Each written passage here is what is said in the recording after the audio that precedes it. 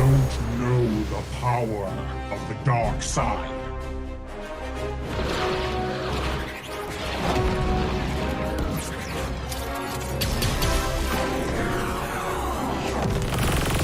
Target on the move. Prepare to engage.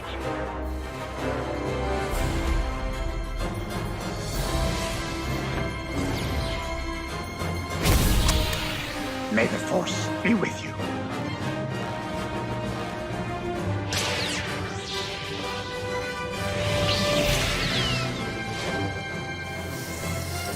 I will do what I must.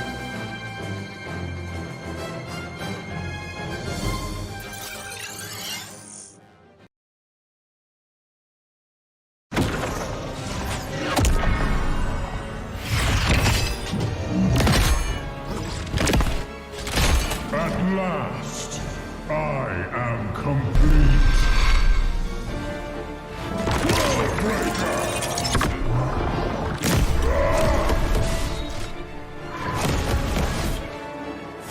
Come in fairness.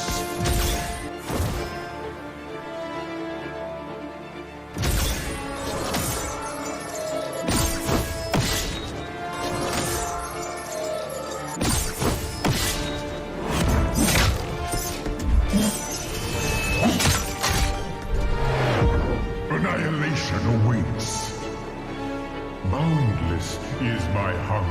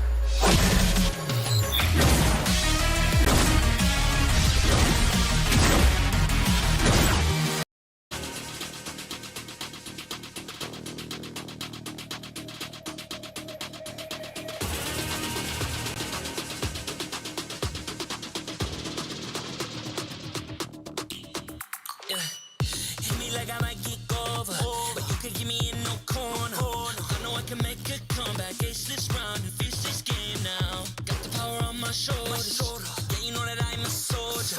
You can keep me off my guard, but you can't keep me from my honor.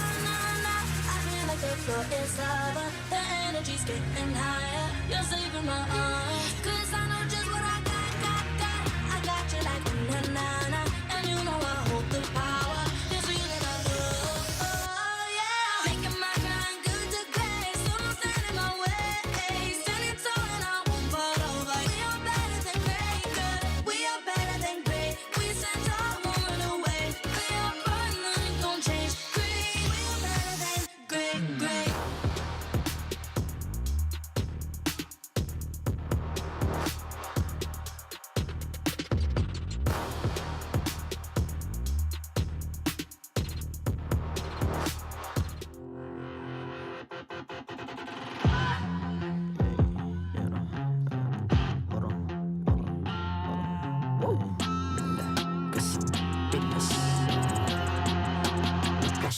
Pinas. Malakas, Pilipinas, malakas. Kahit anong lane, we become the monsters. Malakas, Pilipinas, malakas.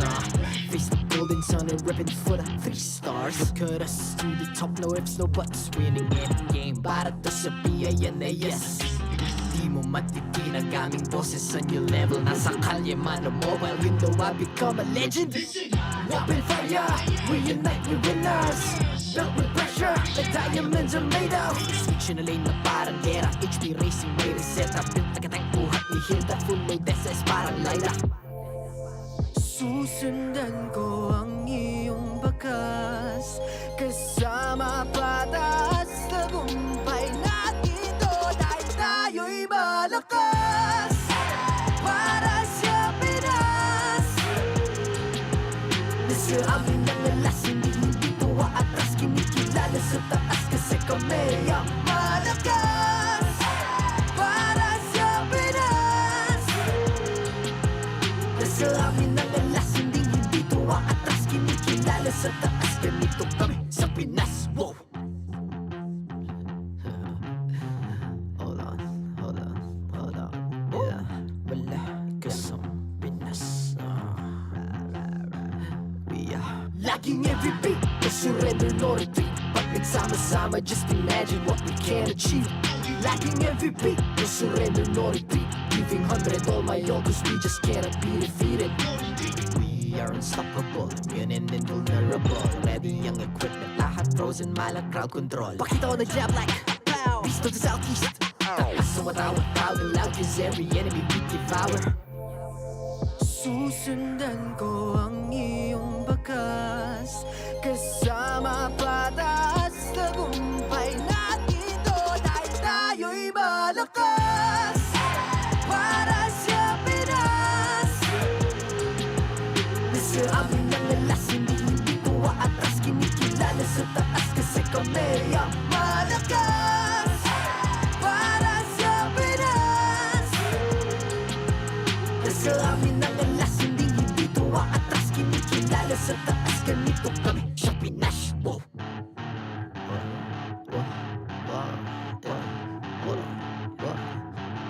Malakas, Pilipinas, malakas. Kahit anong lane, we become the monsters. Malakas, Pilipinas, malakas. Face the golden sun and weapon for the 3 stars.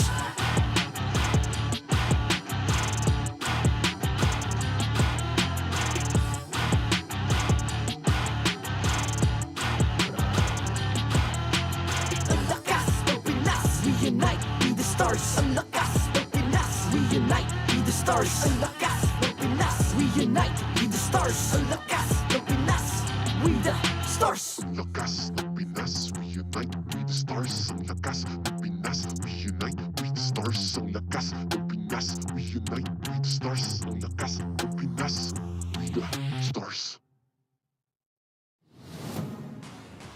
The 14th season of MPL Philippines is brought to you by the following sponsors. Smart, the official telco partner of MPL Philippines Season 14. The official tournament phone of MPL Philippines, Infinix GT20 Pro. Official suppliers, EMC Asia and Index Salon. Experience the MPL PH Season 14 action live at Green Sun, Makati City. Grab your tickets now via official MPL PH website. Don't miss any MPL action by following our official Facebook and subscribing to our YouTube channel. Follow MPL PH on TikTok for more content. And to ensure the equality and fairness of our games, MPL Philippines is also monitored and supervised by the Games and Amusements Board.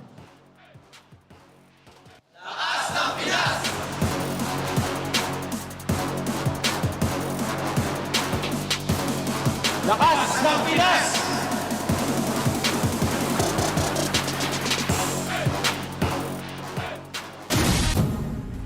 Ladies and gentlemen, welcome to day number 2 here. It's week 5. It's me, Nice, joined here on desk for the English stream. It's Ingan. I don't know what that is, but how you doing, man? It's an I.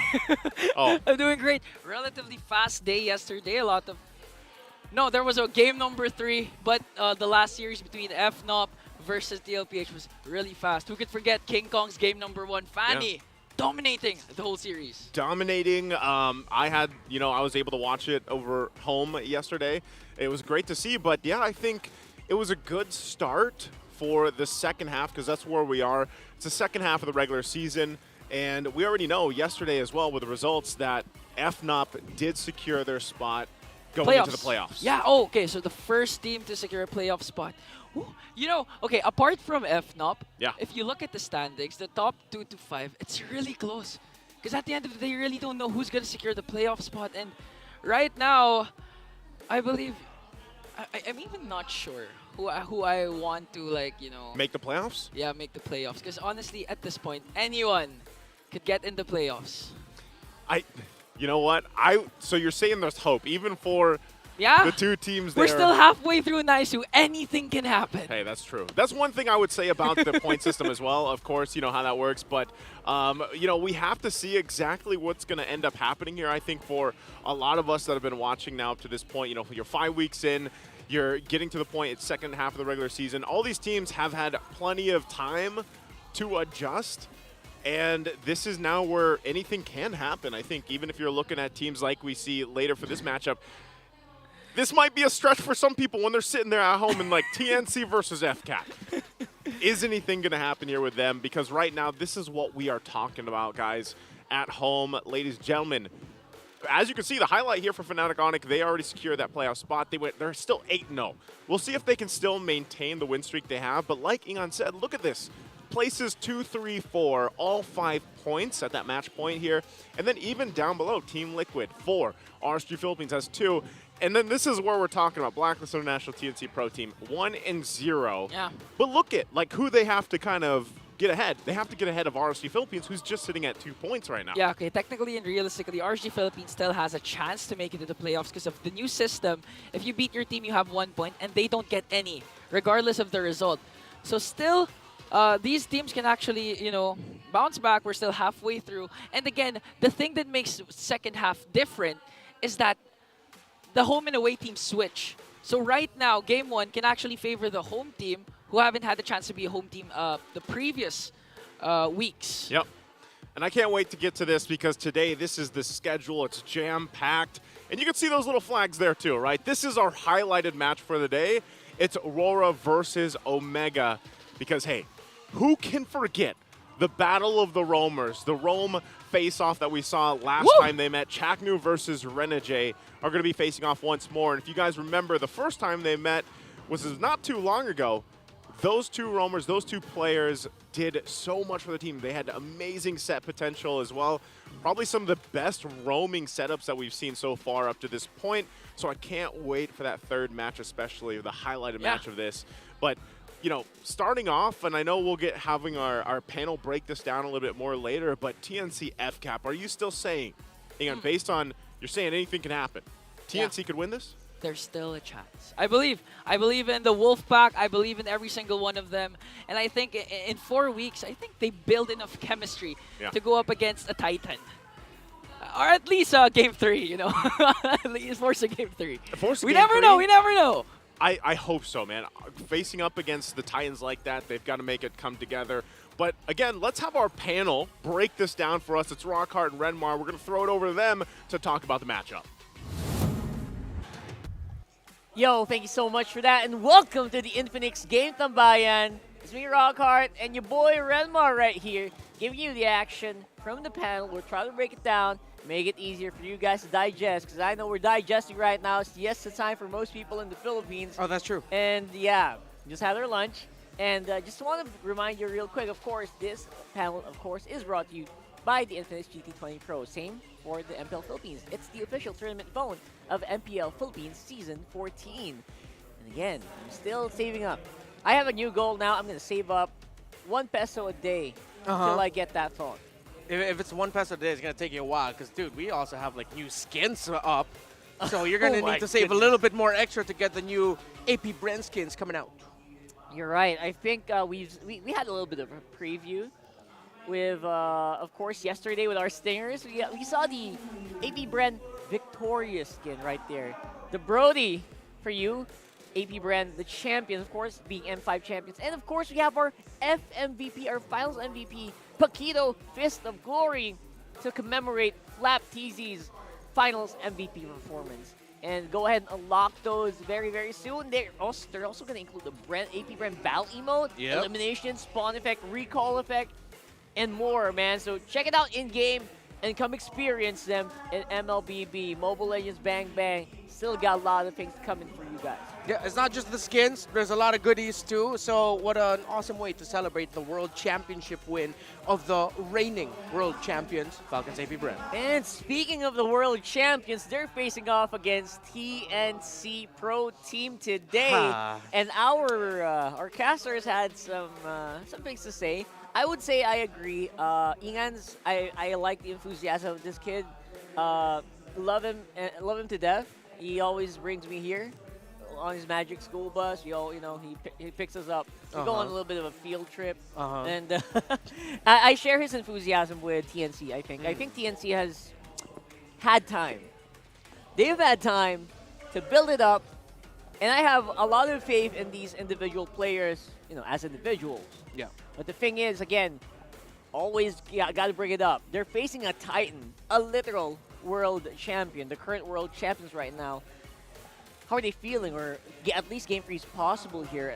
What the casters are saying. I know they're supposed to have everything together. It's more than enough time to have chemistry. At this point, it'll be difficult to believe if it's just a chemistry issue. However, there was one thing that I saw and one thing that TNC can take into consideration. Number one, they're going up against a team that lost recently to the only team so far that have secured their playoff slot in Fnatic Onic Philippines, who defeated Falcons APBren last week in an absolutely killer matchup. But Falcons APBren looked strong there. So TNC just can't say that, hey, they're coming from a loss where we should be able to handle them better. However, there was something that Midnight pointed out in the Filipino panel last week, wherein you could even consider TNC is going to go into this with a little bit of an advantage for themselves. Something to boost them up mentally is, hey, we just lost to them. We're gonna face them again. We already know what they did to us, so there's no element of surprise. There's that familiarity factor that TNC will be facing up against Falcons APBren to potentially get back the series loss that they had and get their first series win of the season. And I wonder if that's going to be pivotal with Kaizen as well against Kyle TZ. Kaizen, again, he's admitted to some interviews that, you know what, I gotta pick up on my assassin gameplay because, I have been so used to the utility jungler for a while now. And maybe that's something that he has worked on the off days that we've had. Again, we've had a pretty long week. I know about you. This week was long. Anyway, we're talking about Kyle TZ and Kaizen. We got a bit of a video for you guys, so let's check out what they have got to say here. Personally, gusto kong i-improve yung assassin ko pa. Para nawawalaan pa talaga ako sa assassins ko. Siyempre, alam naman natin na utility meta ako nung nag-start na sa MPL, and yun, hopefully ma-workout ko pa yung assassins ko. Siguro lang, ang kailangan lang namin i-improve siguro yung assay moment namin na kailangan maalis. At saka siguro kailangan lang namin maging disiplinado para maging pulido yung mga yung mga bawat kailangan namin sa laro. There you go. So just like we mentioned, he's very vocal about wanting to go back into the assassin groove. And for Kyle TZ, reduce the Asim/salty moments, right? Yeah. Those are the times that they overextend. There you go. A little bit too eager and aggressive. When they faced off against TNC Pro Team, it was rare to see that. However, TNC Pro Team was competitive in that game. It was Ogwin stealing a Lord in game number 1 with his Lolita. It wasn't an ultimate. It looked like it was just a basic attack that was able to finish the job for TNC Pro Team in continuing their momentum in that game 1. And then game number 2, the fastest game of the season so far, 9 minutes and something. TNC Pro Team looked disheartened. And I want to go back to something I wanted to point out earlier. I saw a video that TNC released, and it emphasized Coach Wolf really just reminding TNC Pro Team, fundamentals, everything, we know what to do. Coach Wolf, Coach Itamax, our coaching staff has taught the members of TNC, this is what you need to do, this, that, this, that. What was highlighted was Coach Wolf saying, you guys just really can't let go. You can't let go of the belief that you win. You just can't let go of the idea that, you can beat them. When something doesn't go our way, we can't just instantly crumble. Those weren't his exact words, but that's the idea that he was getting at. And I think now, that's why it's so hard to analyze TNC Pro Team at times. They're doing this, that right, but once it gets to the point where mid-game, late game, it's all about a game of doing whatever it is you can do, just your best. That stuff that coaching can't touch as much anymore, then your belief, your mentality has to stick in. And up against Falcons APBren, you really needs to be strong. I actually believe that because a lot of people that I see watching the streams, they believe that TNC has a really strong early game. Oh, yeah. Minute 1, minute 2, 3, 4, 5. And after that, sometimes that's when it really does kind of make a difference. So we'll have to find out. I don't know about you guys, but right now, I want to know what you guys think is going to win, or who you think is going to win this matchup. Is it TNC or FCAP? Right there. We want to know if there are any believers of TNC out there in the comments section right now. I want you to let us know, is it a 2-0? Is it a 2-1?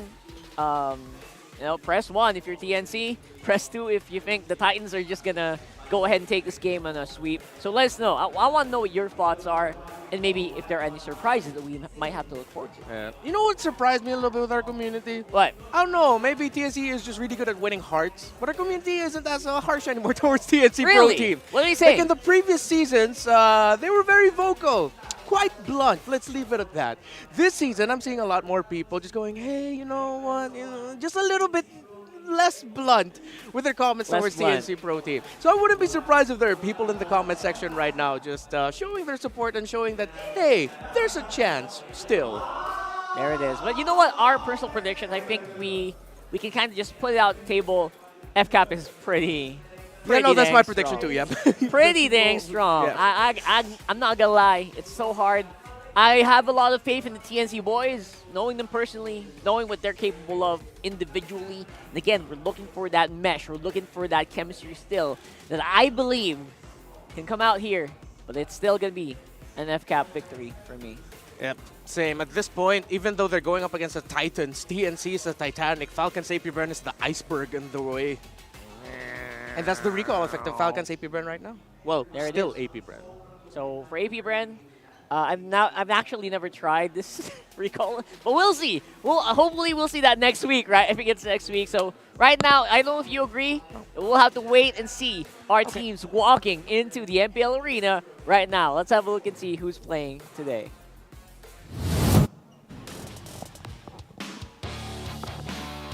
A busy day at the MPL Arena begins now. Introducing our marshals, Jeff, Chico, JJ, and Wilbert.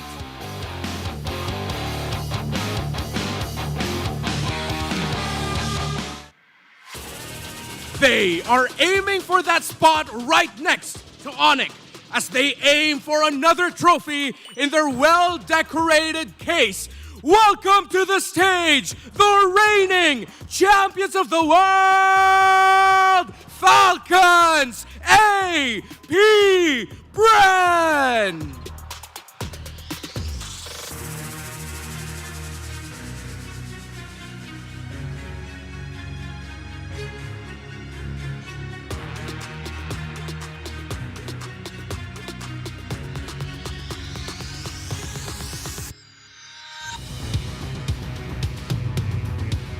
Up against Titans, the key is to just take it one game at a time, because it's not over until the Wolf says it's over. Phoenix Army, it's your time to rise for TNC Pro Team!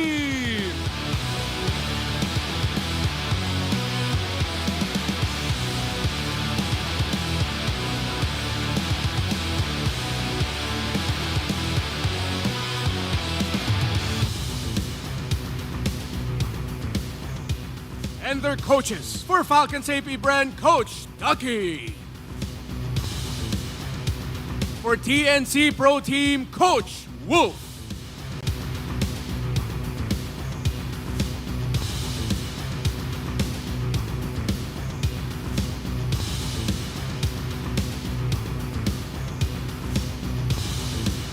It's time for the face-off. Kaizen, Kyle Teasy, step forward.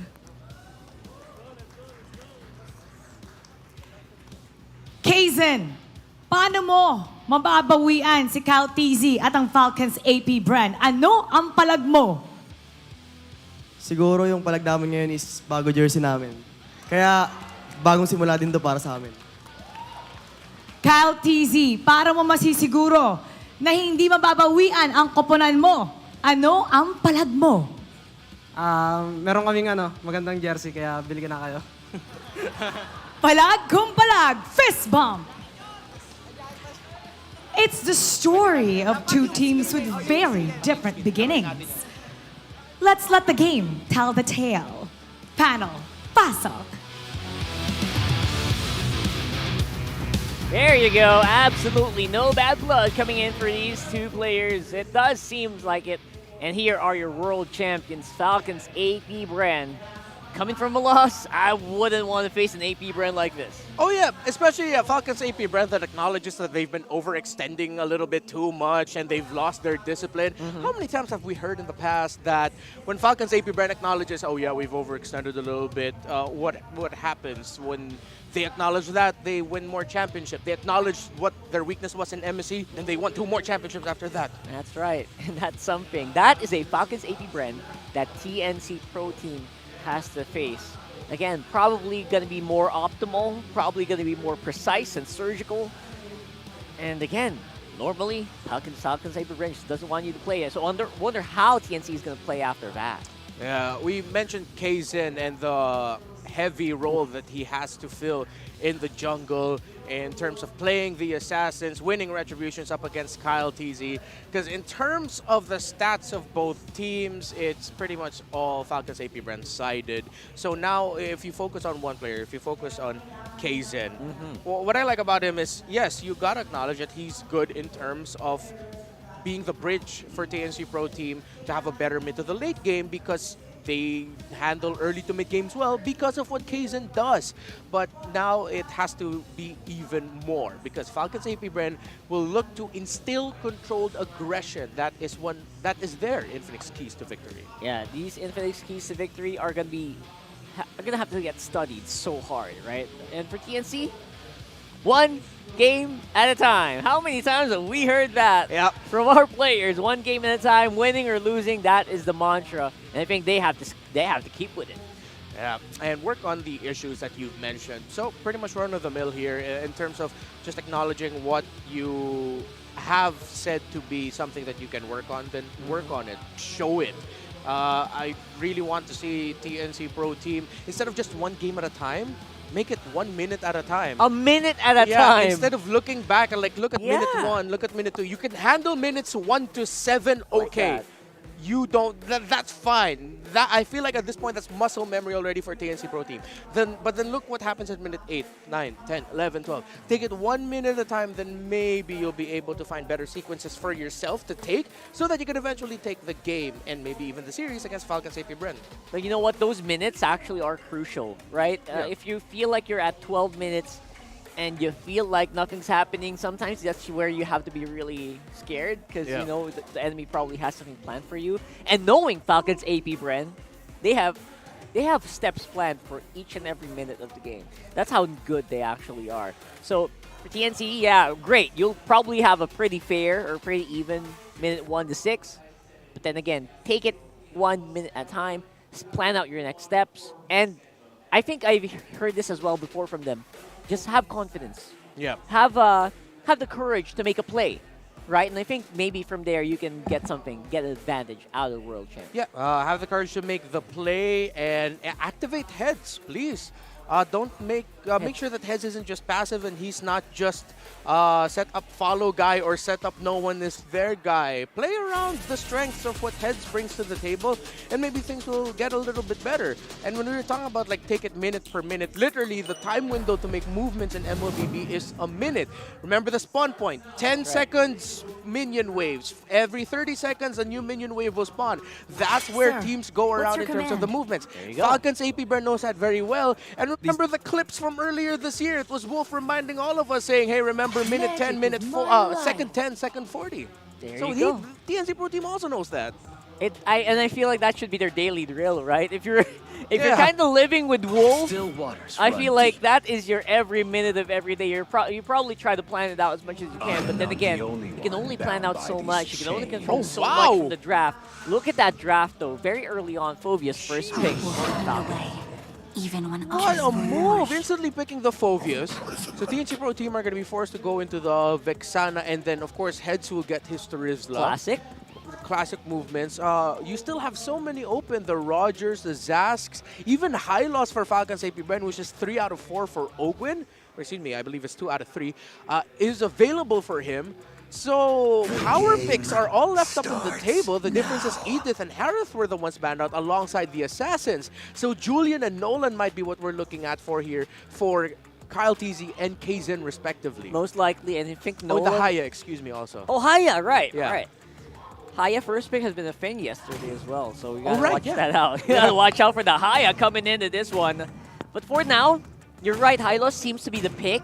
If not, I feel like TNC might pick that up. Look, they go for, is that Valentina? Whoa. That's a Valentina. Okay. Pretty early on for Falcons APBren. Yeah, there's a chance that we might be seeing the Roger pickup already for the Kyle TZ jungle. And TNC Pro Team will decide to go pick up the Julian. So they want to take away strong frontliners. They'll ban out the Matilda. Interesting. All right, that's a very specific ban here. Yeah, if they're going to ban out the Matilda, are they considering banning out the Jawhead, the Minotaur also? And but the Lolita of Ogwin is also there. I feel like it's more of just like we banned out the Lolita because right now with the Vexana, that might be like the worst case scenario to go up against. And we can't forget the Hylos, man. The Hylos is a looming threat here. He's just there. He's just waiting. He's just waiting. Come on, someone pick me. Someone pick me. Waiting to get picked up, and I wouldn't blame either of these teams to actually do that here. That's a Tigreal band out. Huh. And I think, well, apparently Ingan is calling out his crush. He went all the way from upstairs to downstairs to get even more camera time. That is effort. That is like, he really wants to get up in front of that camera. And that's, I can't blame him. I mean, if you got the energy, you got the, you can wiggle through the audience, go for it. Either way. Wiggle. Here's Hylos. There you go. Okay, good ban, good ban. All right. So what? Are they going to take away the Lolita from Ogwin, pick up a Minotaur for themselves? Oh, and of course, the Ruby going up against a Roger. Yeah, makes sense, makes sense. So that goes into the hands of Escalera. What's her? Oh, wow. Any surprises here coming in for Falcons APBren? Any weird roam picks, maybe? What's the weirdest roam pick they could pick here? Weird? Easiest is Lolita, right? That's the easiest, I think. Or yeah, because you don't see enough pieces right now to pick up the Lolita, but they might consider. Nah, jungle. Maybe. Nah, too soft, isn't it? Oh, it might be a Minotaur even. Minotaur is great. Or maybe I feel something like that can build dominance ice, because Flash. Well, they might go for something stronger. Maybe just Grok it. Grok. That's a pretty simple thing. That's a Nathan. Is that Gatot? Oh, it's a Gatot. They're hopping on, man. They know it's a thing. They know it's really good. Wow. And they're taking it for themselves. It feels like this is now Falcons APBren deciding to flex. All right, it's time to switch up the picks and show some more. The carry? Yeah, of course it's carry. There's a carry. Similar to yesterday what we saw and just being left with the carry. So, Falcons APBren, this is them building a lineup that could match up with the power scaling of a Julian who, again, can gank at level 3, but spikes up really well at level 4. So you have the Nathan, Gatot, and Phobius to just be like, yeah, we'll be ready by then too. It is actually really scary. And this lineup that we see here for Falcons APBren does feel like it's not something they probably use a lot. I'm pretty sure it's on scripts, but it's not something we see them use a lot. And for this, it's great for the lineup though, right? It's great against this current lineup of TNC, which will kind of force you to bonk on that guy. Yeah. So, yeah, we'll have to wait and see. So far, so good for both of these teams. Let's throw it over to our casters to bring us to the game. That's Naisu and Ingan. And thank you so much, panel, for breaking it down there. Again, it's Naisu joined here on the desk with Ingan for the English cast as we kick off the triple header today, starting off with TNC and FCAP battling it out in this best of 3. You saw from the index, man. The index showed us that TNC actually has the quote-unquote, I'm doing air quotes, you guys can't see it, but air quotes, the better lineup for this one. Yeah, especially knowing TNC, the panel, both panels actually mentioned this a while ago, that in terms of their play style, that they always dominate the early to mid game, but they have to work on the late game. And with their current lineup right now, they don't even need to reach the late game. They could end it early, 11, 12-minute marks, the usual average of our matches. But again, you're up against the Falcons APBren, the Titans. Yeah, the Titans. Oh, there's the early game. Nice. Hey, they're up against the Titans, but they'll get the first blood. Unbothered. That was a quick rotation onto the mid lane. That's a good kill onto few, especially to Valentina. We all know that Valentina, one of the few mid laners who can actually go up against the Lynx, the Fannies, most assassins. Wow. Oh, okay. That's not going to be enough to get this kill on Flap, but do they push it? Flap pops the Vengeance here and is surrounded by 2, and now he's going to get the kill. Wait, what happened? Okay, Flap is the one who fell. Yeah. Okay, only Flap. You get thrown off there He got because, thrown off. hey, TNC, man, I don't know what they had for breakfast. Well, it's actually lunchtime. What they had for lunch, but they're off to a great start here. Yeah. 2 early kills, 1 on few, then they get Flap later on. Great decision making, and going back on your point earlier, Ingan, they like to play the early game. That has been the story of TNC. If you haven't watched the past 5 weeks, that's what they like to do. And they're actually going to be looking for more here. Going on to Flap TZ once again. Here's Kyle TZ on the other hand with the Lycan Pounce going right after Kaizen, but Flap's going to fall down. Next one is Kaizen. Wow. Kyle TZ manages to escape right on time because there is the first turtle, but here comes Escalera. Good taunt coming in from Ogwin. The clash will end. Okay, still with the turtle up though. At least FCAP finding themselves on the board to be able to work on, but this objective most likely going to be just taken for TNC. And going back to the point, TNC has constantly controlled their early games when they're in their matchups. And it's all about wow, there's going to jump in from Heads? Heads penalty zone onto Kyle TZ, but a counterattack coming in from Pew. Here comes Escalera, Lancy, and Kaizen, and I'm offended. Play, good pull. Heads suffering the damage coming in from Flap. Here comes the Infernal Pursuit. He's going to bring him down, but here comes TNC once again to bring down Master Ogwin. Good flicker on out. I don't think they can get any more from that. Interesting. Again, you know, Heads gave the call, win in, initiated, objective secure. TNC actually got a lot in that exchange. Yeah. Not so bad that Heads actually went down in that, because right now it's all about playing on the momentum they have. And you said it well, the panel said it. If they can end this game early, you know, I'm talking even off that first Lord at that point, then that's going to be great for TNC against a team like FCAP. And right now, it's playing around that kind of the power spike they're going to get here, because FCAP's lineup needs some more time. Yeah. That's the difficult part of it. And that's why also when you look at this, 2 Vengeance on 2 heroes that are naturally just annoying to deal with. They're so tanky, they can be in your face. And look at, Kyle might jump in there. Okay. Those were the crucial, things that Kyle TZ was talking about during the interview. The asim moments, the sour moments. The asim. Yeah, if he didn't mature from the asim moments, for sure he's gonna go in with the Lycan Pounce with Flap TZ. Pops his Vengeance. He's not gonna out-sustain the damage of Kaizen and Heads. Another pick-off onto the XP lane for TNC. Can we explain asim real quick? I think you should explain it.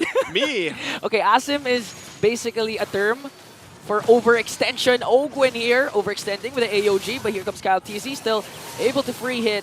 They're going to bring down Lancy, and look at the sustain from this Gatot Kacha. He's still going. Few's going to enter. He has the Eternal Guard, though. Is he going to go in with the Eternal Guard? No, they're going to stop, because again, asim moments, they're trying to prevent the asim moments. Nice. It's the sour moments. It's so ridiculous when you actually translate it to English. But yeah, basically that's it. When you're very aggressive, you miscalculate your decisions, and, you know, it all comes down to that. But right now, TNC has been doing the right decisions for the most part.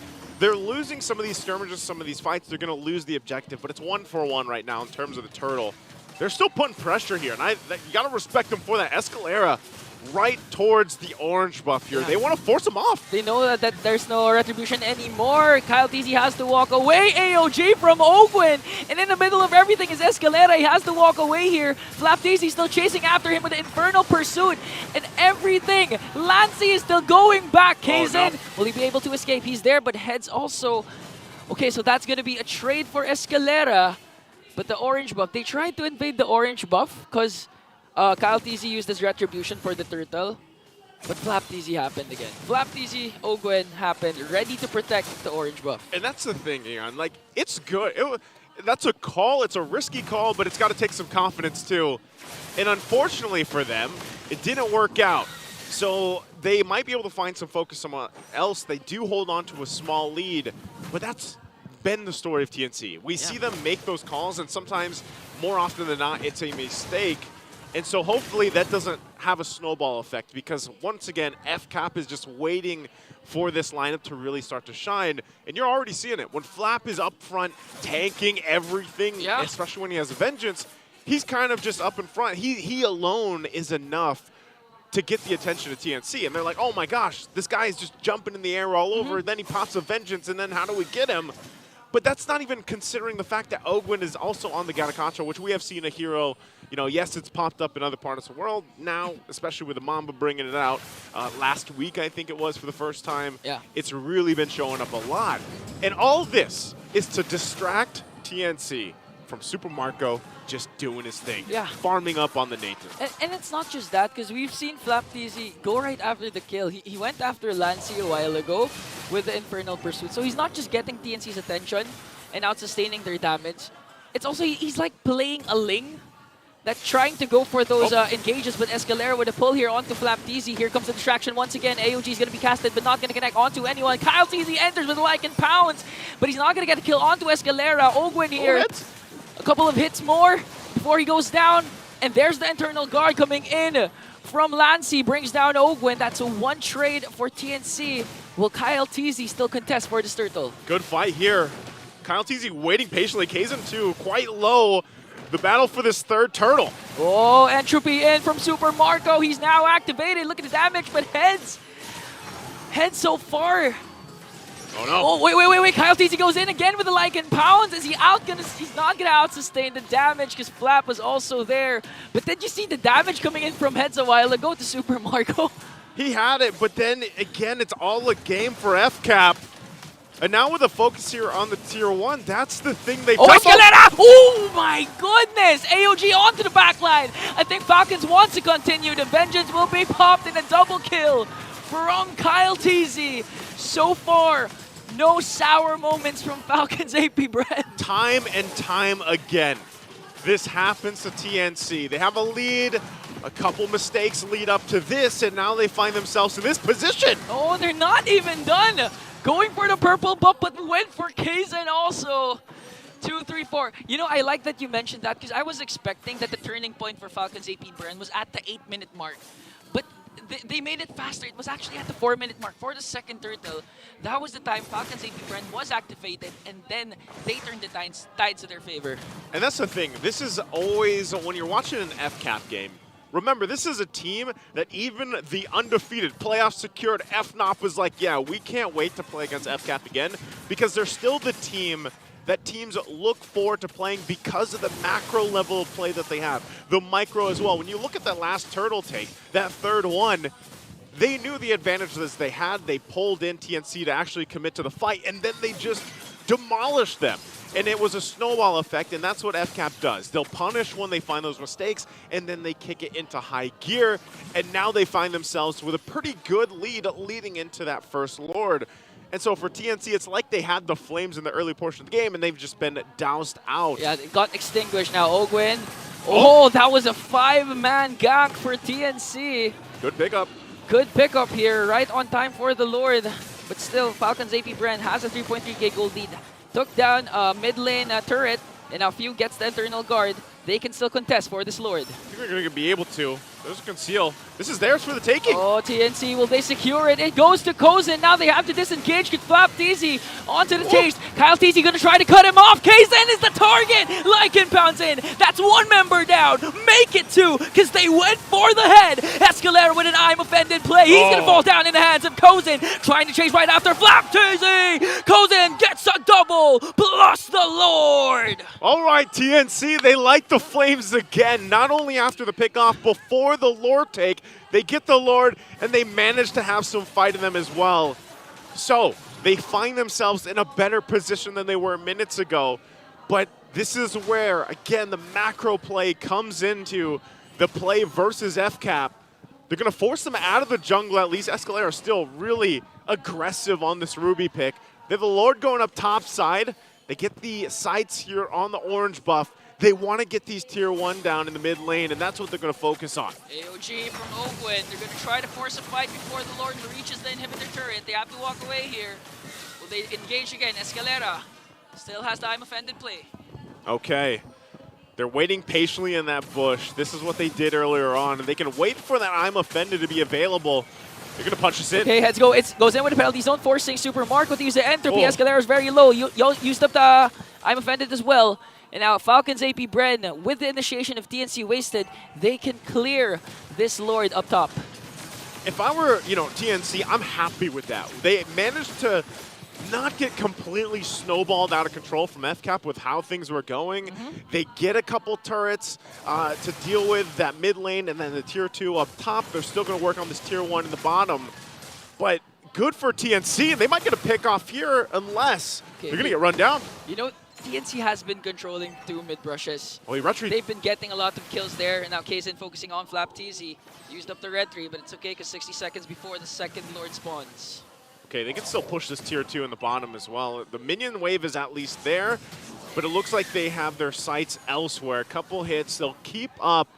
Well, like you said, under a minute, this Lord's going to come up here. And now, once again, TNC in a much better fighting form than previously. They can do the same thing and go for a pickoff. Another pickoff potential here, but AOG counterattack from Falcons. AP, look at heads! Went for 4. Entropy in, coming in from Super Marco, but Flap's going to fall down. TNC's going to be able to disengage. And a beautiful pickoff once again from the captain, Escalera. Great decision to go for it again. Escalera has been very aggressive on the Ruby, like I mentioned earlier. But you keep doing that, it might pay off. It's not going to result in them just freely getting the Lord, because by that time, Flap will be back up for the fight. But if they can keep doing that, it's great. Kozin also picking up the Malefic Roar right now. He is going to be shredding this front line from FCAP, and that's exactly what they want to do. Kzen also picking up the Holy Crystal at this point. But as I mentioned on the flip side, Super Marco has the Divine Glaive. Lord being pushed. Okay, but Kzen's going to get it. Another pull coming in from Escalera. Oh, it's going to fall down. Kozin has a really great game. 5-0-1 with this carry, outplaying Super Marco, leading by 1K. Now, this is a different TNC. This is the second half of the season TNC buff. This is a great to see from TNC, and I want to see them punch it into the base of FCAP here. They've really been playing together as a team. They haven't slipped up too many times. There were mistakes in the early game, but they have calculated. And now they find themselves marching to the base of FCAP here with a good confidence boost with the way that they're playing around Escalera. You mentioned it earlier too, Kozin. Whether he outplays FCAP or not, the fact that he's on this carry and pretty much locked in item-wise, picks up his last item defensively, most likely here, unless he's still planning for a defensive item. But the Malefic Roar alone, like I mentioned, was enough to shred through Flap or Ogwin. Yeah. And even if the Vengeance is available, that's something they really have to be careful of and not overextend too much. And now they're ready to knock on the base turrets here of FCAP. Falcons APBren needs to avoid those sour Asim moments, and TNC to capitalize on those as the Lord bursts down an inhibitor turret. Will we see Escalera again with magnificent I am offended plays? But here comes the discipline of the Phoenix Army. We're not going to force any more clashes because we got an inhibitor up top. All right, they got that. One thing I can really say about TNC this time around, very disciplined in their approach. Now that they, it might have seemed like they were a little too aggressive earlier on, but this time they know they have a control. They don't want to lose it this time. Escalera. There's a conceal. Escalera goes in again with the I'm Offended play, but a counter-attack coming in from Falcons. AOG not going to connect onto anything, but Super Marco finally gets a kill onto Escalera. Saves their inhibitor turrets. Kyle TZ going to work on the bottom lane, and TNC has to disengage. Okay, that's what I'm talking about. If they lose Escalera, if they get, very aggressive, they want to punch it in the base with a conceal, try to get the flicker combination off we see so many times, and they lose Escalera, unfortunately for TNC, they kind of have to disengage and back off from that, especially once the Eternal Guard is worked through and everything else. So good thing they didn't lose anyone else in that fight, because even if that Avatar of the Guardian was a little bit further from Ogwin, that could have been very bad and they could have got collapsed down on. So FCAP playing that patient game when they need to. Now they're going to get ready for this next take, this Lord here. They're going to get pushed out of the bush. We're 20 seconds away from the objective. Okay. And so TNC wants to get control of this area, and they should. They have that map advantage. They've got a couple extra turrets against FCAP here. Escalera, no fear, will continue to do what he's been doing, and we'll see how FCAP decides to adjust to it. Okay, Few still hasn't copied any ultis, still hasn't used the IMU, gonna use that Eternal Guard instead, and gonna set up perfectly for this third Lord. A conceal for Escalera. They're gonna try to get a pick off. They want to go for Flap TZ. Flap TZ manages to escape. Oh. I'm Offended, wasted. Now counter-attack coming in from Falcons APBren. Eternal Guard is here, gonna connect onto Cozen. Look at Kyle TZ going after Lancey. He's gonna fall down. Now the chase is on. Kyle TZ will go for the kill or for the Lord. Heads soaking up all the damage, but Escalera waiting patiently in the brush. Kyle TZ manages to find him and manages to force TNC out of the Lord pit. Okay, you can see this. Kazin not even going to worry about this. He's going to make his own trip top side. Rest of TNC is going to go ahead and get eyes on this Lord here. Oh. Kyle TZ there. Jungle versus jungle 1v1. Will Kyle TZ fall down? But here comes Flap and the reinforcements. I think TNC, this is their plan. They can burst down the Lord though. Good delay. Okay, good delay. They're not going to be able to get the Lord just yet, but that was enough distraction to keep even FCAP from taking the objective. So what this all means is we're back to this reset. We're back to the Lord take. It's half health here. Falcons is the one bursting the Lord. Heads goes in with a penalty zone just to delay. But Kyle TZ gets the Lord. He's going to fall down. Open with AOG going up against 5 members and a monster kill coming in from Cozen. Few has to walk away. Flap as well. It's just 3 members for Falcons, but they got the Lord. They got the Lord here, but TNC full force, full health here. Will want to possibly just deal with this and then push in the wave if they can. Lord's going to be taken care of. 2 down for FCAP at the moment. No. So they have to keep it together here because TNC wants to get in the base. And they won't find the connection with the I'm Offended either. Okay. So that might be enough to keep them from pressing forward. Oh, Super Marco Entropy in! Gonna pop the immortality. Look at the bulletproof coming in from Marco, still deathless. Already picks up a kill. That was on to 3 members of TNC. Super Marco was alone. He went in. That's that scary move from the Nathan. For a while, once he's locked in, you get that Nathan burst of damage. And he can do that, especially when the entropy is available. And that's something that you have to watch out for. TNC, look at this. Again, he's at this point where Super Marco is going to be a huge threat, but it's also Cozen that is the threat as well, that he's locked in. The hard part is this entire lineup from TNC. It's been Escalera, but maybe it's time to switch things up. Let Heads go in for the initiation. Or maybe it's Lancey, because earlier on you saw it. Lancey was off position from the team, and then he got just picked off by Kyle TZ, and that's the problem, right? He's not going to be too fast. He doesn't have a flicker right now, too, so he's got to be even more cautious approaching this next fight, which, again, we're still a minute away from that Lord being up here. Yeah, I agree.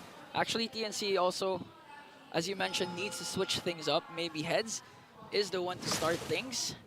But again, the problem is it's hard to go for a penalty zone when you're out of position. It seems like Escalera always in a better position compared to Heads, and now Conceal from TNC, Falcons APBren. They smelt the aggression of TNC. Has to walk away, but has control of the mid brushes though.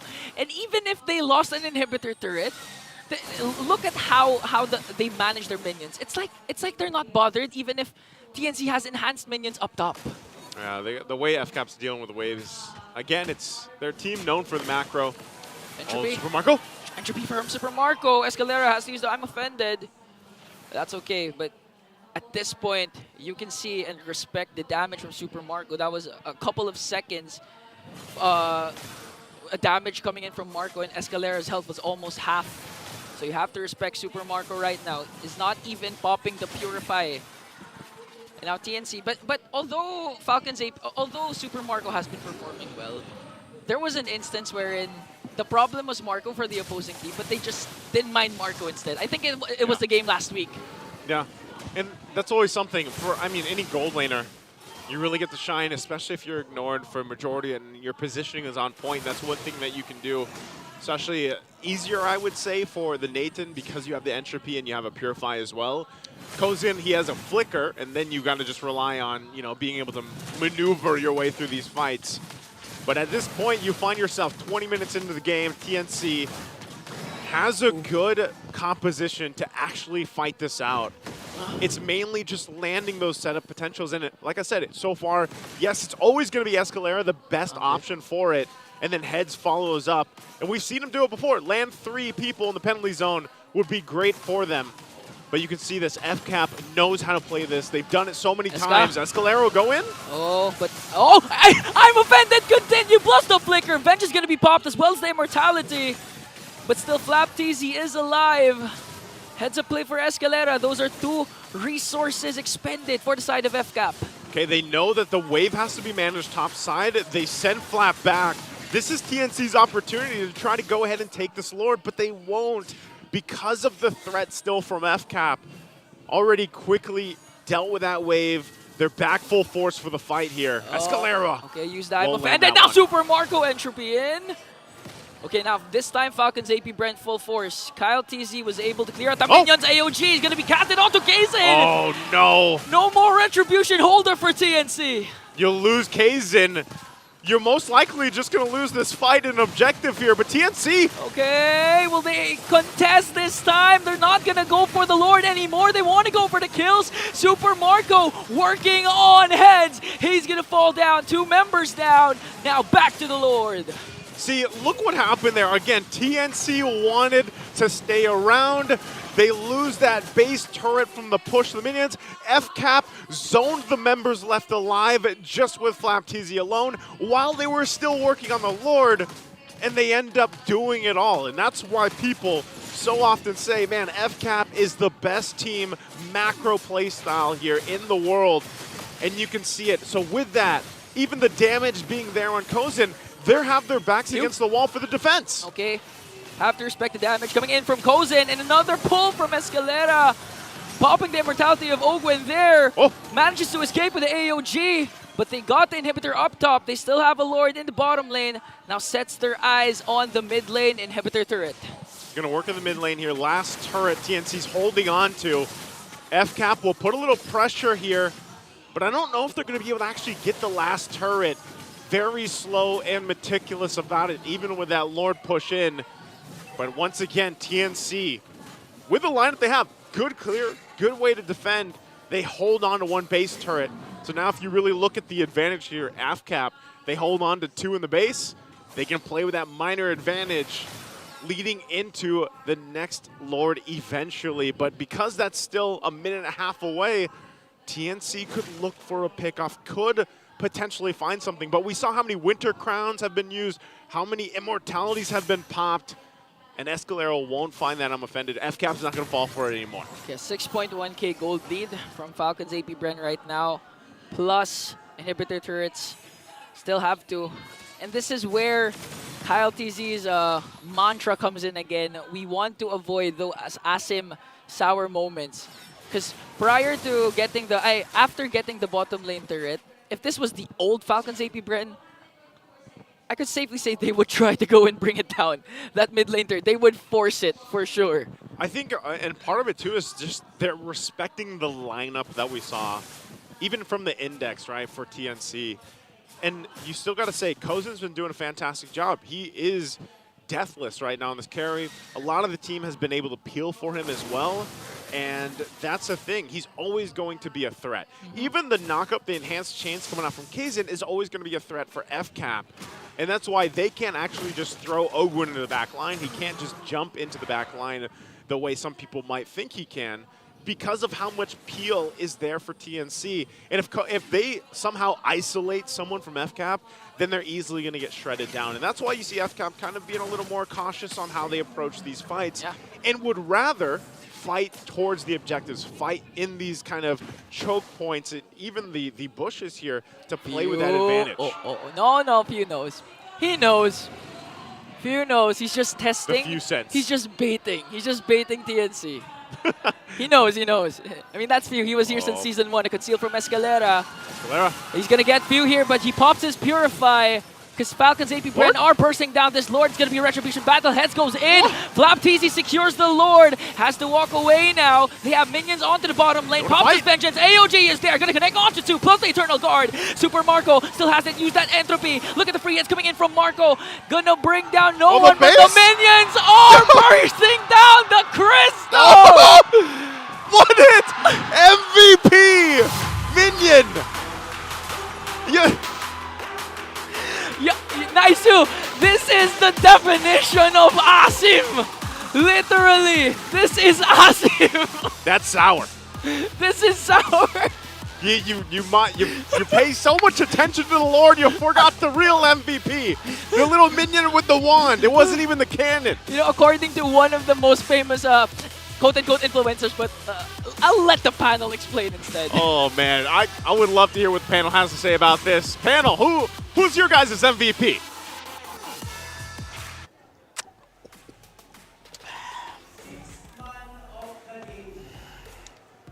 I think we gotta do our jobs, man. We gotta do our jobs, man. I can't. We were talking about this earlier. I Minions! Timing around the minions!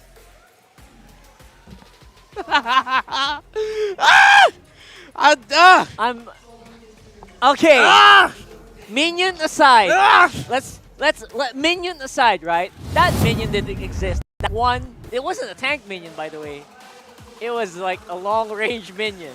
Count easy, you deserve it, but put up the minion in there. Put up the minion. Put up the minion as the MVP. You can both be there, right? Because definitely the MVP is the minion, and whoever actually was able to kind of trick TNC into taking that fight, even though they knew fully well that the base was breaking. Yep. All right. Let's backtrack it just a little bit. Let's start things off with the MVP, Cal TZ. For TNC Pro Team, you're always watching out for the Roger when it comes to team fights. Roger is one of the kings of longer engaged team fights, and especially with coming back and sweeping in. Him being able to shift out into wolf and human form, maximizing the Lycan pounds, the basic attacks you can dish out as well in human form.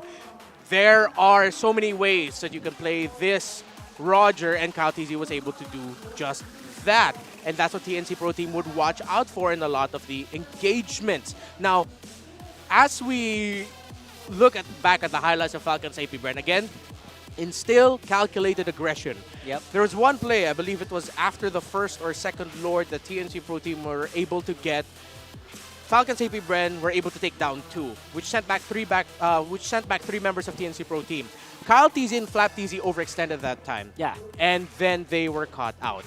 But then every time Falcons APBren would have an error, they'd make something happen. They'd commit a play that would turn it around and get it back.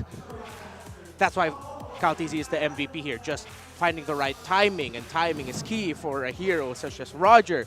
When you now look at Falcons APBren as a whole, again, the kings of the macro. Not just the micro, the macro too. And this is what we were saying in the panel earlier. 10 seconds, 40 seconds, making plays around your minions. TNC Pro Team, I feel like one of the things they were thinking about is the minions will spawn at around 40. Which it did. Which it did. Yes. Maybe they have a chance to defend it. It did not. That was a big fat minion wave in the bottom lane. Falcons APBren were taking of the top lane that TNC Pro Team kept split pushing. That's why KZen wasn't there. He was split pushing. That's what KZen was pressuring during the objectives. That's why Falcons APBren, it wasn't so always clear-cut for them in the objectives. But inversely, TNC Pro Team should have taken care of that bottom lane as well as they were pushing the top lane. So overall, it was... I'm not angry. He's not angry. He just feels like... Honestly... I'm impassioned. No. I get it, right? Because everyone who's watching is probably probably enjoying that battle. Yes! Everyone was having pretty locked in. I can see it. The audience, they were on the edge of their seats, literally. That was a damn good game. That was a good game. Until until a miscalculation here by TNC that resulted to them losing out in that game with a minion hit to their base. And you're right. In that Lord take, man, when Flap TZ and Marco got caught out, or sorry, Kyle and Flap, the TZ brothers got called out. They didn't die, but they went back to the base. And then 5 people from TNC were on the Lord. Yeah. So they probably could have gotten that. Maybe this game probably would have ended earlier. Yeah, that was the sequence in the third Lord that you were mentioning. It was... Yeah, Flap TZ got taken out first. His immortality was popped, so that's a -1. Cow TZ was brought low, -2.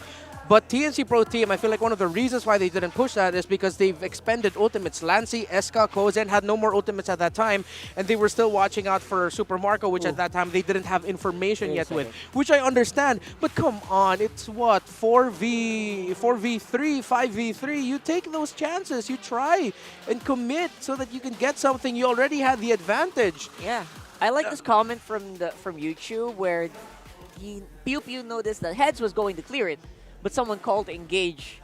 Well, that does sound accurate, right? That did seem like it. But then again, you can't leave those moments. Yeah, it's still a minion wave. It's still a minion wave. Big minion wave. That minion wave was bigger than I was. That's gonna break a base. Even if your minions are gonna spawn at 4. Again, I'm not mad. No, he's not mad. I'm he's just very passionate. I'm passionate about my very job. I'm passionate. What we do about here, which is it's so. It's depressing for TNC Pro Team because you already see them taking care of the objectives. They were at the edge of it. Yeah, they were at the edge of it. They were taking care of the objective fights. They were taking care of split pushes. It was pretty good. In terms of pressure, but in terms of taking care of the defense, the far lane that they kept allowing to just push and build up, it was, That was, you can do it, Wolf. That was, oh man. I'm sure Wolf is doing literally pass right behind us.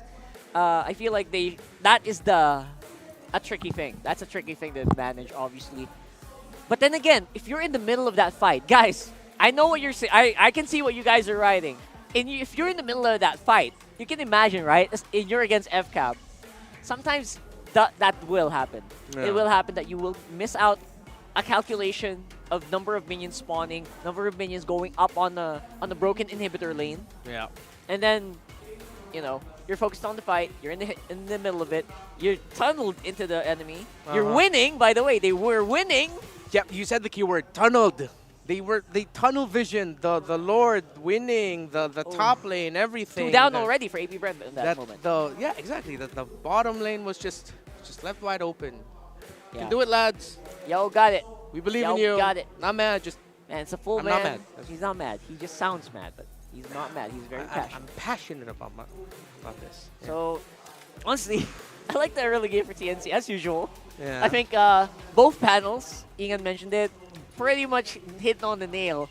Minute 1, we were mentioning until minute 6, but then again, they were doing well until minute 8, 9. Yeah. And after that, APBren got overtaken. They didn't overtake.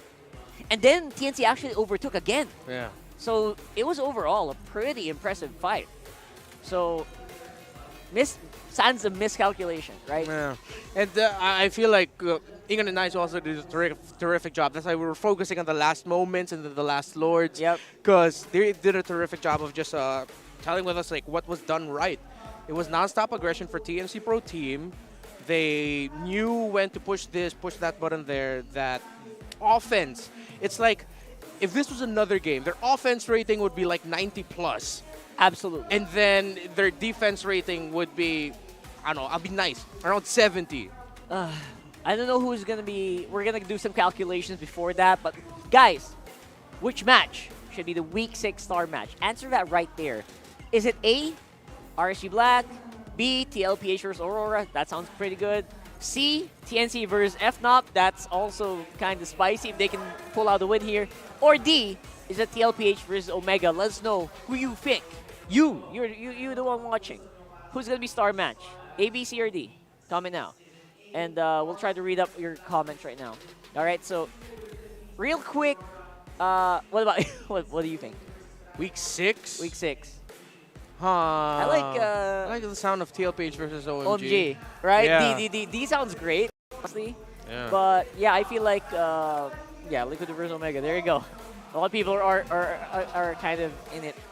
But then again, I really wonder what TNC is cooking right now. And again, it's gonna be a challenge for sure. So while we're waiting for them, while they're kind of just catching their breaths. Yes. We got something going on here in the MPL arena, obviously. For you guys who are here, I don't know if you guys are watching on your phones, but we are looking for the next Index Salon beauties.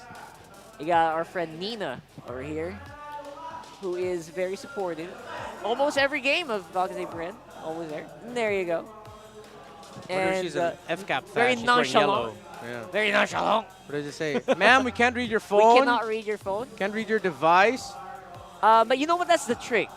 If you're being flashed with the camera, put your brightness a little low. But that one was too low. Yeah. So, oh, she won! She won! She won! All right, all right. Ma'am, accept the prize. You have won. She was just like, oh no, I'm shy. Really? I'm shy. I wasn't. Oh my god! I can't. Very demure. Very respectful. Yeah. All right. And very chill. Congratulations. Congratulations. Okay. We'll wait for a bit. We'll wait for a bit. Breathe in. Breathe out. A lot of TNC members are walking behind us. You can tell they're like full swing. They're kind of just talking to each other. Yeah, I was worried at some point they're gonna hear me. He's like, is this guy mad? And then, you know. I think Latsi did hear you. There's no din. He doubled back. He doubled back? He doubled back. I swear. I'm not even kidding. Lansy. But Lansy, we were, if you only heard what we were saying, TNC on blue side now. TNC's red side win rate was like 12% earlier. Maybe their blue side might be better, but I don't know how many games they win. 2? 3? Can't even remember. They've 4. won 1 game. I think 4. No, they've won 1 game. 1 game? Yeah, 1 game, no series. Right, they've won 1 game. I will double check that. Interesting. They've won 1 game. You know, I'm gonna check it for you. I'm gonna check it. Right, all right. I know they. I feel like the victory again. I know in the earlier parts of the season. No, it's just 1 game. They got 1 game against Aurora. That was on September 1st. Huh. Yeah. Last week. Was that last week? Last week there was also one. No, it's all 0-2s, dude. Damn. All right. Yeah. All right. I think there was almost. You overestimated it just a little bit. That. Way bit, I think. But yes, I feel like if you were gonna take a win, you take it against these guys, right? No, brother. At this point, this is one of those moments I wish that Tambayan had some drink, some juice. We need some juice, man. We need some drinks. I love some juice here right now. Thank you if you're peanuts. Vindy, if you're listening, please. And then again, Hi. we're walking up into the draft here for game number 2. And again, I don't know if that's gonna rattle them. Sometimes, if you play competitive games, previous games will get to you, depending on what happens. And that was a pretty big event. And again, stuff that rarely happens in MPL Philippines. Yeah. Okay, so what, Roger, first pick, yeah? Sounds good, or Edith? I don't think anyone wants to go Jushin here. It's a all-assassin ban for TNC. That leaves Nolan, Roger, Julian. You see Coach Ducky mulling the possibilities as well. So Edith, Roger, first pickables if they want to. Still the Jushin, though. People still respecting those picks. For sure, for sure. And now, obviously, Zask is still a very powerful first pick. I wonder if they're going to be coming up with this one. Oh, that allows them to play aggressive. If like they we were have the right talking, pieces, yeah. you like TNC looks good with their aggressive, man. Yeah. Right? Zask is great. Edith is still open. Usually a very good first pick for most teams. they will have an option to go for picks like a high loss if they want to go that route. So if they go for that route, maybe they want to try to, I don't know, boomerang that into something good. Yeah. Last 2 picks, or next 2 picks rather. Just the Roger, Edith. Terizla? Wow, a head's priority. Huh?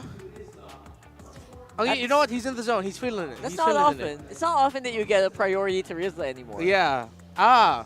Okay, so that still leaves a lot of power picks available. So now FCAP will have to juggle between Zask, Roger, Hylos, Harith, Edith. Jawhead maybe if you're feeling it. Not probably not. Third pick or No, yeah, you don't see enough. Yeah, third pick. Yeah, you're right. Oh. You're right. If they're gonna go Jawhead, that's gonna go third. So you have like 6 power picks that you're trading around. That's why TNC Pro Team opted to go for the Terizla instead. Big pool. Yeah. So it's like pick your own poison. All right. It does feel like that Natan did pretty good, but the Roger's gonna be the one gonna get picked up, and the Edith. You know, usually very hard to ignore that hero if it's open. Yep. And this is what we're talking about: the boomerang into the next 2 good picks. Hylos, Harith. Hylos and Harith. They look good. They have a high win rate together. That's like great Or is combination. it Hylos Zask? I don't remember. I think it's Hylos Harith. Yeah. Oh, but the thing is, they need to lock in their jungler. That's a Julian. Oh, That's yeah. a Julian lock-in. And to live is to trick the weaver. Huh? Cool. That's pretty cool. Cloud's open though. I'm digging it. I'm digging it. I like it. It can be a great Natan lineup as well. Yeah. Maybe Lolita Hanabi like. No, I'm not even kidding. That could work. You got pretty good front line with Terizla. Yeah. Buffed up. Lolita buffed up as well with the Netherrealm. That Hanabi can do some damage, but then again, it's gonna put a lot of pressure on the Hanabi to perform. My problem is Edith might have a good time in the early against that. Because they won't have enough damage to completely take her out. Might just give her Primal Wrath stacks. She'll be brought down to around like 20-30% health and then turn it around with the full stacks of Primal Wrath. Right. So if they're gonna go into that, that's a big risk. That's a big risk. And I again, know. it puts a lot of pressure on the Kaizen. So they'll go for the high loss instead. High loss Edith. I'm gonna have to recheck. As far as I remember, they have a very high win rate as a tandem. So Tigreal gets taken out. They're taking away picks from Escalera, which, to be fair, the Lolita's still open for him later on. Not bad. Does feel like. And again, I like Lolita against the Edith just because if you're really, really itching for it, Guardian's Reflection is pretty good against the Primal Wrath. And maybe another mage. But then again, you also want to use that against more conventional marksmen, which is not the case here for FCAP. So there's the Nolan ban out. Possibly. Now that's like a 4-man jungle ban here for TNC. Look at that. Yeah. I've been waiting. So they want to force the Roger into the hands of Kyle TZ? That's it. That's exactly the play. One more jungle ban probably. Yeah. With Carry getting taken out, the gold laners, they'll still be available for Kyle. By the way, Edith and Hylos this season, if they're in the same composition, are undefeated. 5-0. So that's what TNC decided to give Falcons APBren. I understand that the Faramis is also a block pick from Few, because, come on, that's a World Championship winning Faramis. So, you know, the more I think about it, the more I understand it. There you go. 5 jungle Wow. bans. It's Haka Kyle. If you're not Rogering this game, Kyle, I don't know what you're doing. Because that's what they're forcing right now. We can just go Harith. They're It's going Harith, Hylos, Edith together. Yeah, they're going for a big risk. They're going for a really risky play here, leaving everything open. Harith and Edith have a 75% win rate together. Hylos, well, 50% for Harith and Hylos. But Harith, Edith, Hylos together sounds good with a Roger. Lock in However, Harith that here. makes them all close range up against the Faramis. Oh. And the Terizla, who love playing close range. Yeah. Okay. The more I see it, the more I'm starting to understand. TNC Pro Team might actually be drafting Falcons APBren into a corner, and that's why they're deeply thinking about it. And they go Eve. I love it. Against the Faramis. Big haymaker here coming in from FCAP. The Eve pick coming in. You want to play close? Play into my box. Yeah. Walk into my web. You know? Yeah, and if that's going to be Harith later on, that's going to be terrifying, even though they're all up close. Oh, you're right, you're right. Eve is great. Eve is great. Oh my goodness. They need a little bit more range here. Hell, just go, ooh. Natan? They already have early. I wouldn't mind an Ixia or a Melissa. Oh, no, Melissa up against a... you know what? Yeah, Melly or Ixia. I'll be okay with it. Because the carry's gone. I played the Melissa against a very similar lineup yesterday. It didn't go well. It didn't? Okay. Yeah, it's a Claude. There you go. That's okay, a safer, yeah. That's a safer pick. I got a little bit And too excited. what else? Matilda. Keeping everyone alive. Huh. Yeah. Okay. So it's the idea of picking the high loss against a Zask because it breaks into the formation easily. So up against an Eve, you break into the formation easily. But who are they going to be hunting right now? Whatever this pick will be for Kyle or Marco? Probably Marco, right? Probably Marco. What is this, Brody? Classic. Wait, that's not bad. That's not bad. Too bad the skin set isn't out yet. That's a Harith. It's the Harith that's that the we easy, mentioned That's earlier. what you mentioned, Yeah. the high win rate combos. So, there you go. There you go. Caltz forced on the Roger, but I think he's pretty happy to take that. Yeah. I'm pretty sure. And Flat Easy on the Edith this time around. All right. I don't know about you guys, but I feel like Falcons APBren actually got a little bit ahead here on the draft. They don't need to overthink with this draft. It's pretty easy to execute, pretty easy to pull off, easy to farm as well. TNC Pro Team just needs to get Claude out of lane. Make Claude win lane right away if you can. If it's not that, if you're not going to win the gold lane, win the EXP lane.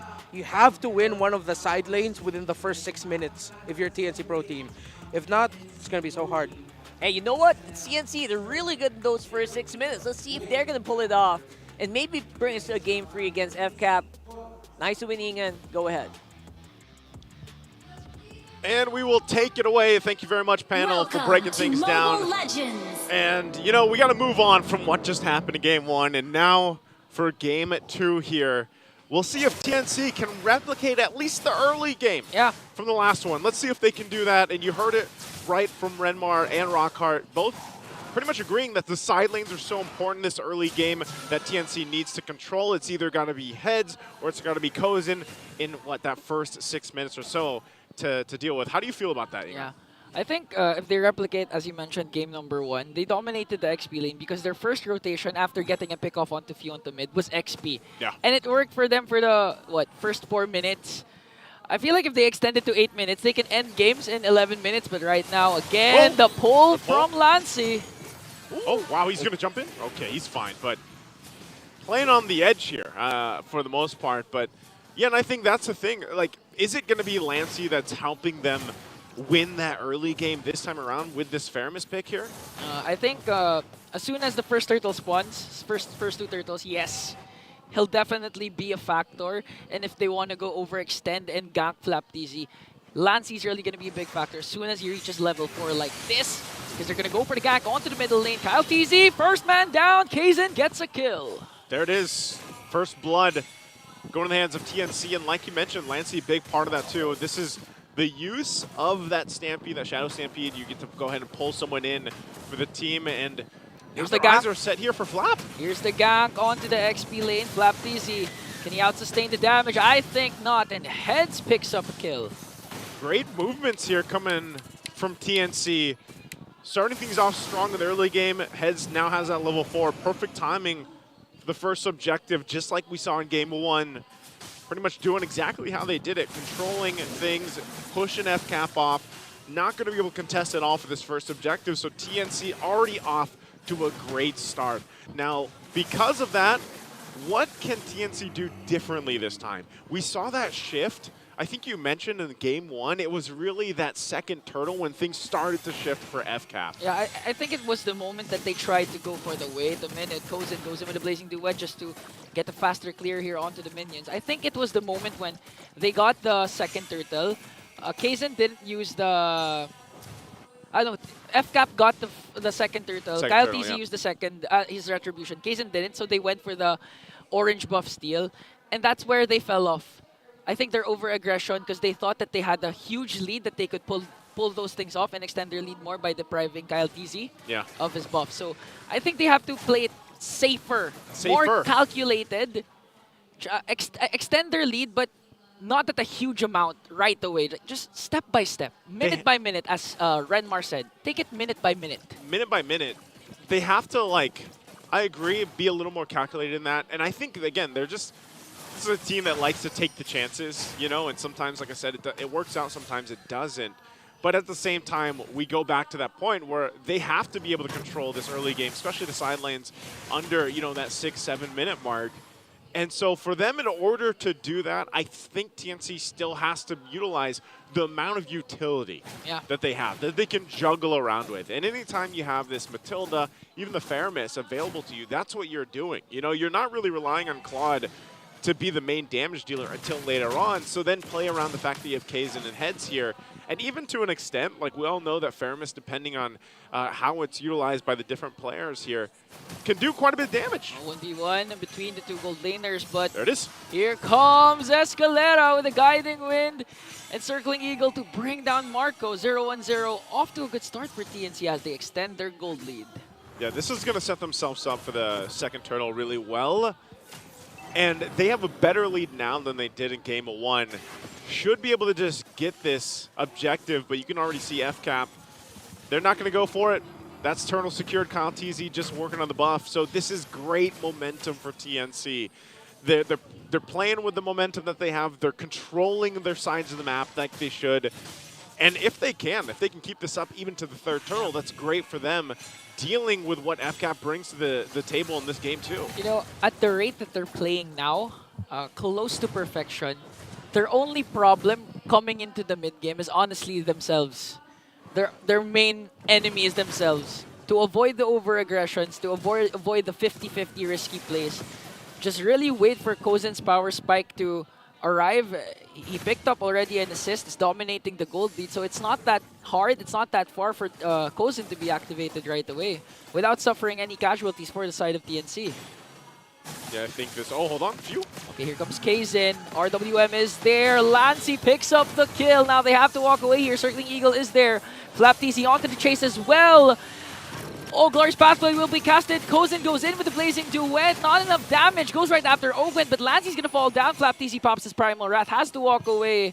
That's worth it exchange. Few for Lancy. Yeah, Flap gets a kill in that exchange. Yeah. So, but you can still see where this lineup from TNC is able to pull these things off at this point in the game. And this is now the 6-minute mark. So just like our panelists mentioned, you know, they had to pull the trigger on these side lanes, and they've done that. Looking at that as well, you know, you've only got it. Okay, he picks up the DHS now. I was going to say, you got the Corrosion Scythe there for Kozen. He was close to DHS, locks it in right at the 6-minute mark, so that's great for him. And even there, Heads, he's only got the War Axe, but he's also enough, he provides enough of the frontline tankiness and then relying on, you know, the utility that they have for TNC that he can play around being aggressive on this Terizla pick. So it's FCAP that are kind of like, whoa, we're trying to catch our breath a little bit against these first few minutes against TNC, and the third turtle's up though, and they have the control for this. Yeah, this might be the turning point for Falcons APBren because they have the control. Ogwen being the frontliner here, Kyle TZ will get the turtle. They have to disengage, but here comes the chase coming in from Escalera. The Circle Eagle is there. RWM will be casted. Ogwen's still alive with the Revitalize. Now that was a trade for Falcons APBren they're willing to take. Oh, wait, a pull coming in from Few. Here comes Edge, chases him after penalty zone, but Super Marco comes in with his Salmon Force. Lancy with a save for the Nether Realm. Flap TZ, Primal Wrath. Here comes Kyle TZ, a pull again from Lancy. 1v1 between the junglers. Still no deaths for TNC. Only Few was the casualty. TNC holding on. They're actually going to get the tier 1 down too. Another pull from Lancy, plus the Blazing Duet from Kozen. What a play from Lancy and Kozen. They're not even done, forcing the Glorious Pathway and Salmon Force. Want to go right after Super Marco. 3.7k gold lead plus the mid lane takedown. This is as far as TNC has found themselves in a lead against FCAP so far in the series, and they're doing it very well. A lot of that you could see from that team fight. It might have looked a little messy, but they were just responding to what FCAP was doing. A lot of times, too, FCAP was trying to peel for each other. They were there. Even the Salmon Force and the Glorious Pathway being dropped down. Good responses from TNC, though, to kind of be patient. They're still aggressive, but they're a little more calculated on the way they're approaching things. Even the fact that they had Kozin pushing down bot, and then he came to the mid to join the fight.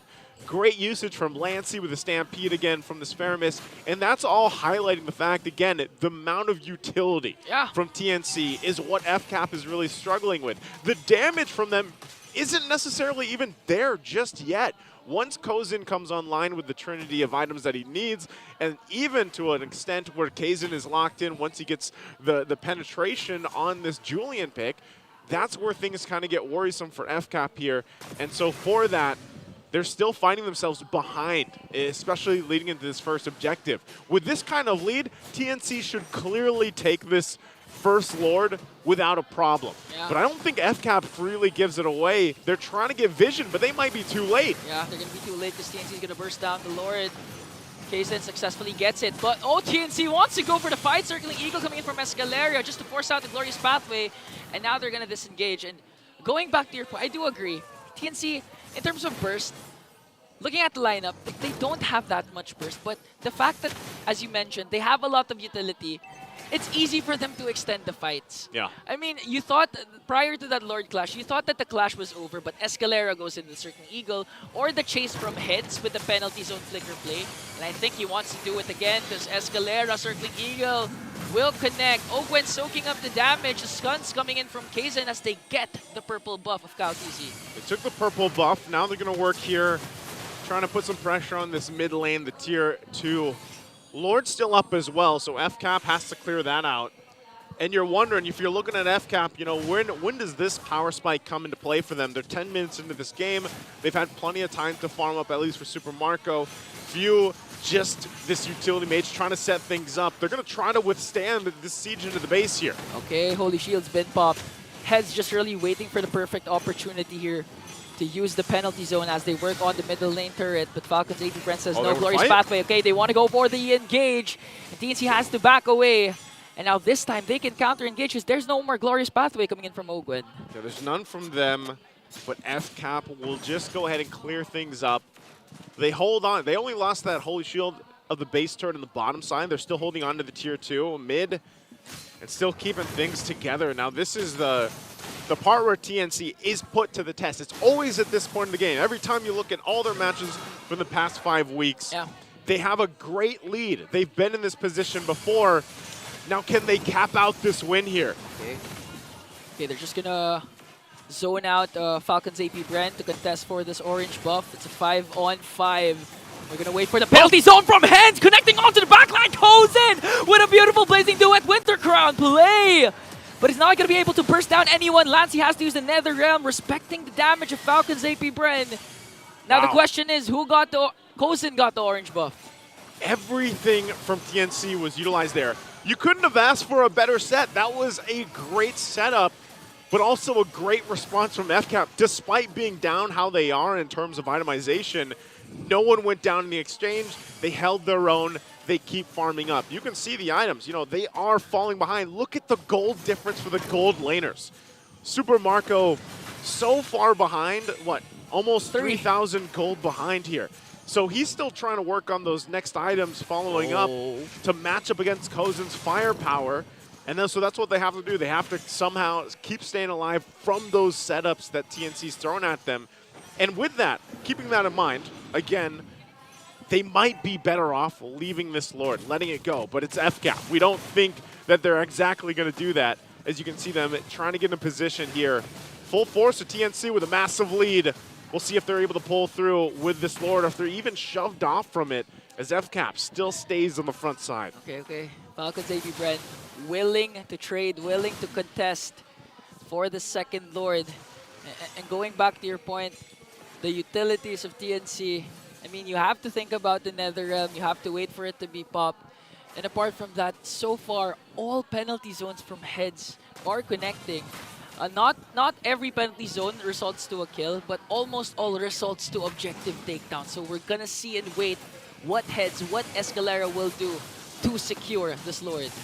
There it is. They're going to start it up. They're going to give the green light for it. Okay, bursting down. Circling Eagle will be casted just to zone out. Kalti's just waiting for a perfect opportunity. Goes in with a blazing duet! Penalty zone in as well with the Nether Realm. Few is going to fall down along with Flapteezy. Perfectly executed for TNC. An uncontested Lord take. And TNC will be rewarded. 2 kills, objective secured. This game should be theirs. 13 minutes in, a massive power spike in their favor. Heavily outgunning FCAP. Now knocking on their base. This is as perfect as it can be for the lineup they brought, and now they push it through the mid. Oh, penalty zone again, 1-2, as the glorious pathway is there. Now Flap, TZ, and Few are here for the defense. Lord still marching into the bottom lane. Again, the Holy Shields has been popped. Now TNC, they can utilize this Lord by taking down 2 inhibitor turrets or even ending the game at this point. Still going to put the pressure here. Lord has to be worked on. FCAP will do that. Charge going to come through. Going to try to hold on in their base the best they can, but it should be a fully exposed base of FCAP. TNC looking to take it to game 3 against these Titans here. And the penalty zone from Heads, and all the combinations from the Phoenix Army. It's just too much for Falcons APBren. Ogwin is going to fall down as their base is now fully exposed. Kyle TZ goes in with the Lycan Pounds, but going up against 4 members. Oh, look at Escalera trying to bait out Kyle TZ here. He has Kaizen beside him. No casualty is only Ogwin, plus the inhibitor turrets. Again, another perfectly executed penalty zone from Heads. Heads has been on point, man. He is just finding the right entry points, finding the right moments to lock down at least 2 to 3 members of FCAP every single time. And you can see this too. FCAP will still stay in the game. They lose all the turrets in the base though, so TNC, massive lead. They haven't lost a single turret. This is usually unheard of for FCAP. Oh, circling eagle combination, and here comes the stuns coming in from Kaizen. Flap TZ tries to evade it with Earth Shatter. Look at that! Penalty zone plus the blazing duet again. Who's gonna fall down first? It's gonna be Few. Flap is the next target. Double kill for Kozen. It's just 3 members left for Falcons APBren. Just 3 members. They lost Few, they lost Flap, but they won't lose the game just yet. Somehow, someway, FCAP keeping up the members when they need to. They'll clear the waves out. But TNC, you can see how much synergy they're showing in game 2, making things work. The utility is there. Kaizen feeling pretty good about it as well. But it's always this, you know, Kozen has not been touched. He's been able to get to the back line so easily, so confidently against FCAP. And I don't know, man, Few on this 8th pick, it's tough. It's tough because, yeah, the whole reason you pick it up, you have that death box real-world manipulation. You set things up, and that might be playing a part on why this game hasn't ended just yet, because you still have to respect it. Even when you're up this far ahead like TNC, you still have to expect the fact that when real-world manipulation is up and it's Amin forced to deal with then the glorious pathway, it's a lot that can turn things around. So FCAP, knowing all of this, even with all their base turrets down, they'll still stay up front here, getting vision on this Lord take. And TNC, they can play around on the macro level. We'll see if they pull it off here. Or what Heads does. He has a flicker available with the penalty zone. He has the information he needs. FCAP will clear the waves. They have to manage the top side as well. And Lancey will jump on in. Okay, zoning out Flap TZ. Kyle TZ has to deal with the minions up top. Falcons APBren wanting to go for the kill, but no casualty for TNC there. And now this is going to be a hard defense for Falcons APBren. I mean, that's what, the 3rd Lord? Yeah. 3rd Lord plus the kit coming in from TNC. So far, even Lancey, I really want to commend Lancey because the Nether Realm was always casted on time. Like, not just casting it as soon as the clash starts, but he's waiting for the perfect moment wherein almost all his teammates are really low to, like, get bang for the buck for that Nether Realm. This is where we see if this lineup from FCAP is able to have a successful defense like they've been doing. Again, they don't have any movement to work with, any map presence to really work with. No turrets down, but they got to deal with this Lord and the push from TNC. And here comes Heads again with the penalty zone. Flap TZ popping his Primal Wrath. Goes in onto the backline with the blazing duet. The Lord will be bursted down. All members of Falcons APBren are low. Kyle TZ focusing on the minions, but the tower lock from TNC is there as they force a game 3 against the Titans. And TNC will keep the embers burning in game number 2, completely stopping FCAP from getting anything, any turrets at all. And they'll take us to game number 3. Wow. Naisu, we're right beside TNC. I can see their whole body language change. Like, we've seen it in the intro. They're like, okay, not as confident, but this time it's like they're on top of the world. They know their capabilities, and they were able to show it in this game up against Falcons APBren. Against a team like FCAP here, this game number 2 has to be a morale boost for TNC. They need to go ahead and take this and bring it to game 3 and hopefully win the series here in a reverse sweep. Let's go ahead and throw it over to the panel to see what they think of game number 2. You know what? We were talking about an APBren, the Falcons APBren, coming from Molas. You don't want to face that? Yeah. You don't want to face the TNC who got their base broken by a minion because they were fierce. Yeah, like, to be honest, no other way to put it, they look pissed. They look pissed. They look not angry, not just angry at APBren, the minions, but they look angry at themselves that they brought out the best TNC game that we've seen so far this season. We mentioned it. You have 6 minutes. That is your time window for this lineup of TNC Pro Team to dominate right away. And because Escalera set the tempo with the Matilda 1-1 and 10 on the KDA, it was easy for him to pressure the jungle of the Roger. Because in this metagame, if you're mid 3, your roam and your mid alongside their jungle can't rotate faster than the opposing team, most likely you will lose the side lanes. Escalera rotated very quickly. He got 2 feet. 2 feet, man. And he's flying. He's flying. He's flying. He's flying, man. And again, I think you hit it right on the head. Yes. We hit it right on the heads where, you know what? Cut the rotations early on. Man, if Falcons APBren wants to move this way, we stop it. Yep. Plain and simple. And I think somehow with this one, they got the right recipe, they got the right tempo, and cut it the moment that Falcons APBren least expected. The first 2 highlights we're seeing here, the first one, Kyle TZ went down early, Flap TZ going down early, that's it. They tick their condition. 4th minute, they take out their Super Marco, and before the 6th minute, the top tower was broken. That's it.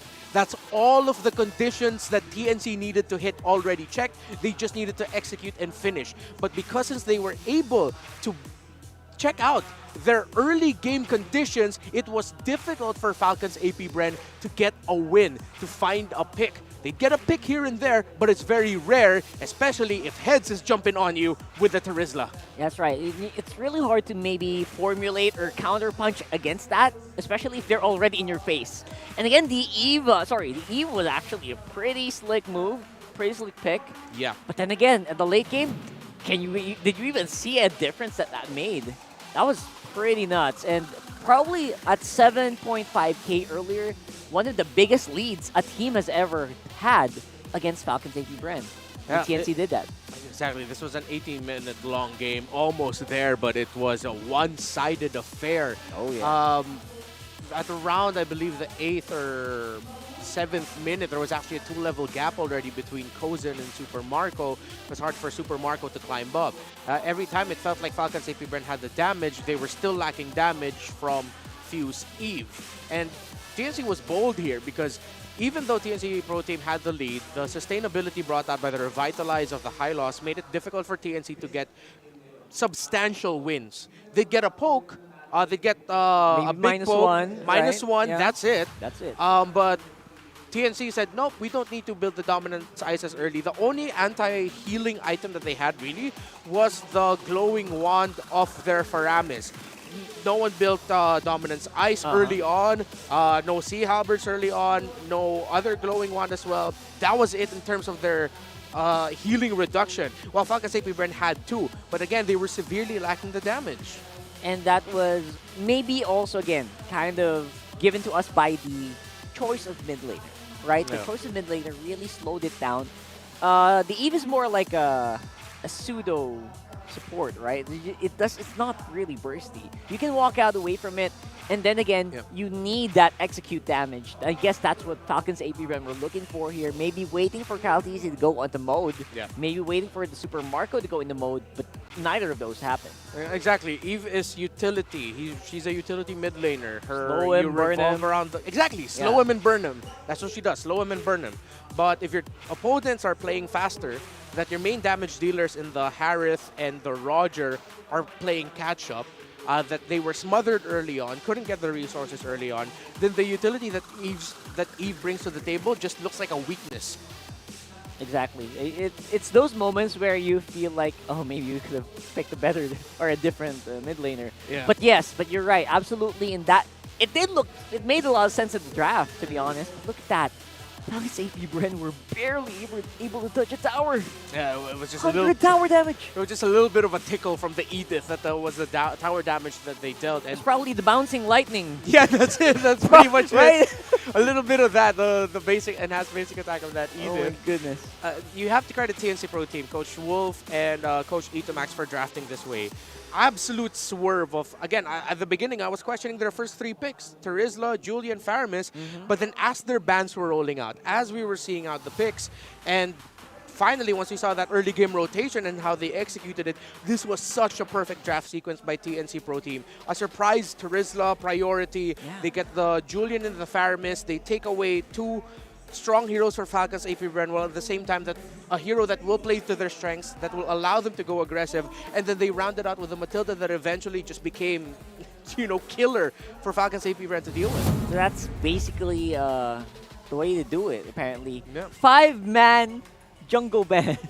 Yeah, and a 5-man jungle band too, exactly. The Fanny, Hayabusa, Ling, Nolan, Joy, all banned out by TNC. Unbelievable. I don't think anyone's ever tried that. No. Against Falcons APBren. You kind of always have to look for the chip, look out for those big ticket items, the high loss. Yeah. They said, you know what, let's just remove Kyle TZ heroes and see what happens. Yeah, and right there. And consider the fact that what TNC ended up giving Falcons APBren were some of the most high win rate hero pairings. High loss, Edith, Harith. And then with the Harith and Roger together, that's just 4 power picks with 1 pick to support them, Eve supporting the rest. But then it was countered by a Matilda. I didn't see it initially in the draft, but once we saw that first 3 minutes, I was like, oh no, okay. It's such a struggle for Falcons APBren. Yeah. That was a genius pickup by TNC Pro Team to pick up that Matilda. Yeah, I don't know if you guys expected that, but yeah, it happened. TNC with their second game win. Yeah, second game of the season. There you go, just to clear it up. Whew. But if you are watching here, maybe you have gifts, by the way, you want to give to the teams, to the players. Like if you want to give TNC some pizza, I don't know, for that performance. Do you have a community? I don't know why I bought pizza. I want pizza. Just go over the MPL Arena. We have drop boxes right there on the entrances where you can give the players gifts or letters or whatever. Show your appreciation. It's really nice. And sometimes the people who send gifts are also invited over to the panel segments or future panel segments, I think. So they want to do that. So you get to be part of the Infinix Game Tambayan. That would be pretty cool. So go ahead and do that later on. But yes, just a quick reminder for everyone who's watching. Now, our game number 3. What's it going to be? What's it going to be? We'll have to wait and see. But before that, I think we also have to remind you guys that We Are Legends is actually happening. Yep. Every Monday. That happens every Monday right there. I think my shift is done. I did all the previous Mondays. It's pretty insane. A lot of MDL teams are going crazy, and MDL stats, teams that win in MDL are actually losing there. Oh, so it's like a reverse. It's a big reverse on the teams that are losing are winning for some reason. Arigo Kaito, undefeated in the previous season, were actually, I think, eliminated already. Wow, so it's like the mirror realm of MDL for We Are Legends. That's what you get with this tournament right here, powered by WeTrend. It's insane. So go over to the WeTrend Facebook page, check it out. The action's all there. It is wild. Get a chance to win 10,000 in-game diamonds. They gave away some diamonds there. It's pretty cool. Check it out. So, yeah. So that is, honestly, I'm still a little bit rattled. Still rattled by game 1. It's a very rattling game with a minion win. Game 2, a very mad TNC. Or very angry, or very, I don't know. What's a better... Mad at the world. No, straight up, dude. That's it. Mad at the world, mad at the minions, mad at Falcons APBren, mad at themselves. Yeah. Get the win. They want to tear up the base. They want to tear up the Land of Dawn, man. And it's a really scary TNC to fight here. Now for Falcons APBren, what's the mojo? What do you do to take that back? That was pretty decisive. And Falcons APBren, by the way, going for blue side right now. Yeah, right now I'm trying to go through my head in terms of what they're going to be, the prioritizing, the picks, and all that. It's all pretty solid. Yeah, I think Falcons APBren are going to switch things up, maybe. Then they're just going to end up playing to their strengths and rushing the fastest draft possible. Fastest draft possible. The fastest lineup in terms of dominating early.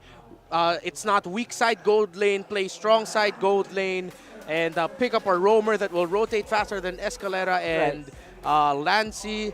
So I'm excited for this one because I'm having a hard time trying to predict, trying to think of the sequencing that Falcons APBren would want to do on the blue side, and how TNC Pro Team will punch back on the red side. That makes a lot of sense. You know what? If you're Falcons APBren, if TNC wants to play minute 1 to 5, let's give it to them, right? I think that's a great way to do it. Exactly.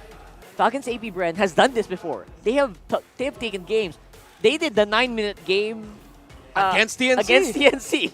So why not? Right? Not the coach. Why not do it right now? That sounds like a plan. But then again, are they willing to do that? Or maybe they don't want to be too... They don't want to jump the gun too much. I don't know. What do you guys think Falcons APBren should do? Should they just do what they want to do, or what? What's FCAP side selection priority win rate? Yeah. So if they choose a side, they win. win 66%, 2 out of 3 times. Yeah. 2 out of... Well, I think it's more than 3. Is it 2 out of 3? Really? 2/3. Oh. 2 out of 3. Oh, 2/3 of the time. 2 out of 3 times. I get you. No, I was thinking of the specific value, like it's been 3, but it's been more. But I get you. There I it get is. you now. So most of the time, they will win if they pick a side. Now, I don't know how accurate that is going to be here, especially since it's blue side, which is pretty normal for them anyway. Yeah. But then again, we can't really push that aside. Coach Ducky, Coach Server, really scary force to be reckoned with. I was revisiting the drafts that happened in the 9-minute and 52-second game that we fast saw one between Falcons APBren and TNC Pro Team. So what happened was the priorities of Falcons APBren were Hylos, Moskov, and Julian. I think that's one of the reasons now that we're seeing the TNC Pro Team are heavily contesting the Julian away from Falcons APBren, because that was the picks of Kyle Teasy. He played 2 Julian games when Falcons APBren beat TNC last week. Moskov snubbed in the past draft. Yeah, and Moskov has been snubbed too. I don't think we actually saw a Moskov ban, if I'm not mistaken. I don't think so. I would pretty much there was no that. there was no Moskov ban at all. Yeah, so maybe go back to your roots, go back to your winning lineups, right? For Falcons APBren. Let's see if that's gonna happen here as we go into game number 3 draft. I like it. I mean, Moskov is literally speed. Ooh. Right? He is speed. He loves to play that fast game. But I don't think not making an appearance yet, it is going to be a Phobius still for the first. Interesting. Okay, so they're really leaning hard on this Phobius pickup. Instead of chasing after the high loss, which I thought that they'd go for the adjustment, TNC Pro Team stick to their strengths and go for Matilda Turizla. Huh. When is that Turizla going to get banned out, right? Yeah. Kind of makes you wonder. But then again, TNC are back on their red side with 11% win rate so far in the season. The lineup looks very similar to what we saw in game number 2, though. Will it be an early carry or take away the Julian? Maybe the... Oh, no, they banned the Julian themselves. Excuse me. Get the jungle out first? Does that make... I don't think they need to rush it right now, but maybe... Get the carry or the Moskov, I feel like.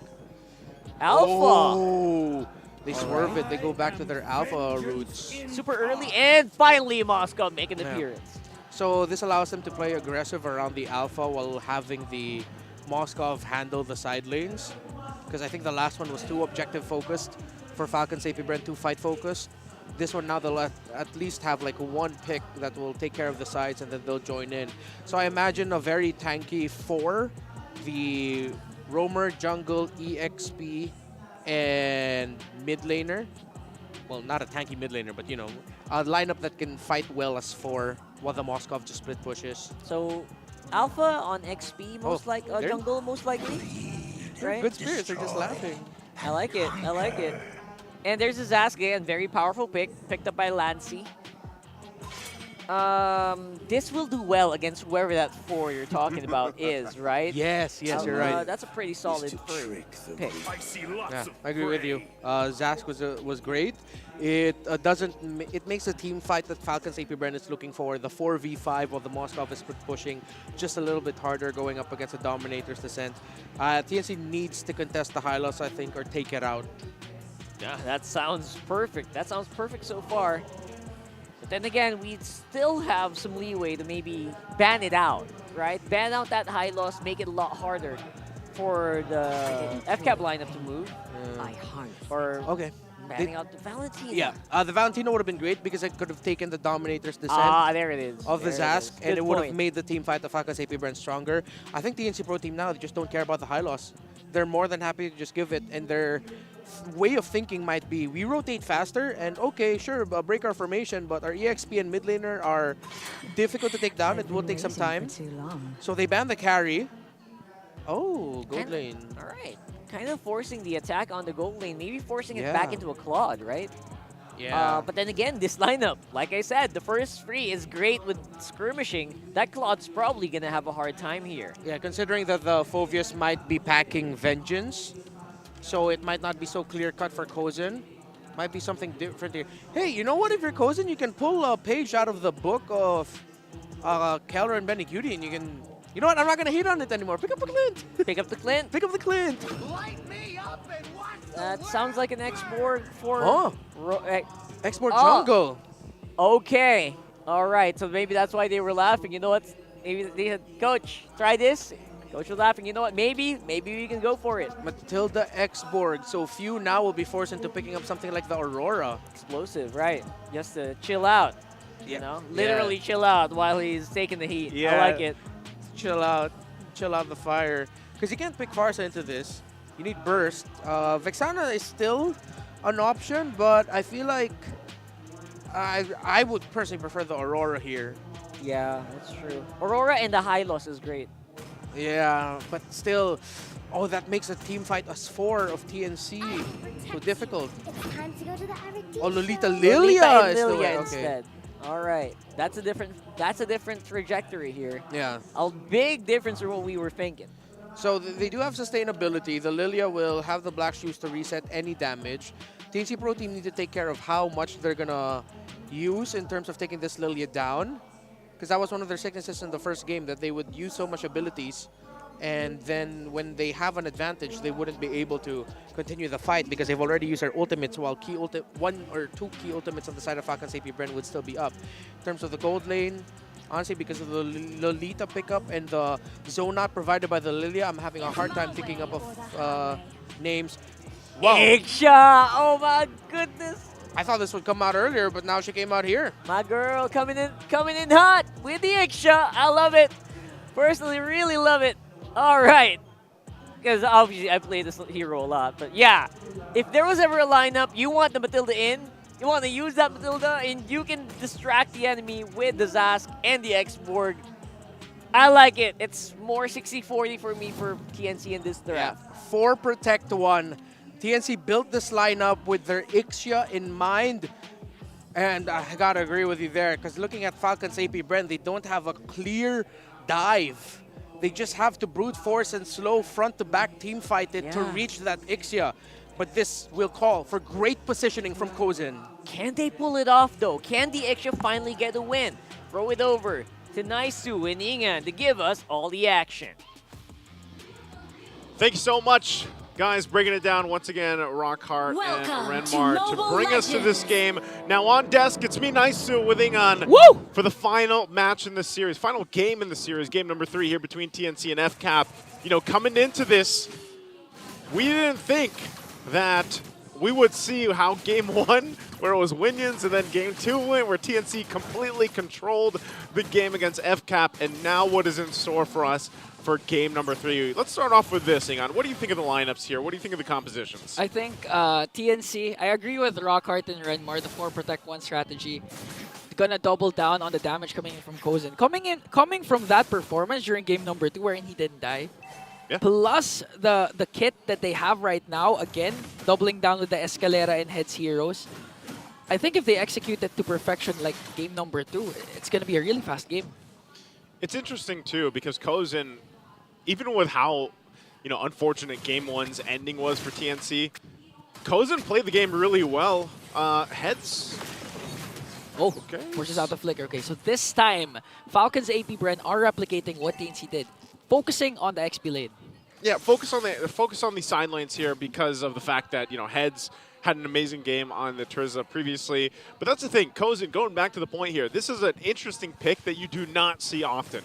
You don't see the Ixia picked up by a lot of teams. Certain players like to do it, and Kozin has had a phenomenal series, I would say, because he's barely died. And even in like we saw when he played the carry in game 1 and then the Claude last game, it's been great for him. So I'm just wondering how this glass cannon type of hero, this Ixia, is going to work out for him. He did run the Warcry emblem, so he's looking for even more of a glass cannon build than just setup here. And that's great that they brought Escalera on the Matilda again to help with that utility and escape. And now for the first turtle here, who's going to get it? Oh, it's still going to go to Kyle TZ. Now uses the Spear of Alpha. Flap TZ goes in with the last Insanity. Oh! But the jump's coming in from Flap. Kaizen has to walk away. The flicker coming in from Flap will bring down Kaizen. Okay, so a whole lot actually there for FCAP. This is a little different than last time, right? For TNC, they usually had the lead. Full barrage going to be dropped down. Not enough there. Again, Ogwin dropping up that big shield to deal with too. So going back to it, FCAP got a lot. They got the objective. They got the first blood. And this time around too, Flap TZ has the flicker instead of the vengeance that we have seen him play on this Phoveus in the past. And so, with that, he gets a little more play-calling ability. Oh, Ogwen on the other hand here. Last Insanity to bring him down as he charges the Numinum Blast. But the question is, were they able to get the purple buff? Wait. Yeah, he's got it. Okay. He's got it locked in. Kaizen was able to grab it. Retribution was used as well, so he'll go and get the orange here. Few takes a couple shots from Escalera, but this is the thing. FCAP playing with a little bit of the lead they have. This is where I'm saying, we've seen this time and time again too, Super Marco on the Maz Kav, and it's something that TNC wants to deal with. If a game gets out of hand early on, I feel like in this sense, TNC will find themselves kind of struggling a little bit. They have good damage profiles, magic and physical, throughout all stages of the game. But just playing with the utility that they have, again, is what they need to be able to come through with. And that's really all on Escalera right now for the Matilda, making things work. Heads, if he continues to play like he has through the series, is also going to be crucial for TNC. And I think for Falcons APBren, although they lack the kit for the clashes, their split push potential and pickoffs are immense though. So I think Falcons APBren, they really just wanted to divide and conquer. As much as possible, avoid those 5v5 clashes. Avoid activating Heads with the penalty zone or the aggression coming in from Escalera's Matilda. But right now, look at this full barrage coming in from Kozin. Super Marco flickers in to avoid the full barrage. Just the last effort to save himself, but he's going to fall down in exchange for the turtle of Kyle TZ. That's a whole lot you really can't escape, whether you use the Purifier or not. You try to get out of range for it, but eventually just a whole lot going here for FCAP. Again, an objective in their hands. They're going to play around to the macro level a little bit more, take some resources, but TNC answers back as well by getting, some of this gold on that plating here up top. So it's a trade. That's what's happening here for both of them. And TNC, oh, look at this setup here, FCAP. A lot of members here on the top side. Numinum Blast, going to charge up, circling Eagle, coming in from Escalera. They're not going to go for the engage instead, trying to avoid those sour moments, those acid moments, but I think Flap TZ wants to go in. They still have the Spear of Alpha. Here comes Kaizen. It's going to be a 4-on-3, but TNC has the turret. They're going to burst down Kozin. TNC has to walk away here. It's 4 members of Falcons APBren getting a kill. Yeah, and that's tough because, Kozin had the flicker, but really, even if he had used it, it was just way too much presence from FCAP there. So it's better, you know, even with, and that's the unfortunate part, even with multiple team members there, Kozen really didn't have any other option to really play around with. Retribution going to be used on Kazin. Look at this, they already get the Insanity out, last Insanity. Oh! Still manages to use the Spear of Alpha onto Escalera. All for the turret. All for the turret. A lot of resources expended for TNC, and Falcons got the turret for Marco up top. This is, and you saw that, right? Few also just using the black shoes here. And this is going back to the point earlier. I think it was tough the previous game when you saw that E picked up for Few. This time around, it's a Lilia. It's a Lilia, and part of his job is literally just to be annoying enough to keep people from initiating. Earlier that was heads, now he's also doing it over here to Lancey, and when you start to build up those items on the Lilia, the damage is actually quite surprising, especially with the blooms here, and then the black shoes being able to escape a lot of those initiations. So this third turtle. Oh, heads goes in with a penalty zone, and Circling Eagle combination again goes in. Full barrage, able to free hit.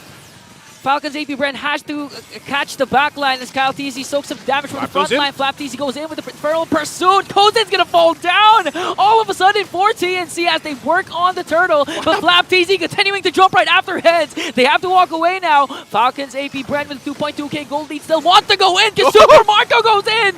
Look at that Flap. This is a Phobius without a vengeance. So he's going to fall down, a 2-for-1 exchange. And now TNC on the driver's seat once again. The Black Shoes has been popped, but here comes Marco. He still have the Spirit of Destruction. He can go in anytime because Kazin is also low. Super Marco going right after Escalera, has to walk away. Heads again with the penalty zone onto Few. He's going to burst him down. There's no Black Shoes. And who's going to get the turtle? It's going to go on to Kozen. That was a long clash, but I feel like TNC won that trade. Man. Talk about an extended team fight. It all started off with them starting to take the turtle. Oh. Look at the combination of the Dominators, the Scented Full Barrage. Okay. That's it. And that's what I was saying earlier. You know, when that full barrage is dropped down, it's hard to kind of play against that if you're full front of it. But TNC, going back to the last fight, great discipline there to wait for FCAP when everything was utilized. Then they came back swinging, and they end up getting objective. They lowered down that gold lead that was building. You know, they still have to work against it, but you can see the items starting to fall into place. Still, Kozen only on the Corrosive Scythe, though. Once he gets locked in, you know, 2-3 items, then that full barrage will hurt a little bit more. You can see now he finally picks up the DHS, and he's going to work on this Tier 1. Okay. He should be able to get it. Okay, it looks like they do. They'll back off TNC taking the discipline route. And we'll see them. FCAP, how are they responding across the map? Oh, I think there's going to have a clash here onto the middle lane as the mid trio of TNC working on the mid. Okay, it's going to be a 5-on-5. Who's going to initiate first? But okay, for Falcons APBren, I mean for TNC, it's nice that Escalera can be aggressive and at the same time be defensive as much as possible. But they can't just keep relying on heads with the beautiful penalty zones. Because the moment the penalty zone doesn't connect, it's going to be an opening for Falcons APBren that clearly they always utilize. And for Flap TZ, oh wait, Kozen's ranking among all gold laners. TNC Kozen leads all gold laners in average damage per minute at 2,838, and damage dealt sharing among all gold laners at 29.68% during the first half of the regular season. And that's why I talked about him earlier. You know, Kozen, through this series, he's had a great series so far. Nearly, was deathless, if I recall right, in the last game, but if not, very little deaths from the carry to the Claude, and now the Iksha here. It's going to go to a Lord Dance once again as Super Marco works on the bottom lane.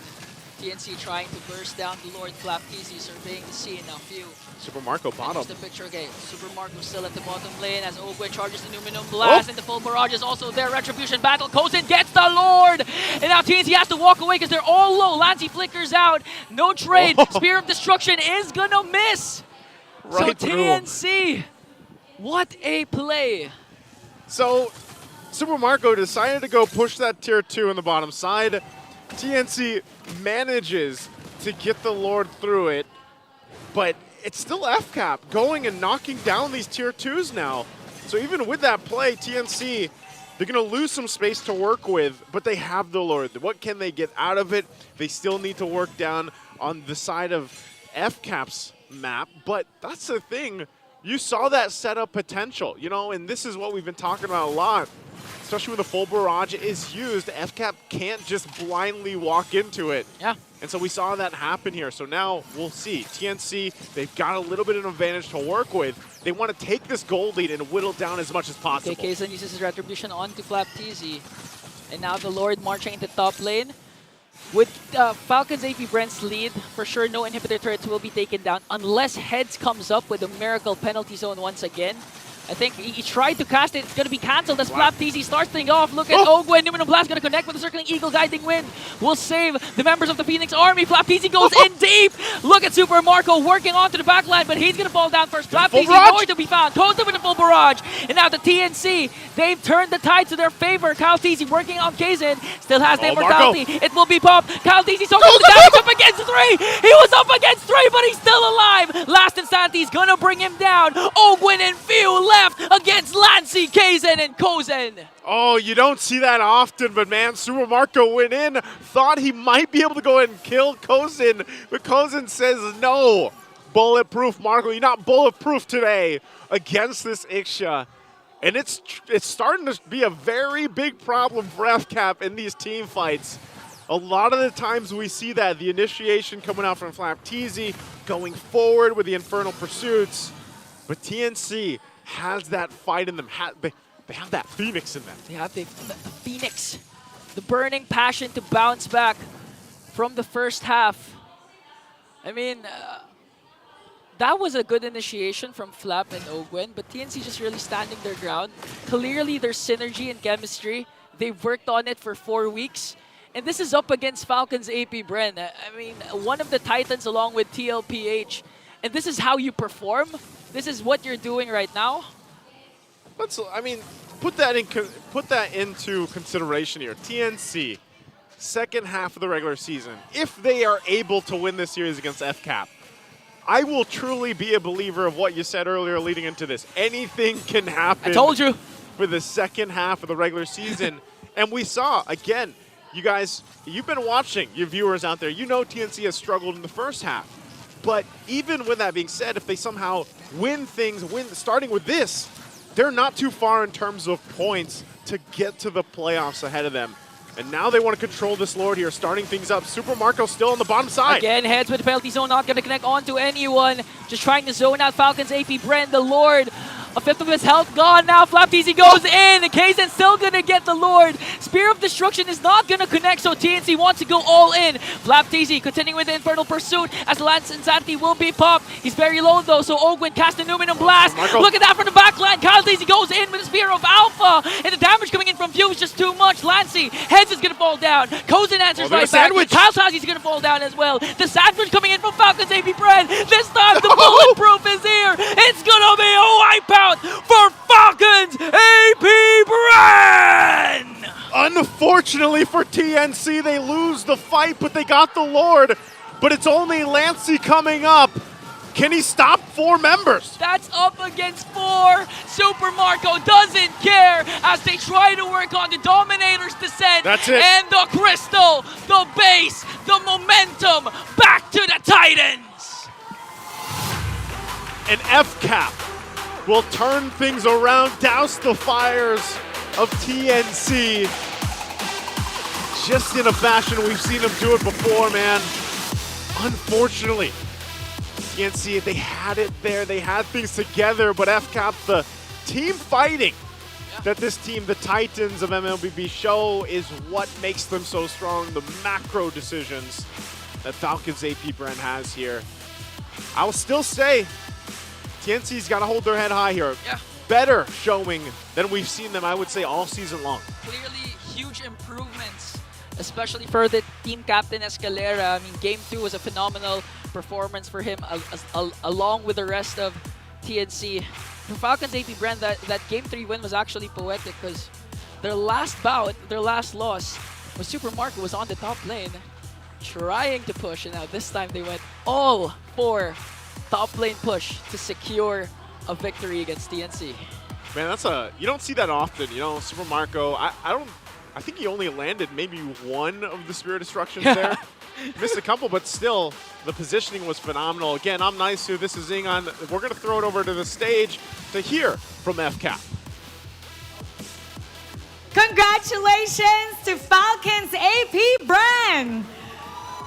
Nakita ko nag-uusap kayo. Actually, may konting delay kanina. Nag-uusap kayo ni Wolf, ni Etomax. Nagtatawanan kayo. What were you guys talking about? Can you share with us?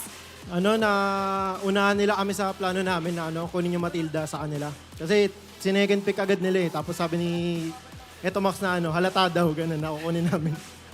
What did you think of that match? Actually, kinabahan kami para sa inyo, lalo na after ang ganda ng game 1. It could have been anybody's game. Game 2, that was one-sided. Then game 3, you guys were able to turn it around. What did you think of this matchup? What happened with you? What happened with TNC?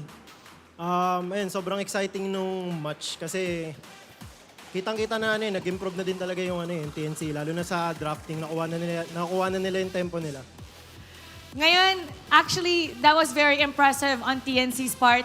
Talagang napahirapan kayo, pero napakita nyo na kayo ang world champ. Ito naman, sige, MVP na pala. Now it's time to announce our MVP. Can you guys guess who it is? Let's take a look at the screen. Idol ng mga kids! Few! Ang susunod na laban nyo, kontra sa RORA. Paano naman ito paghahandaan? Ano bang mangyayari? May mensahe ka ba para sa kanila? Feeling ko si Ojin yung may message kay Renejay. Tingnan natin bukas kung makakaisa sa akin si Renejay. And that's gonna be very exciting. At exciting part din to para sa ating mga fans dahil magkakaroon tayo ng one lucky fan who will take home 3,000 diamonds. Come on up! Akala ko kilala mo eh. Hello, congratulations, repping the hat. What's your name? June. June! Sino dito ang favorite player mo sa Falcons APBren? Si Captain Pew. Si Captain Few. Okay, tabi kayo. Kwento mo naman bakit si Few, alam natin na idol ng mga kids, idol din ng mga adults? Siyempre, kasi since season 1, dominating na siya hanggang ngayon pa rin. Dominating pa din. Sige nga, magbigay ka ng isang trivia. Simula season 1, isa na alam mo tungkol kay Few. Hindi siya nagti-TikTok. Bakit nga? Kailan ka mo magti-TikTok? Di ko rin alam eh. Di ko talaga mahiligan. Paano, pag umabot kayo ng finals, pwede bang makita ka namin mag-TikTok? Pwede ba? Gusto niyo ba yon? Pwede ba? Nasabi niya na yun nung M5, naantay. Nasabi mo na daw nung M5. So pag nakarating kayo ng finals, gagawa ka na ng TikTok. Sige, pag nag-qualify kami sa M6, sasama na ako sa kanila. Sige! Thank you! Because of you! Nag-promise siya. Okay, we're gonna hold you on that. Congratulations! Bigyan ng 3,000 diamonds! Now you get to be with a team sa Walk of Victory. Sa center ka daw, sabi ni Few. Falcons APBren, you may now take your bow and take your walk of victory. Exciting yan para sa ating mga fans. Sabi ni Few, kapag nag-qualify sa M6, gagawa na siya ng TikTok account and you're gonna see a different side of Kapitan. But we're gonna break that game down for you. So mabalik na tayo sa ating panel. Pasok! What a match! What a match! That was given to us by Falcons APBren and TNC Pro Team. Yeah. Gave it over. I don't know if it's Brigida and Chantel doing it over on the Filipino stream, but and you know what? They do result to very interesting games, don't they? Yeah, it went to 3. It was a close series, competitive. Yeah. Falcons APBren, Captain Few himself was the one who admitted, we were tested by TNC Pro Team. And, well, it was this Lilia performance by him. I was talking about it with Antianara over in the Filipino broadcast. It was so funny. We were talking about how it was hard for them to reach the Ixia. Few said, I'll be the one to reach the Ixia. I'll do it myself. Once the ultimate of the Ixia goes down, once it's full barrage time, I'm going to be the one throwing the bombs here. And at the same time, him being low and then It was a little bit of a bait play. See few, bang, able to reset just in time, making TNC believe, hey, you can take me down. Nope, I still have my ultimate. And then the turnaround. Beautiful entry, by the way, with Kyle TZ with the Spear of Alpha. Perfect. Bang. Picture perfect. And it really was just TNC overextending. Falcons APBren said their sicknesses, they've been overextending recently, but in the most crucial victory that they got the Lord. They were about to complete the turnaround after a rough early to the mid game because Falcons APBren, as expected with their lineup, if they played aggressive, they would control. They controlled, and TNC Pro Team just lost their grip. And then that last scene, they were also doing it while juggling tower aggro. So you could say their aggression completely controlled here. And I for a moment there, like for just a few moments there, I saw TNC taking the W, taking it all the way in after they got that Lord. But then again, Falcons APBren knew exactly what to do in that scenario. Push them out, take those kills so they can capitalize on the Lord, and then take the base for themselves. Yeah, look at the emblems right now. You have the mystery shop for both Ogwen and Lancy. So they want to get their items faster. It makes sense for the Lolita because you're rushing to get the high and expensive magic items to empower your Numenon energy core and the shields that you provide. And it really just goes to show as well with the Rupture going into the hands of Lancy that this Zax was built so that he'll be the zone out and creating the aggressive plays. In that last Lord, it was Lancy who was way too far ahead. And again, it really looked like TNC were just like, okay, Lancy, sacrifice yourself. We're going to be the ones to get out, hold them back, and then we're going to leave. But again, they decided to fight, and that was questionable to me. Falcons APBren, they smelled blood. They knew, they continued, and that was the right call by Falcons APBren. That was their veterancy showing. Yeah, great punish in a situation where they knew they had the advantage, right? Yes. And it felt like a really easy call. There was no hesitation at all whatsoever. And when they decided to fight, people were committed, all four of them. Low HP, 10% HP, 20% HP, no problem. We'll take it to them. And they got that dub. And there you go. It was close. It was cut. It was 10-9 on the scoreboard, by the way. So really something here in this game. TNC, this would have been an MVP Iksha performance from Kozen if they were able to win this one because it was just really great overall from Kozen. While for Falcons APBren, well, yeah, they just responded to things well. I like the aggression that they showed. Again, there was a chance that it would have been just really aggressive from TNC if they won that first turtle. Unfortunately, it was the X board that was taken down, and Falcons APBren getting that first turtle. So, yeah. Obviously, after that, after their objective control was immense, right? Yeah. And at the end of the day, I feel like it was still up to whether or not the carry of TNC could actually pull it off. And somehow he did. Yeah. But at the same time, you could see the power, the firepower kind of falter there at the later stages of that game. And then that's when, the veterancy, like you mentioned, for Falcons APBren really kicked in. And they took advantage of a very good scenario for their team. And speaking of that team... A duck? I hear a duck. I heard a quack. Hey, Coach. Hi. Someone spawned right next to us. Hello. There you go. What's up? This is Coach Ducky from Falcons APBren. Yes, I am Coach Ducky from FCAP. That's right. What a way to introduce yourself. Ducky, the first of his name, right? And so, quick insights, man. What did you think about that game? What was your feeling while that was happening? I'd be lying if I say I'm satisfied. Because obviously I'm not. There are several things, there's several key points that I wanted to emphasize on my team on the next training sessions that we would have probably next week. But for now, we'll celebrate. This is a small win, or it's a win. Take rather. the win, right? Yeah.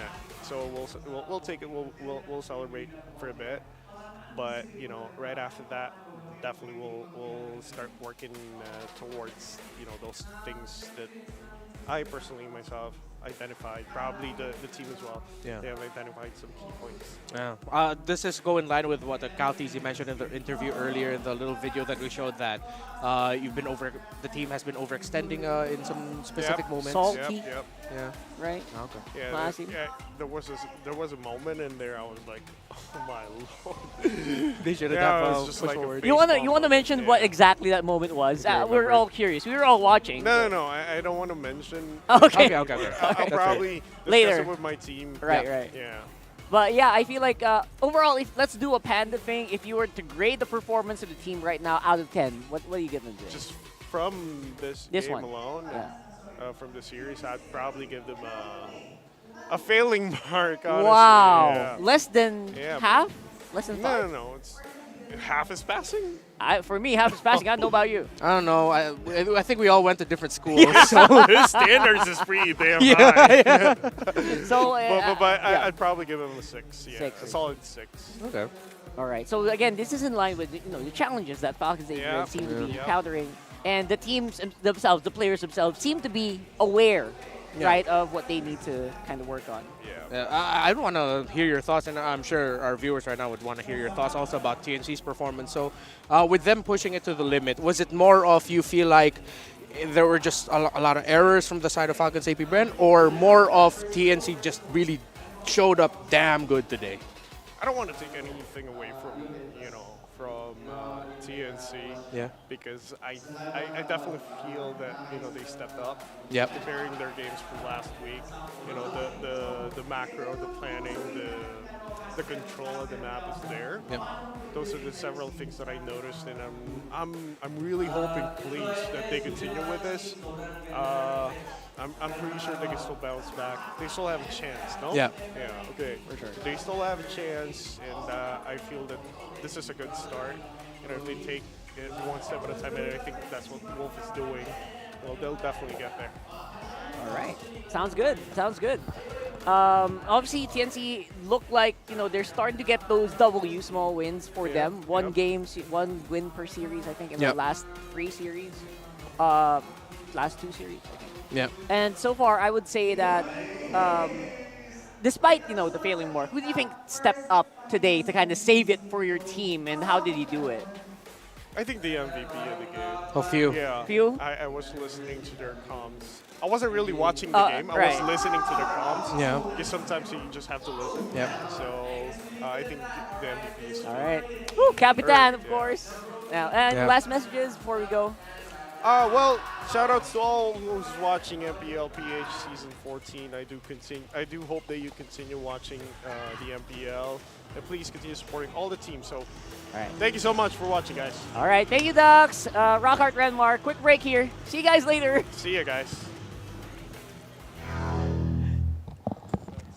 Thank you.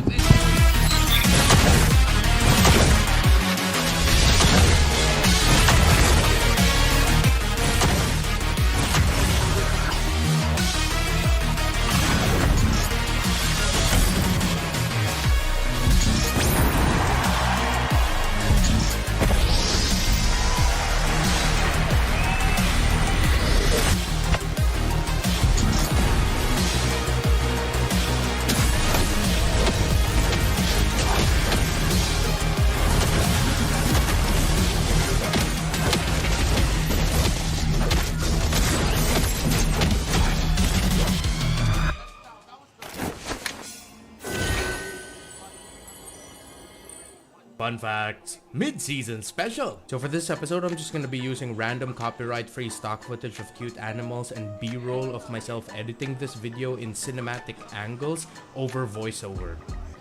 Let's start things off with the bulletproof leaderboard. At the mid-season point, King Kong leads with 9 bulletproof games. Kelro and Super Marco are tied with 8, and Benny Cutie and Doming are tied with 7. By the way, important thing to note, Super Marco actually leads the league in least deaths per game. Now let's look at the Maniacs. Demon Kite has 2 recorded Maniacs so far in Season 14, while Kelro and Super Marco has 1. And hey Demon Kite fans, he's also the multi-kill leader for Season 14 so far, with 2 Maniacs, 5 triple kills, and 10 double kills. There have been 65 games so far with an average game time of 16 minutes and 21 seconds. The longest and shortest games of the season were both won by Falcons APBren.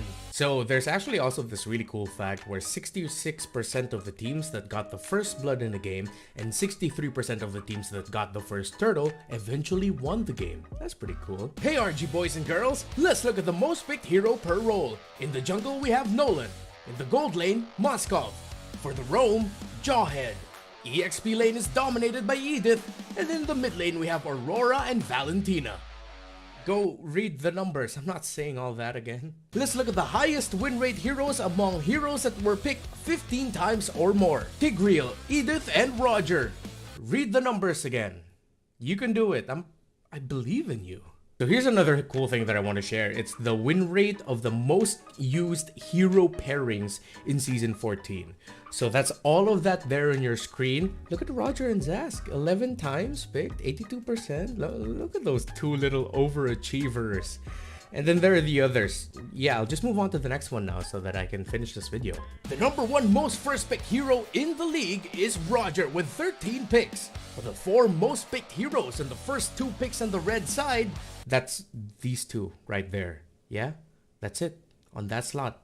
It's Edith, Harith, Zask, and Roger. So let's look back at stats that focus on the players. We have King Kong getting the most turtle kills so far with 40, and Kyle TZ has the most Lord kills so far with 20. And so far in Season 14, Kyle TZ and Benny QT are tied with the most game MVPs with 5. Hey, thanks for watching. See you on the next one. Coming up in MPL Philippines Season 14 Week 4, the star match of the week.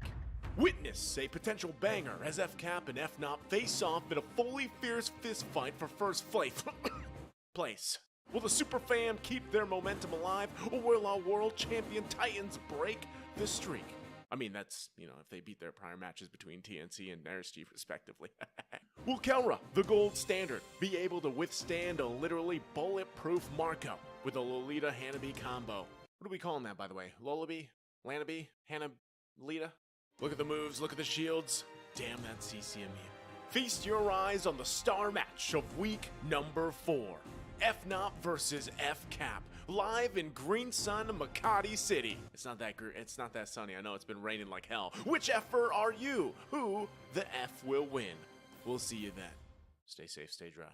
Get 8 gigabytes of all-access power. To do it all. Plus only TikTok to scroll and share non-stop. Power, work, life, and more.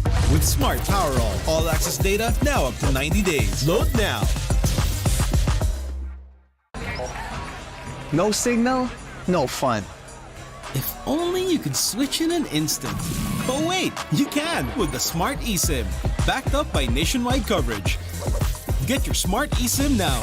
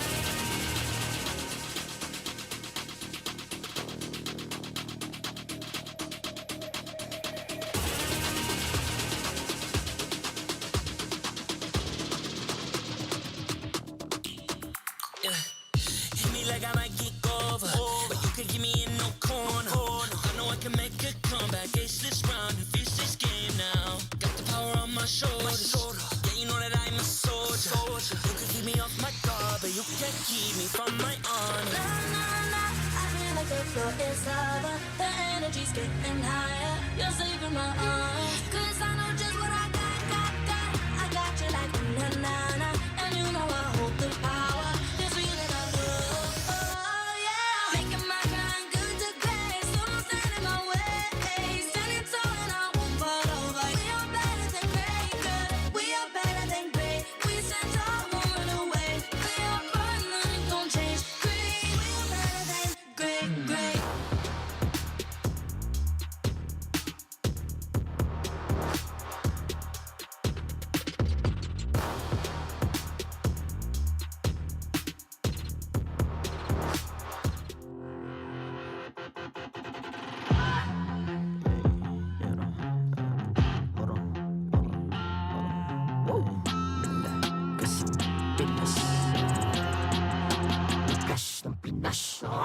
Malakas, Pilipinas, malakas, kahit anong lane, we become the monsters. Malakas, Pilipinas, malakas, face the golden sun and ribbon for the 3 stars. Look at us to the top, no ifs, no buts, winning any game, para to sa PINAS. Di mo matitinag aming boses sa new level. Nasa kalye man o mobile, you know I become a legend. Open fire, we unite, we winners. Built with pressure, like diamonds are made of. Switching a lane na parang gera, HP Racing may reseta. Built agad ang buhat ni Hilda, full load SS parang Laila. Susundan ko ang iyong bakas, kasama patas, tagumpay natin ito dahil tayo'y malakas. Para sa Pinas, nasa amin ang alas, hindi tuwa atras, kinikilala sa taas kasi kami ang malakas. Para sa Pinas, nasa amin ang alas, hindi tuwa atras, kinikilala sa taas, ganito kami sa Pinas. Wow!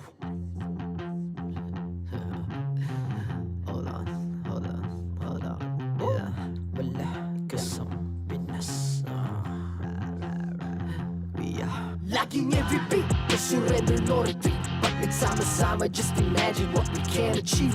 Laging MVP, no surrender, no retreat. Giving 100 all my all, cause we just cannot be defeated. We are unstoppable, immune and invulnerable. Ready ang equipment, lahat frozen, malang crowd control. Pakita ko na jab like beast to the southeast. Taas sa watawa, proud and loud, cause every enemy we devour. Susundan ko ang iyong bakas, kasama patas, tagumpay natin ito dahil tayo'y malakas. Para sa Pinas, nasa amin ang alas, hindi tuwa atras, kinikilala sa taas kasi kami ang malakas. Para sa Pinas, nasa amin ang alas, hindi tuwa atras, kinikilala sa taas, ganito kami sa Pinas. Wow!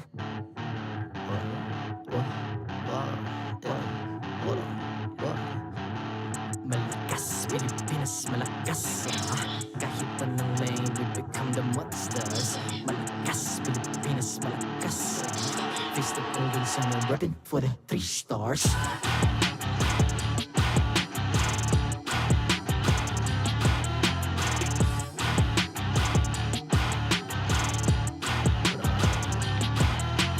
Ang lakas ng Pinas, we unite, be the stars. Ang lakas ng Pinas, we unite, be the stars. Ang lakas ng Pinas, we unite, be the stars. Ang lakas ng Pinas, we the stars. Ang lakas ng Pinas, we unite, we the stars. Ang lakas ng Pinas, we unite, we the stars. Ang lakas ng Pinas, we unite, we the stars. Ang lakas ng Pinas, we the stars.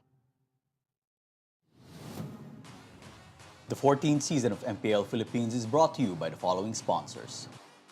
Smart, the official telco partner of MPL Philippines Season 14. The official tournament phone of MPL Philippines, Infinix GT20 Pro. Official suppliers, EMC Asia and Index Salon. Experience the MPL PH Season 14 action live at Green Sun, Makati City. Grab your tickets now via official MPL PH website. Don't miss any MPL action by following our official Facebook and subscribing to our YouTube channel. Follow MPL PH on TikTok for more content. And to ensure the equality and fairness of our games, MPL Philippines is also monitored and supervised by the Games and Amusements Board.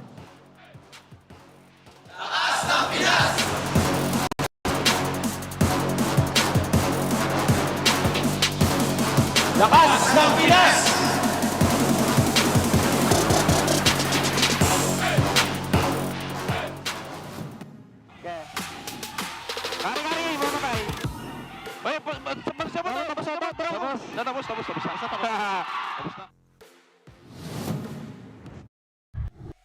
And welcome back to the English desk here for day number 2. It's now match 2, week 5 here, MPL Philippines. Again, I'm Naisu, joined here on the desk with Ingan. And as you guys just heard from the mic check, that was our last series that we just witnessed, TNC and FCAP. That was the mic check with the Winions pushing the base. Game 1. And we got 3 games. I would say that's probably the best that we've seen TNC look so far. It's unfortunate that they weren't able to go ahead and win the series against the Titans like FCAP. Yeah, but still, you know, the synergy, their chemistry is really brewing. Something positive at least is happening. But for Falcons APBren, I'd just like to go back to their Game 1 win. I heard over at the Filipino panel when they interviewed FCAP, Flap and Kyle, they didn't even notice that the Minions was pushing. During that, they were so locked in during the Lord fight. Even Falcons APBren didn't notice. They were locked in, we were locked in, and I'm sure a lot of people are just paying attention as well. But that win does bring them up to the 2nd spot here now at 6 points. Again, if you're looking at this for the first time, Fnatic Onic secured their playoff spot yesterday. So, of course, they're still holding on to that undefeated record. They're 8-0 right now. We'll get to see if they continue on that trend once again. But, yeah, unfortunately, TNC, as good as the improvement looked, they're still sitting at 0 points, and that you can't count them out. Like we said leading into this, you know, it's pretty close there for the rest of the team still battling it out, and, you know, they're only a couple points away from getting to where RSG Philippines is. So I would say pretty promising from what we saw in the last match. I hope they can just fix some of the mistakes that they kind of need to handle here because before we talk more about the matchup, I got to ask you guys, are you guys feeling bored with your usual ranked matches? Because right now you could spice things up with the Snapdragon Pro Series Mobile Legends Bang Bang. It's Season 6 already, so why don't you guys check that out? And it's time to step up your game and face off against the best of the best. Signups open for all qualifiers. Just head on to esl.gg/SPSMLBB. There. Whole lot of MLBB action for you guys still, not only here, but just around the world. Can't believe it's already going to be Season 6 for them, but always great to see. So again, good luck to everybody joining that for the qualifiers. Now, again, we're going to throw it to the very big brains out there, the smart guys, the panel to break this down. Renmar and Rockhart, let's talk about the matchup.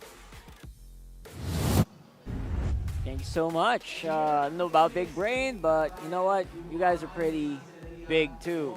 You know, like a really big guy. Yes. And a really big muscle guy. Yeah. Anyway, sorry. I was caught by surprise there. Welcome to the Infinix Game Tambayan. I'm Rockhart. This is Renmar. Hello. And we are walking up into match number 2 here today. It's a Blacklist International who just had their first win against the undefeated Fnatic Onic Philippines. Yeah, it's gonna be tough here, especially if if what we saw on the waiting screen is right. I want to look at Fnatic Onic Philippines first. It's like, how are you going to introduce that new element for Blacklist International?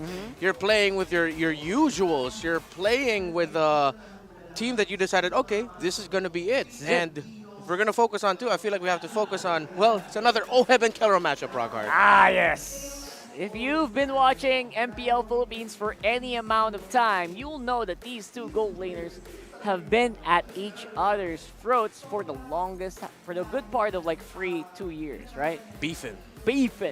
And not just in game, a little bit outside, but overall I'm pretty sure they've kind of settled into their places right now with these stats that we're showing right now. It's a weekly rivalry.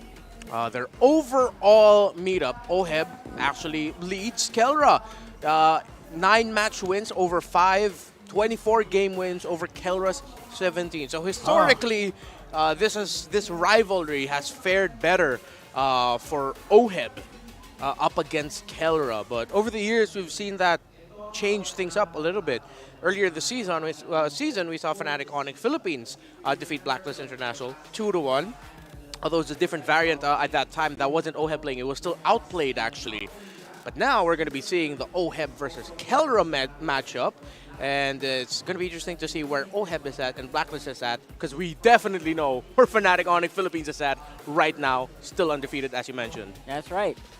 It's really important to also mention that, you know what, the people behind these two guys are a lot different compared to where they were before. The family, and there you go. There's the complete hero matchup we see for their Week 1 Day 3 matchup. And it was a 2-1 scoreline. Yeah.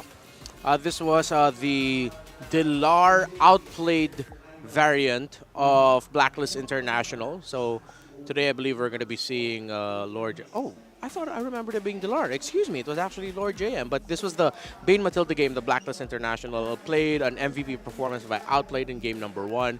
But King Kong and Kelra just eventually took over in games number 2. This was the first time we saw Kelra draft Ruby Gold Lane. And that's where it got its first win. It was Ruby and Harith. And it was here where we were starting to see the trend of Fnatic Onic Philippines of picking non-traditional marksmen as their gold laners.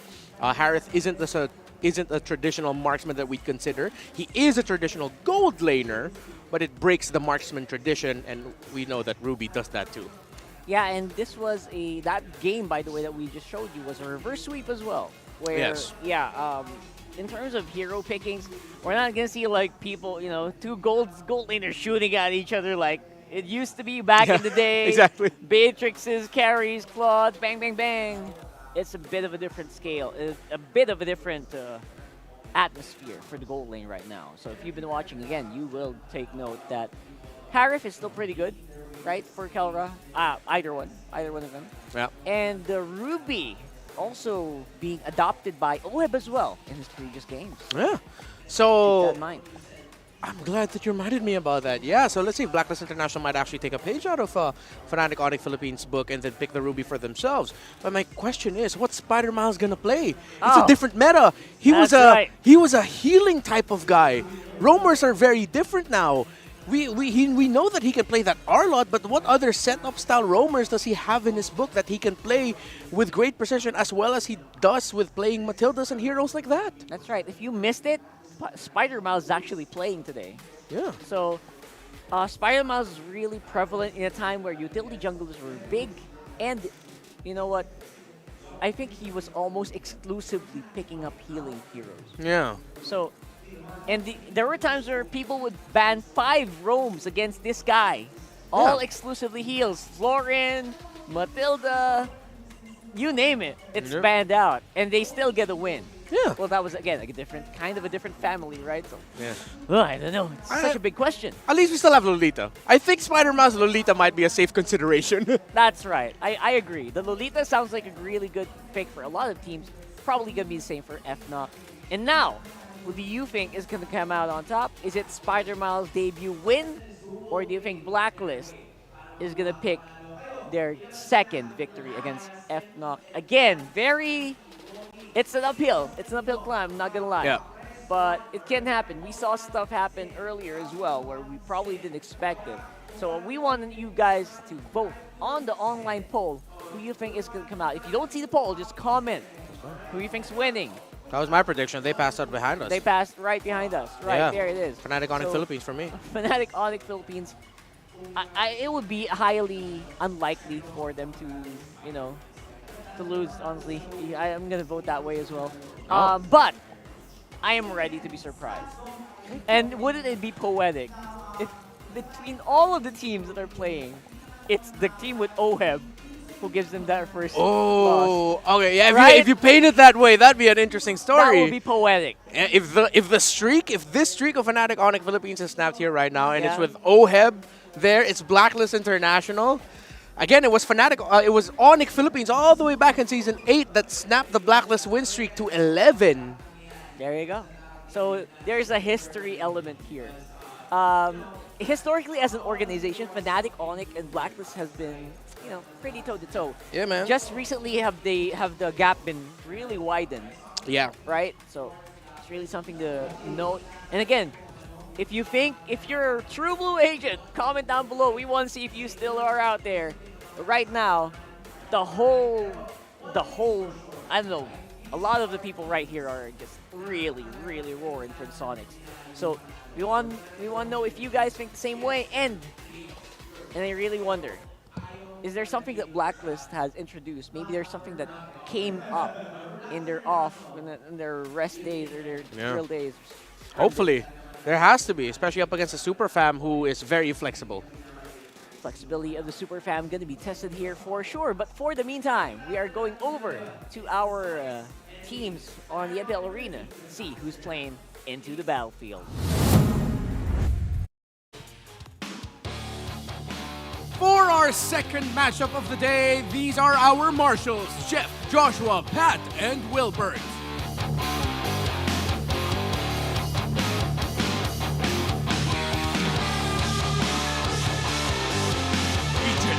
You've been in this situation before, but you've never wanted to give up as you continue to break the code and find the right combination. Unleash your hero within Blacklist International!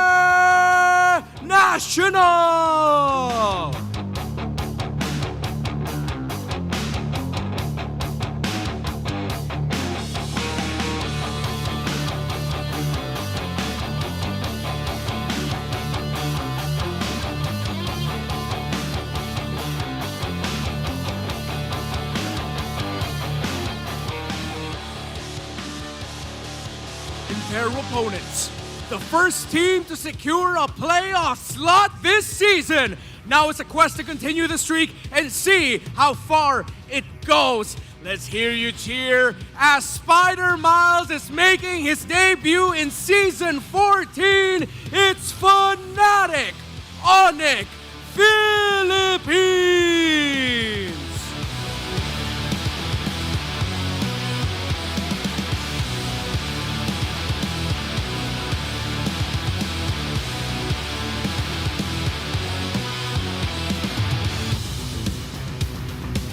Leading their way and up on the stage, it's Coach Esson for Blacklist International and Coach Why Not for Fnatic Onic Philippines.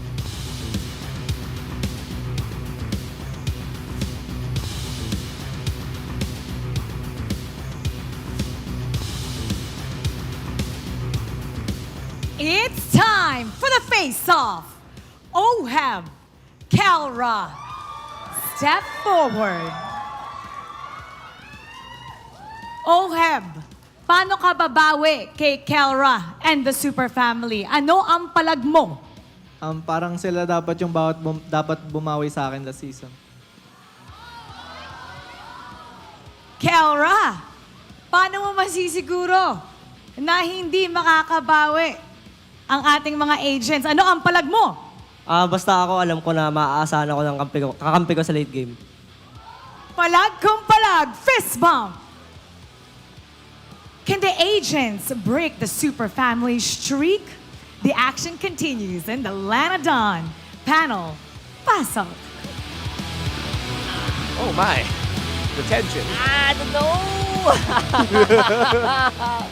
Kelra really coming in the form here. Yeah. Reliable teammates is what his call. That's his bet. Right now, this is Blacklist International. You know what?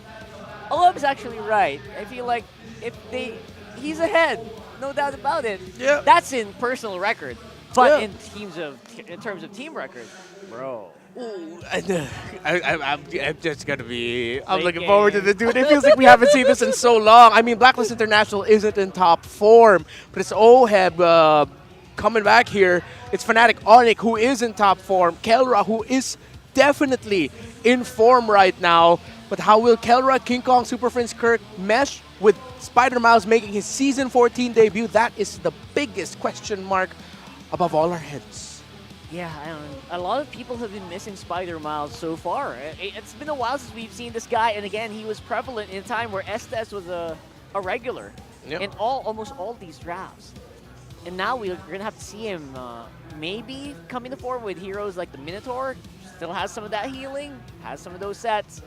But then again, we don't know what Fnatic Onic practiced on the, behind the scenes. And for Blacklist, I wonder if that's, that last win that they got was is going to be enough to push them forward here. They were able to get that game win up against Omega Esports, but eventually lose in 3. As we look at the Infinix keys to victory, just continue trusting the process. As you mentioned, they already got that game. You can build from that.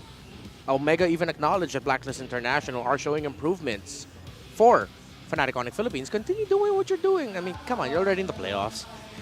Just keep it up. What you do, right? Just do what you do. Keep that chemistry up, especially since your roamer is different. And with your roamer being different, create the play that will dictate the pace of the game. Spider Miles, Perks, you guys are gonna have to set the tempo. That's right. Most of those definitely going to be up to the roamers, XP laners, and maybe that mid lane we're looking for here.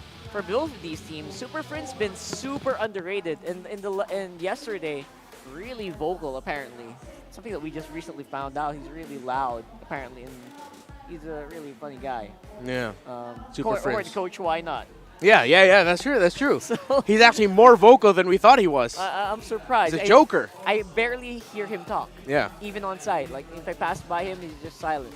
Yeah, actually, I could back that up because I remember we were able, Leo and myself, we were able to spend time with Fnatic Onic Philippines before the playoffs in MPL Philippines Season 13. Yeah. And when he mentioned that, and now that you're reminding me, yeah, I actually got to see a bit of that. He was still relatively quiet because there were some more people there that isn't like the usual squad. But when it was just the boys, when it was just Super Friends and the rest of Fnatic Onic Philippines, yeah, dude has some zingers prepared. You gotta get ourselves prepared for that. Yeah. Maybe we'll have him on the interview. Maybe Vale have it on the interview. But right now, update right now is Blacklist going for a blue side select, and I think that is pretty fair. And if I was looking for some potential counter plays, I don't want to show my cards very early on. You want to wait for a possible roamer here for FNOP. We want to see the route. I think even Blacklist right now is quite apprehensive of what Spider Mouse can bring to the table. How good is he on the setters? Or is he even going to go for the setters? Is he just going to play the Spider Mouse way? Yeah, is it just going to be healing? We see Matilda's still an option, but not all the time. Yeah. Lolita is definitely an option, but let's see if that might get banned out or taken out. So black side selection priority win rate, when they're the ones picking the side, it's 11%. Again, they have been struggling this season. Yeah. So if I'm Blacklist International, I wouldn't overthink the Spider Mouse factor too much. If you think about one factor amongst many others, you're just going to forget. This is one of those scenarios where you can hear the coaches to tell the team, let's just focus on us, focus on our draft. Yes, we'll acknowledge a little bit of what the strengths that we know from Spider Miles, but this could be a completely different Spider Miles that if you overthink it, Blacklist International might struggle, so it's safe that they decide to pick blue and be the ones to set the tempo of the draft. And it's Coach Esson, by the way. Yeah. That's Coach Esson, of all people, coming into play here today. Probably one of the biggest haymakers that Blacklist can throw. Let's see if that's going to affect their play as we head to draft for game number 1. And yeah, no surprises with the Fanny Insta ban here. Chip as well on the red side for why not. He's becoming very adept on the drafting here in the season specifically. I love what I'm seeing here for FNOP. Yeah. Take out the chip as usual. I have lost count. That's a lot of games already at this point. The chip hasn't been picked up. So no high loss here. Still very strong first pick. Oh, they're the ones to ban the Jushin. Okay. All right. So we still have a lot of power picks up. The Rogers, the Harith, the Edith. We also have the Zask up. The Assassins as well, although Fanny has already been taken out. Ling, Roger. Ooh, lots of open. All right. So this is going to be very interesting here. Lots of stuff. I think Ling, you can't really forego the Ling too much. It's going to bite you in the butt eventually. True. I agree. So try to get that as soon as possible, maybe on the bans. Not surprised we'll see like the Hayabusas pop in here again once in a while. Yeah. So we'll see. We'll have to wait and see if that's going to come into play here. Yeah, a lot of teams actually ban out the Roger against Blacklist International. I think still remembering what MP the King was able to do with Roger up against Fnatic Onic of Indonesia back in MZ 2024. So with that respect, I think Edith might be good, but no, they decide to swerve and go Nolan Rush. Straight for the MP pick. I like it. So Blacklist International, they're not afraid of showing their trump card very early on here. MP the King still one of the most, I would say, mechanically gifted players here in Blacklist so far. Yeah, when you rush jungle like that, that means King Kong's pick can come later. It can come third if ever. If you just want to secure it, they can go Edith if they want to here. Or Super Friends has been one of those Dash players. But Lo Yi is also still open if Fnatic Onic Philippines want to go that route. I am the priestess of But primal lightning. Edith? You can't forego the Edith. It's too good of a pick. Yeah. Especially on first rotation, you want to pick it up as soon as possible, I guess. Yeah. Highest win rate hero in the meta right now. And she's 100% contested in all the drafts. There it is. Doesn't get perma-banned like Chip does, but you know, it's always going to pop up either in the bans or the picks sooner or later. Showing up with the Harif once more, so it's going to be the Kelra Harif for sure. And again, a big throwback to maybe some fights we'll have. I would not be surprised to see a Ruby here. Ooh. Yeah. Ruby for FNOP or for Blacklist? Sorry, for Blacklist. For Yes. Blacklist? Maybe. Ah. Well, OHEB just... Oh, this time it'll be OHEB going with the gold lane Ruby. For the Bang Bangs. Let's see. The magic spell throwing Yeah. tournament. I don't know what you call it. Yeah. That's probably it. Let's see if that's going to be the pickup there. I mean, the Moskov is still available if they want. Ooh! Dude! What a throwback!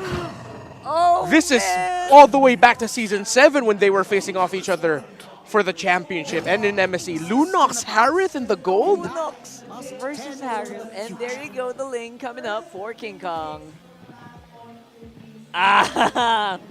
We're about to get themselves some good old-fashioned MLBB. Yeah, this is Blacklist International and Coach Esson just deciding to go, hey, you know what? We're going to set our own identity. We're going to go Harith. So they throw it back. They were going to go Lunox. They throw it back to the Lunox-Harith matchup.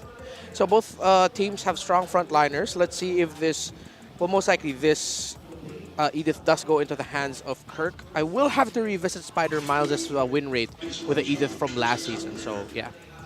So if ever that does go to the Edith, I think it's safe to say that it's going to be a bit of a different kind of Spider Miles will probably see the day.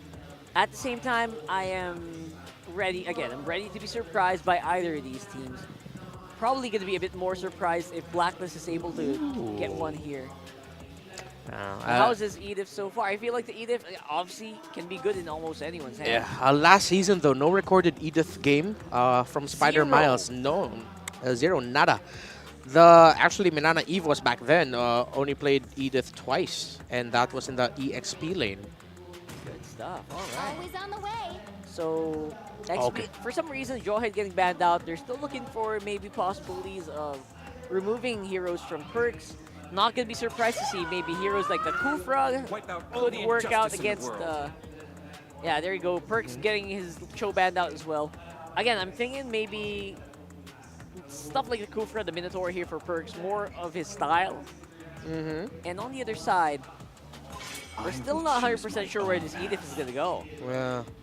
We still have Kaja and Minotaur available for Fnatic Onic Philippines. It could be a Kaja Lo Yi in the end for Fnatic Onic. They already have the Harith, they have the Edith, the Ling.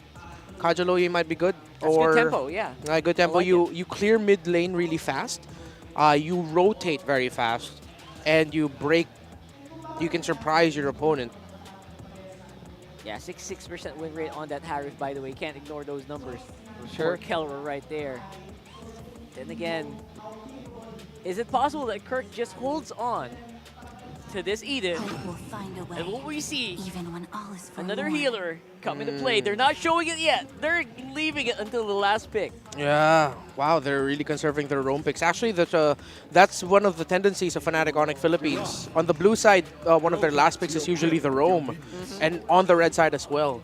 So Blacklist decided to go for the Tigreal with all the dive heavy of the Ling, even the Harith. You can force out Purifies with the implosion of perks. Well, let's see. Is this marksman or another mage? Oh, they go Faramis. Super support. Almost purely magic damage for the most part, except for the Nolan here. Yeah, that's why they decided to go for a burst assassin because they knew they're going to be going for more magic. That's right. Again, the difficulties of that is they might have some problems with turret taking if they don't win these team fights. Can they go Diggy? Against the Lunox and the Faramis, so Diggy might be tough. A double setter combo here, you know, Terizla with a Tigreal, you could go for Diggy, but... Or Jella? Yeah, I'm thinking more that route. More of the keep the Harith alive kind of. Yeah. Angeling, Angela Harith, if they go It's Jella. Angela, yeah, it's Angela. You think? Yeah, it's Angela or... I don't know. Estes? I don't know why I can hear a hoot hoot. Oh no, of course. Old reliable. Like we mentioned before, if you're slowly transitioning into this meta, get the Minotaur. You have the Setter, and it's also a healer. Right? Yeah. So ease yourself in, right? Yeah. Let's see if it's gonna be tanky enough though. I think this Minotaur might. It could disappear to the Nolan. Yeah, exactly. Especially if it's gonna be the typical flask of the Oasis build up for him. We'll see in the emblems later if he decided to go for Mystery Shop so that he can get it faster. Yeah, it's definitely a great pick, but at the same time can kind of be really squishy against the Lunox and the Nolan. So we'll have to wait and see if Fnatic Onic can actually take this game, or will Blacklist surprise us today with the Lunox gold lane. Throw it over to our casters for the game. Thank you so much, panelists. Again, Renmar Rockhart, for breaking it down leading into the matchup here. Second one of the day. Again, I'm Naisu, joined here on the English desk with Ingan. And we're kicking it off. Fnatic Onic Philippines versus Blacklist International. This rivalry that was talked about on the panel in the gold lane especially is something to keep an eye on. But also the fact that now this is a different version of Fnatic Onic Philippines than what we've seen for the majority of the regular season, the first half, if you will, with Spider Miles in. And real quick, taking a look at it, they got 2 Warcry emblems. And, you know, just to answer Renmar's question, yeah, there's no mystery shop there for Spider Miles to build that up first, but he's just going pretty much pure tankiness. He's got the firmness, the tenacity, and he's going to be playing with that concussive blast as well. And for Blacklist side, first blood! Off-camp kill there. Kirk! Wow! It was Kirk. I think there was an overextension from Lord JM, or he did an onward, so that the turret will indeed damage Lord JM, but the lover boy, not the lover boy, the heartthrob Kirk. The heartthrob picks up the Kirk? first kill. Heartthrob Kirk. He's got the buff, I guess, here for game number 1. Literally. You guys will see what I mean by that later. Anyway, Kirk getting the first blood this early on a Warcry Edith. It's kind of scary because that should actually give him an advantage already. Again, Kirk with the onward onto Lord JM, but this time King Kong is here. Defiant Sword will not bring him down, but will he go for it? I think not. And for Blacklist side, as I was mentioning a while ago, it's also a different lineup that Fnatic Onyx going to face, because the last time that they met again, it was Outplayed. Outplayed, yep. Who played? Now it's Oheb. And speaking of the rivalry of Oheb and Kellera, there was one stream where Kellera said Oheb's prime was really S8, but Super Prince almost uses the flicker. There was the rivalry during S8 was for Kellera, the prime of Oheb. Because for Kellera, Oheb was really dominating Kellera one-on-one laning phase at the gold lane. And I think that's just, you know, again, both the gold laners here have a lot of history, have a lot of accomplishments themselves.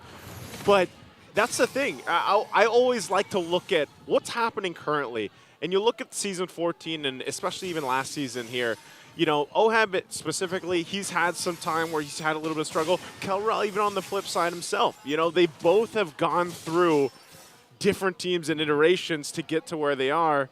And looking at it, for Oheb, a glimpse of Oheb's mage era. Throughout his MPL PH career, he has played Lunox 14 times, sporting a 57% win rate. So for Oheb and Kellera, having a 1v1 here, Zaman Force, Oheb gets the upper hand there.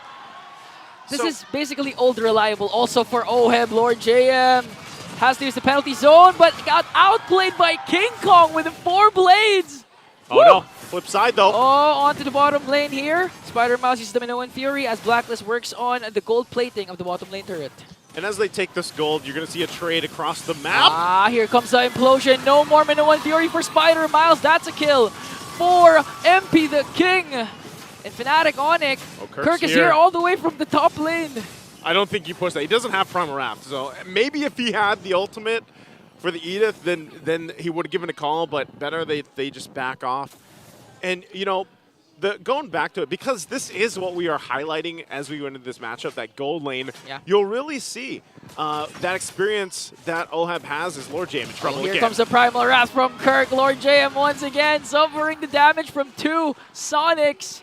Not a good start. 0-3-0 for Lord JM. And I was going to say, where you see OHEB shine on the Lunox with the amount of times he's played the hero, but Kaura, same thing with the Harith. I would hope we get to see a glimpse of the specific stat for Harith for Kelra. Yeah. But let's just put that all aside right now, Egon, because right now Lord JM is getting just demolished. Yeah. He is going to be of very little use on the Terizla, at least for this early portion. We'll see if he can at least land this penalty zone. That would be... Okay, nope. Okay. Penalty zone not going to connect onto anyone. Lord JM soaking up the damage. And here comes Haji with a correction under the realm plus Shadow Stampede. Look at Perks with the implosion play as King Kong gets the second turtle. Going right after Lord JM once again. Spider Miles for a turtle. Sonics, I think they won that trade. So they traded out now for one of the turtles here for Fnatic Onic. And that's what I'm saying. You know, you have to be able to find some win in these exchanges if you're Blacklist International, and that's what OHEB's doing. He was working on the start. You can see the damage. Even King Kong's got to respect it. But OHEB has to catch up. He's got to be able to build up as fast as he can, and I say catch up in the sense of catch up for the team, because that's what OHEB is going to be on this Lunox, and you already know you're struggling elsewhere. Oh, there it is. Fast Lockdown. rotation here for Fnatic Onic. Going right after Lord JM once again. This time, he's going to be able to escape, but that's 5 members of Sonics going up top. King Kong. 1v1? 1v1. Brilliance is pop. King Kong still has the Tempest of Blades. Will he still go? He uses the Retribution. Now Chaos Assault. Oh. Tempest of Blades. OHEB's going to dodge the Tempest of Blades. Wow. The Filipino. What's he called now? Well, because he's playing Lunox? Yeah, I think the Filipino. That's it. I'm sure maybe our panelists have a name for that. We'll see. Before we coin it, we'll see how he does on the Lunox. Let's leave it to Redmar. But right now, with this, you know, Kelra, he's looking to do the same things that he, on the Harith. And one of the things that pops up in my mind with this, in terms of that battle, that gold lane mashup, when we get to the objectives, whether it's going to be the Filipino Sniper, Filipino Savage on their respective heroes, it'll play a big part of the fight. Now, the problem, like I was saying with Blacklist International, is who's going to be that set guy? So far, it's been Perks. Perks has been doing a great job at landing the implosions. Even Haji with the Shadow Stampede. Haji with the Shadow Stampede, he's got that too. But then eventually, Lord JM will kind of balance it out. You know, he had a rough early game, but penalty zone is still, it doesn't matter how many items you have. As long as you land the penalty zone, you're pretty much setting your team up for success here. Okay, King Kong going all the way from the bottom lane. Okay, so they're gonna give the turtle because King Kong doesn't get there in time. And now, I just noticed Super Friends actually already suffered the death because yesterday, Leo mentioned he's the top KDA among all players and didn't even die once during a 2-game series. But this time he has, as King Kong works on the bottom lane turret to even things out at the gold lane. Okay, so they even it out, but you can see the push happening here. Cross map, same thing happening.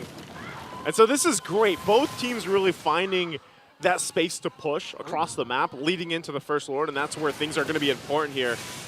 Kirk will go ahead and spot things out. Perks is going to be fine. Bottom lane, Look at the bottom lane, though, yeah. Very patient there from King Kong. The rest of the team's going to kind of manage that wave, though. We'll see if they actually try to make a play here, but I don't know. He goes in with a fracture. Not going to be enough to bring him down. Almost, almost. Imagine a couple more items for MP. They would have been a kill. Yeah. Yeah. Yeah.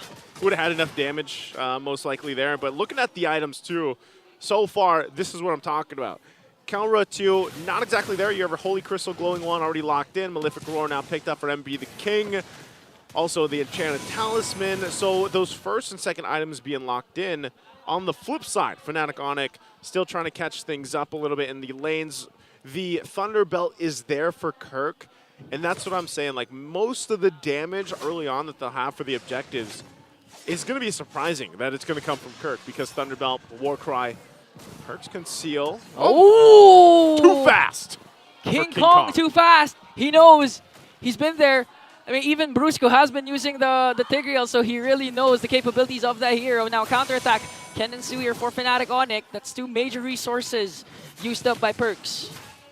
All right, they get that out. But again, I think they just kind of stall this out, delay it. No Eternal Guard as well for Super Friends. And so they'll play it slow. They can play around the fact that they have sustainability, they have the heal. And so it's really like a battle of playing against a NetherRealm, playing against the heals from Spider Miles, right? And so with that, Spider Miles will be a forefront because same thing, not only the heals, but a setup with Minoan's Fury. And that's why they slow things down. I think this is going to happen for a while. It's going to be a shuffle, you know? No one's actually going to want to commit.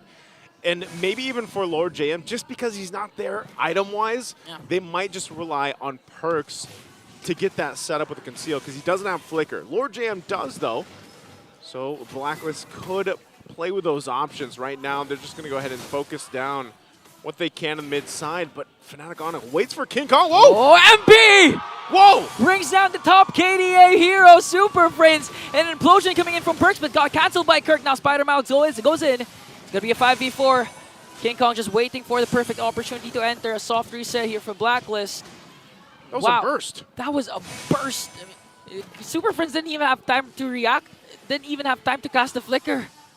Yeah, I mean, I guess that Aurora that MP the King picked up. Enough to go ahead and burst down through a mage. Now they're going to go for it. Oh, penalty zone this time for Lord J and will connect, but Spider Miles answers right back with a Minoan Fury. Here comes the NetherRealm coming in from Haji. There's a kill onto Blacklist. King Kong with the 4 blades. OM, Perks, Haji will fall down. And all of a sudden, the tides have turned for the King of the Jungle. A maniac for King Kong. King Kong, a maniac already. We've seen him play this sling before. And now we get to see it again. The Infinix instant replay here. Looking at this setup come through. Beautiful, beautiful, set things up. The counterplay as well. And you know, they try to run, but how far can you really run from a Ling, from King Kong, fighting in this area to top it all off? Wow. As he gets that last kill, picks it up with Maniac. And he was close, man. He was really close to the Savage. I think it was MP the King that got away with a sliver of his health. I have to commend also Kellera for setting things up for King Kong, doing the initial damage. And who could forget, of course, Spider Miles. Despite soaking up the damage, was still able to cast the Minoan Fury and Flicker combination. Caught Blacklist off guard, even though Haji was able to cast the NetherRealm on point. The damage from Kellera, as soon as he casted the Zaman Force, was just too much. It was easy for him to break the NetherRealm, and now the Lord, they have it on the bottom lane, plus a 1.2k gold lead. So with this, they're going to push in. They have 2 Lords. They got 2 Lords basically down.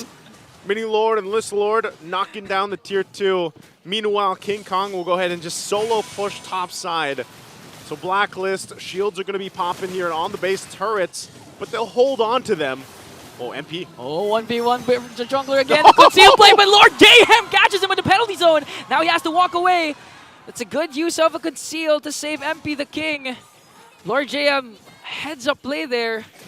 They were able to defend all inhibitor turrets and save the second tier turret in the middle lane. All right, they hold on, like I mentioned, they're going to hold on to the base turrets, but this is looking kind of dicey now for Blacklist International. It's a part of it too is just, you saw that with a good catch from Lord JM, but they didn't have the follow-up. If they can shut down King Kong, that'd be great. That'd be one great step for Blacklist International to try to turn some tides in their favor. Oh, okay. Oh, wow. MP still gets the purple. Purple's still going to be secured. They got to fight for it. Again, there's really nothing else for them to fight for right now. They're still waiting that 38 seconds or so for this Lord to come up here. And so you look at the last fight, Blacklist International, how do we adjust from that? Spider Miles had a great set. You mentioned this earlier on, even for Kellera laying down the Zaman Force. They got to be able to counterplay all that CC also thrown in their face. I mean, I didn't even mention the Edith, the Eternal Guard from Super Friends. Like, there's so many things here that Blacklist International has to play against. And again, that's why the fairness is great. But you got to be able to pop off as well against what Fnatic Onic has done. And MP the King, he's been doing a good job at finding his targets, but at some point the Nolan will start to struggle a little bit. Yeah, it's gonna and fall then off. you're just waiting for Fnatic Onic. Just much as possible, try to wait for a pickoff, but we all know King Kong, we all know Kelra. In terms of positioning, in terms of map awareness, it's hard to pick them off, especially during this big Lord clashes.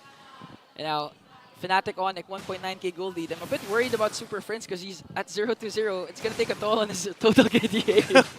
Yeah, well, you know, for now, all he's got to do is drop down Internal Guard. They're waiting. The flickers are almost available for Perks and Lord JM. Lord's at half health here. Do they give it a call? Blacklist International might take the risk. They might send a Lord JM or Perks to go ahead and fight for this objective.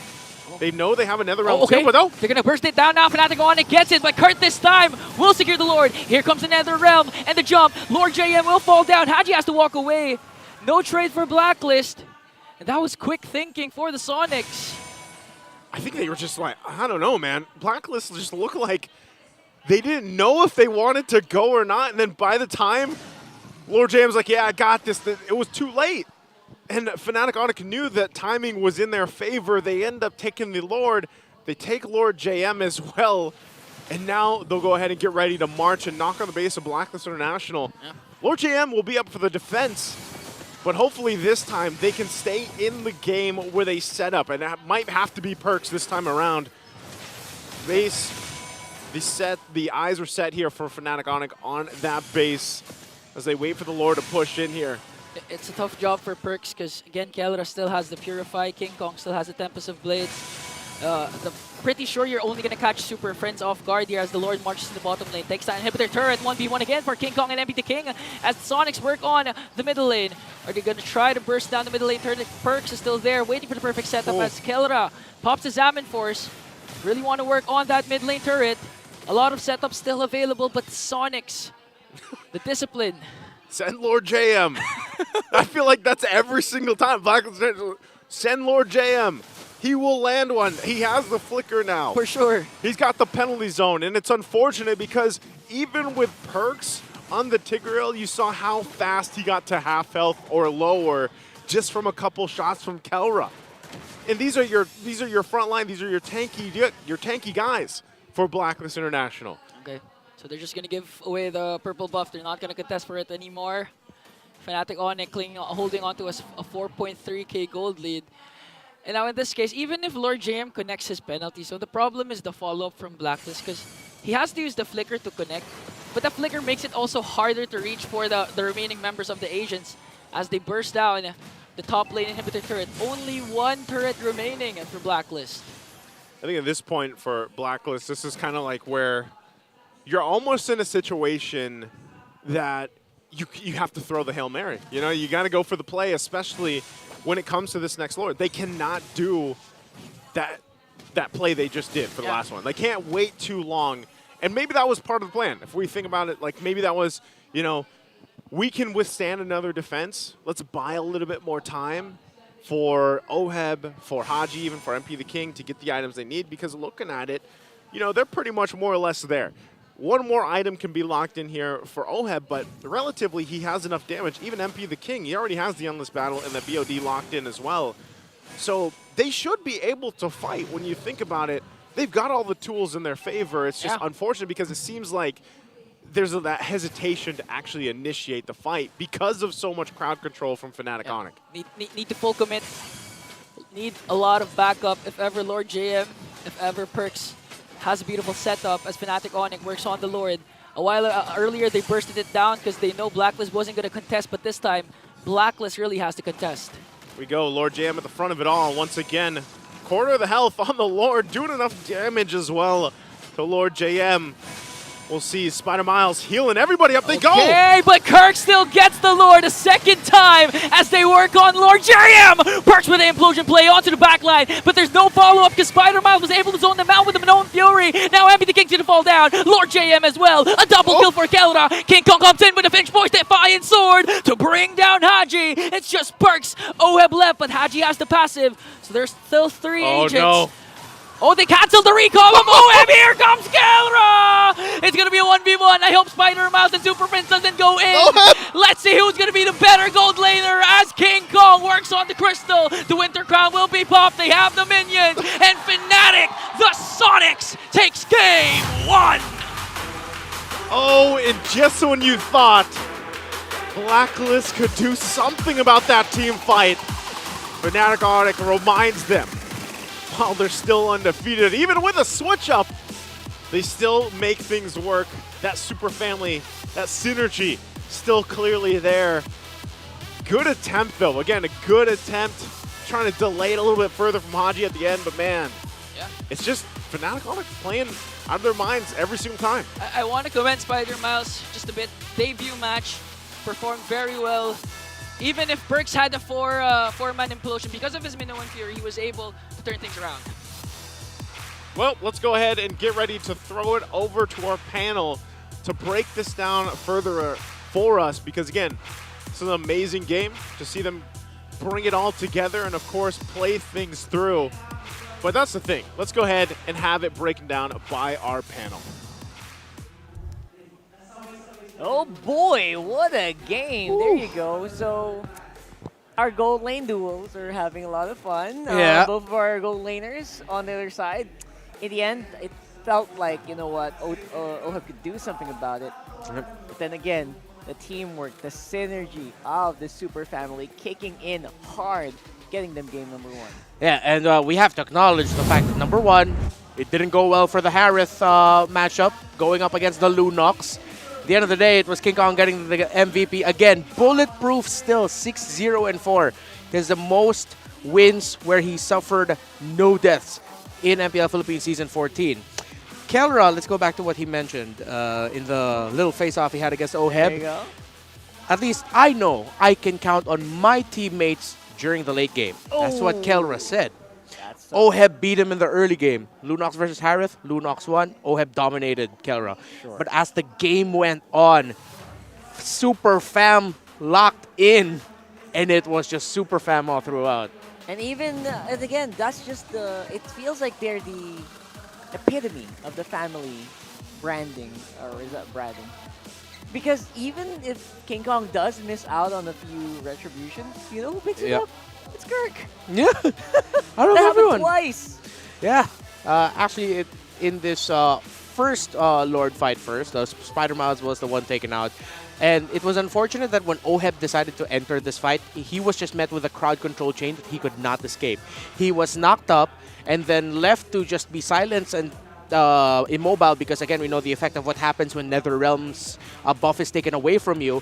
Once he got out of that, he got knocked up twice, once by King Kong and then again by Kirk, or I believe it was the Eternal Guard of the Vexana. So OHEB just, he couldn't deal the damage that Blacklist International needed in that first Lord fight. In the second Lord fight, Super Friends, great item juggling so that OHEB wouldn't be able to take him down, so that OHEB deciding to go to the back line and trying to take out Super Friends, which was good targeting still, would not have the effect that Blacklist International was looking for, while the rest of the members of Fnatic Onic Philippines and their front line was just decimating what was left of Blacklist International there in that last Lord fight. Yeah, definitely bought so much time there in that last engagement, making sure that if, you know, even if FNOP wasn't ahead each and every turn here in this game, they were relatively close. They kept it super tight. And again, just leveraging the usage of the Minoan Fury of the Minotaur here.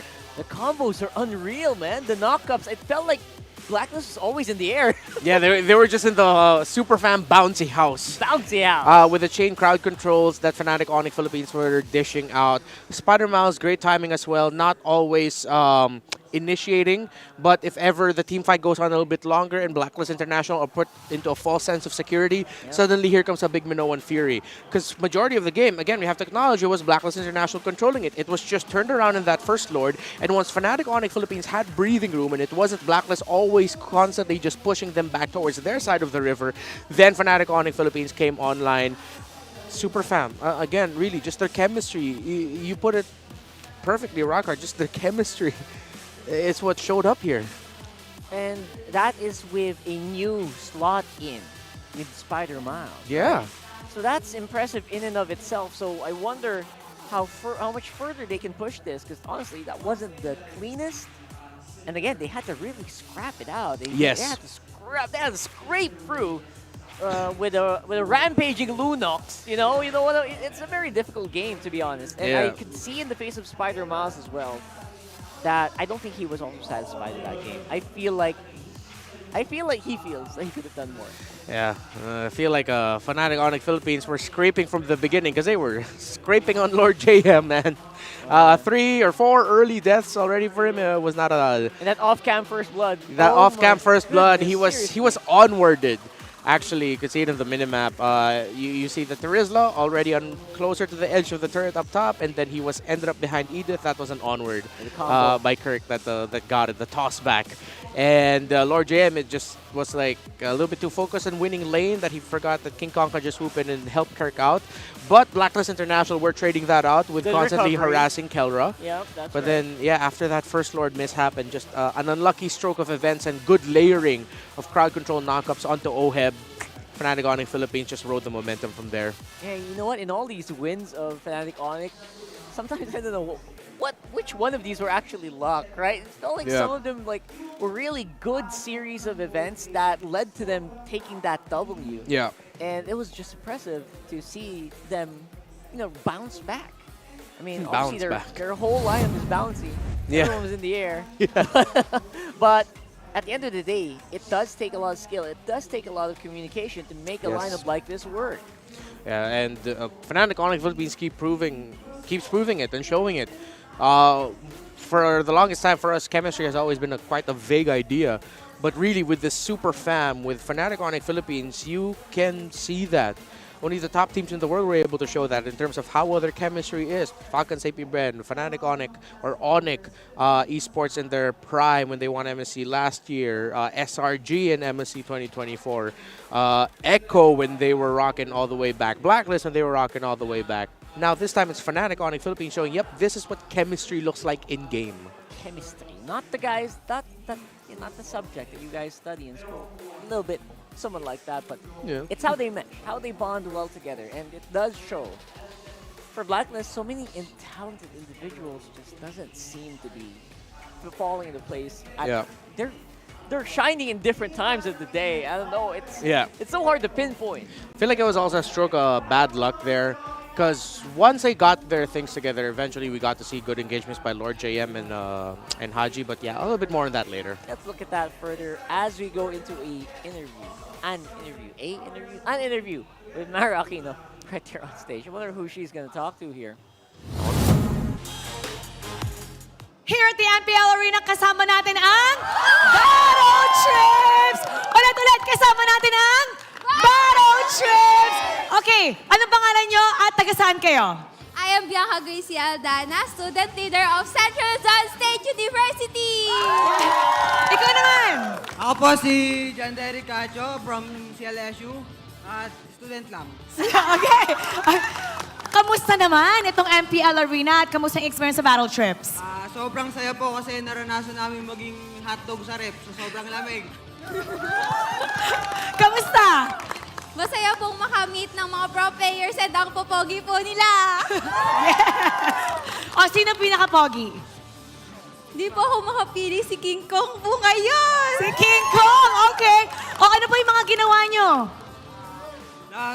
Naranasan din po namin mag-interview sa mga pro player din po. Nag-media training kayo kanina. Yes. O, kamusta yon? Yes po, natutunan po namin yung paano mag-question po ng pro player. Na-experience po namin magtanong sa mga pro players.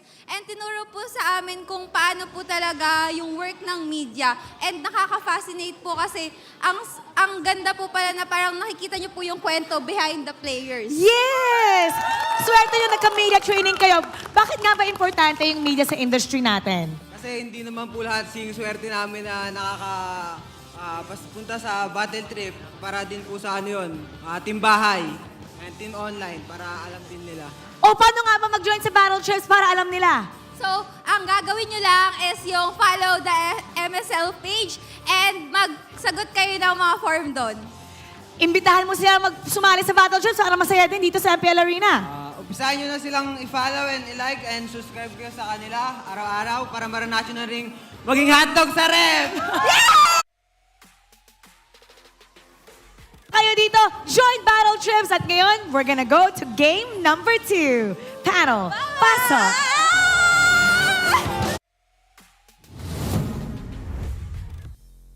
Cameo mid-interview, cool. What's up? All right, what's up, guys? So right now we are again always hosting these on-site events here in the Greensun Hotel in Makati. So if you're in the area, if you ever wanted to experience MPL Philippines live and alive on-site with the players, coaches, everyone walking right behind us, just go ahead and pass on over to the PH-MPL website and book your tickets now. Yeah. I like the opportunity that we get because it gets good opportunities for the students who live in areas outside of Metro Manila, or at least far on the edges of Metro Manila, even further, to give them a chance to come in here, watch MPL Philippines. So we've been doing that for 2-3 seasons now, and it's great to see. We got to meet a lot of new faces and small little communities but out from that, especially when they learn from our fine men and women at the media core of MPL Philippines. That's right. Lots of jobs waiting for you in esports, apparently. So wait for that. And of course, before we go any further into this one, we also got some pretty cool stuff that we do on site, which is the gameplay pose from Smart. The Smart gameplay pose, hashtag the power of Smart. All they need to do is copy the pose. What's the that? Pose? Whose is that? I don't know. I wish we had a player that poses like that. Player going like that. Oh, that's easy. Come on. Of course, it's a new guy. Come on, you it's know Spider that. Miles coming in. Dude, they're supposed to copy. Oh my god. Someone did not get the memo. He missed the assignment. That guy didn't. That guy picked it up. The other dude just wanted to be really gonna give him another chance after he missed out on the last one. He missed the memo. Get another guy up in there. There we go. He even got the smile locked in. He got the smile locked in. He got the teeth. No. Come on. It's a smile. It's a smile. Oh, tell me. You know what? Fine. All right. We believe in second chances here in MPL Philippines. All right. Even got that meme photo locked in. Very energetic guy here. Love it. I love what you're doing, bro. Keep it up. And yeah, this is Spider Miles. Again, can't get enough of this guy right now, which I feel like could have been. I feel like I did it wrong. But yeah, could have been a bit better, probably.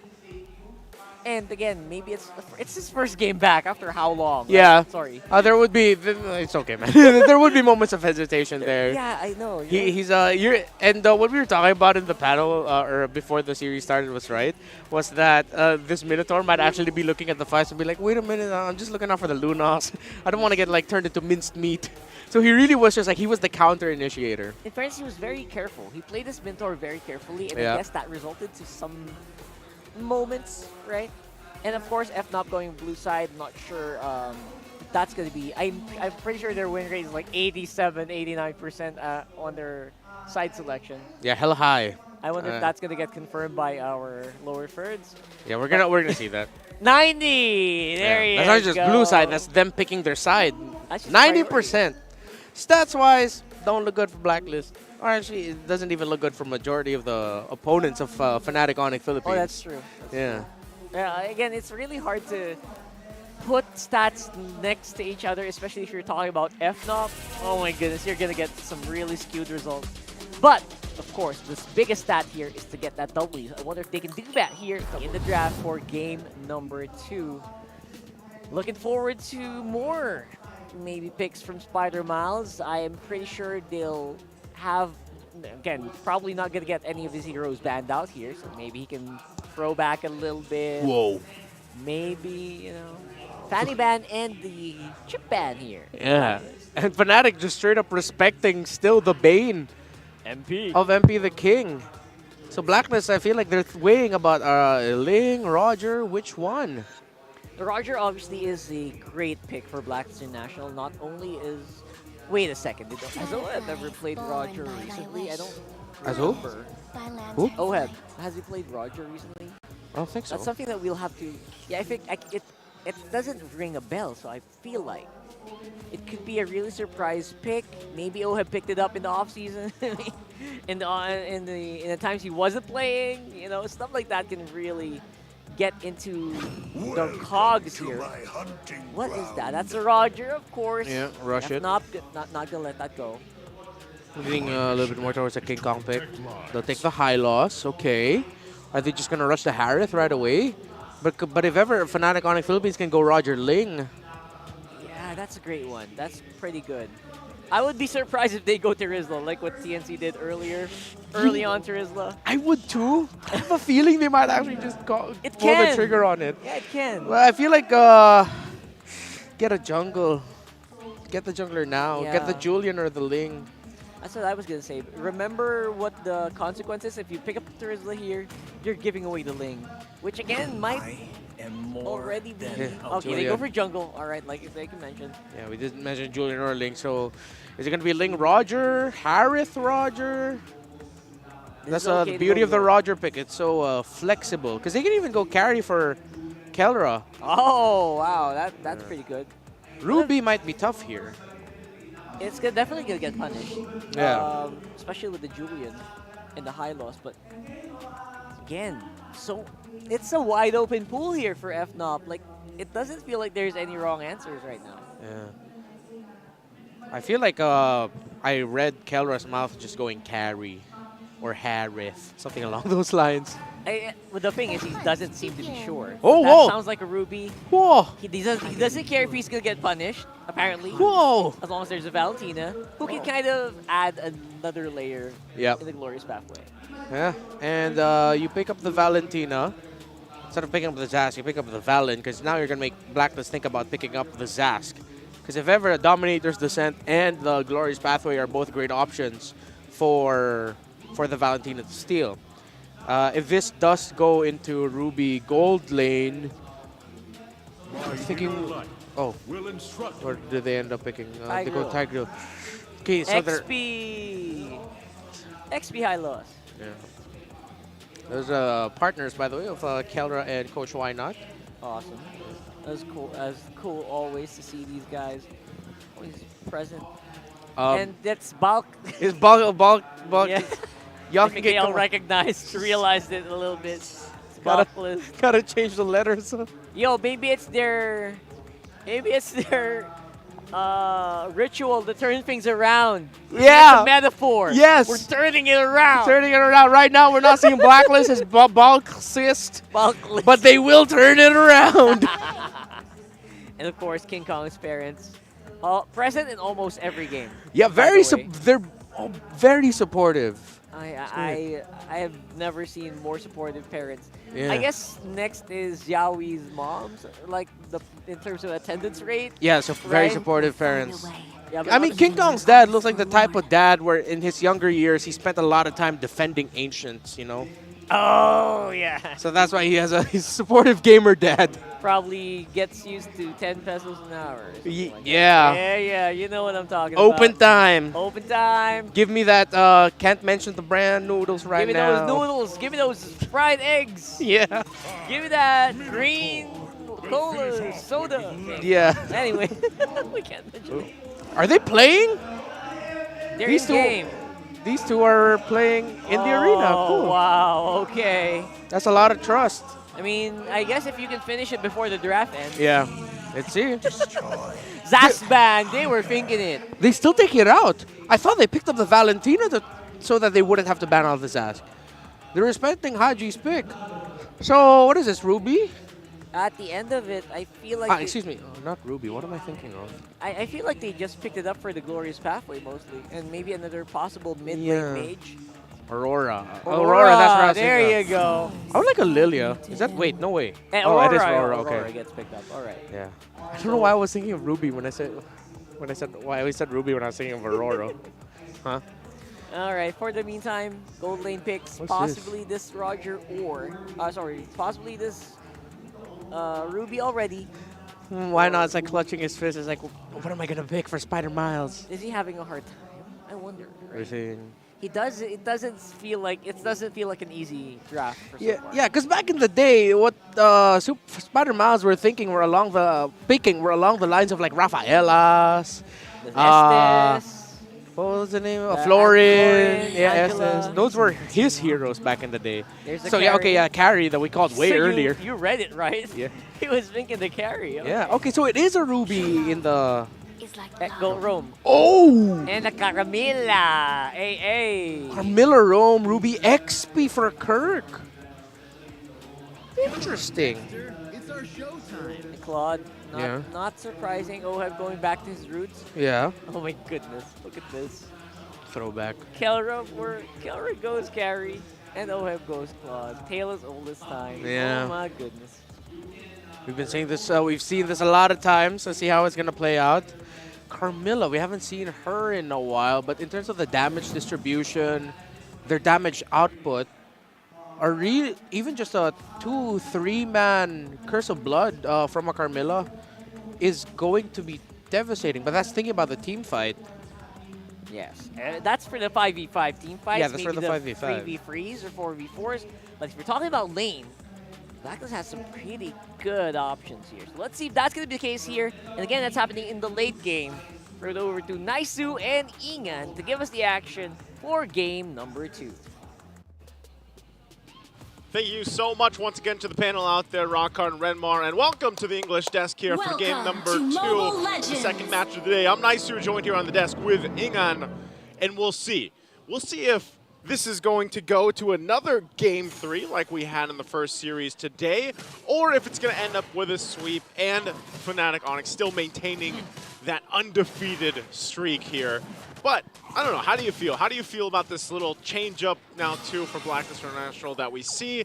I like the fact that you still have kind of coverage here. And like Rockhart mentioned, you've got the old classic matchup between the two gold laners. We've seen this time and time again, the carry and the Claude. You know, I'm still holding on to what I said earlier today. Tell me about it. Anything is possible. Anything is possible. So I think Blacklist, if they execute this perfectly, they can force a game 3. And Lord JM, instead going with a high loss for me is a more safer pick. Can do Lord JM things like zone out and soak up the damage instead of, you know, the Terizla, because if you don't hit the penalty zone, you're basically over. Yeah. Yeah, and that's the thing. Whoa, there's Oheb. Okay, Kelra gonna get sandwiched again. Who's gonna get the kill? Super Friends this time wants to bounce back from a 0-0 start. Did you see? Like, Kelra knew what he did, and then he's like, yeah, I got my buddies here as well. Ends up going and securing a first blood for the team. Win in the hands of Super Friends, and this is also a very, I would say, comfortable pick for Super Friends. He loves this Valentino. We've seen him do it before, even back in his debut season, and it was a standout hero for him. Now, going back to it, I don't want to pick on Lord JM too much from game number 1, but he was concentrated on so much that I think it really stalled out the game plan of Blacklist in game number 1. So this time around, yeah, like you mentioned, I also like this Hylos better in his hands. He's able to go ahead and drop down, you know, even the glorious pathway the way he wants. Look at this fight for the turtle, though. Look at the two frontliners of Blacklist. Not even bother. The Super Friends cast this glorious pathway. Kirks goes in all the way to the back line. Who's going to get the turtle? Wow. MP the King picks up the turtle, but Kirk comes now. Lord JM pops the glorious pathway just to delay Fnatic Onyx counterattack. Blacklist gets the turtle. All right, great. Blacklist gets the turtle there. But, man, I felt bad for a little bit because you are the Hylos. And Super Friends takes your glorious pathway before you hit level 4. Luckily, he ended up getting it after the turtle's already secured so he could cut off the path. But, you know, either way, at least for Blacklist International, they get the objective, they get that secured, and no one ends up, you know, going down any further during the exchange. Great placements there also with the ultimates that they had available to them. But right now, it's more or less just stable. You know, this stable early game, and they can play around it. They can have that opportunity in the early game to go ahead and scale up the way they need, because I don't know about you, Ingan, but I actually like Blacklist International's early game potential. Like, it's there with a Julian and an Aurora, but late game as well, they should be able to shine. Here comes, oh, it was Super Friends who catch that Frigid Glacier.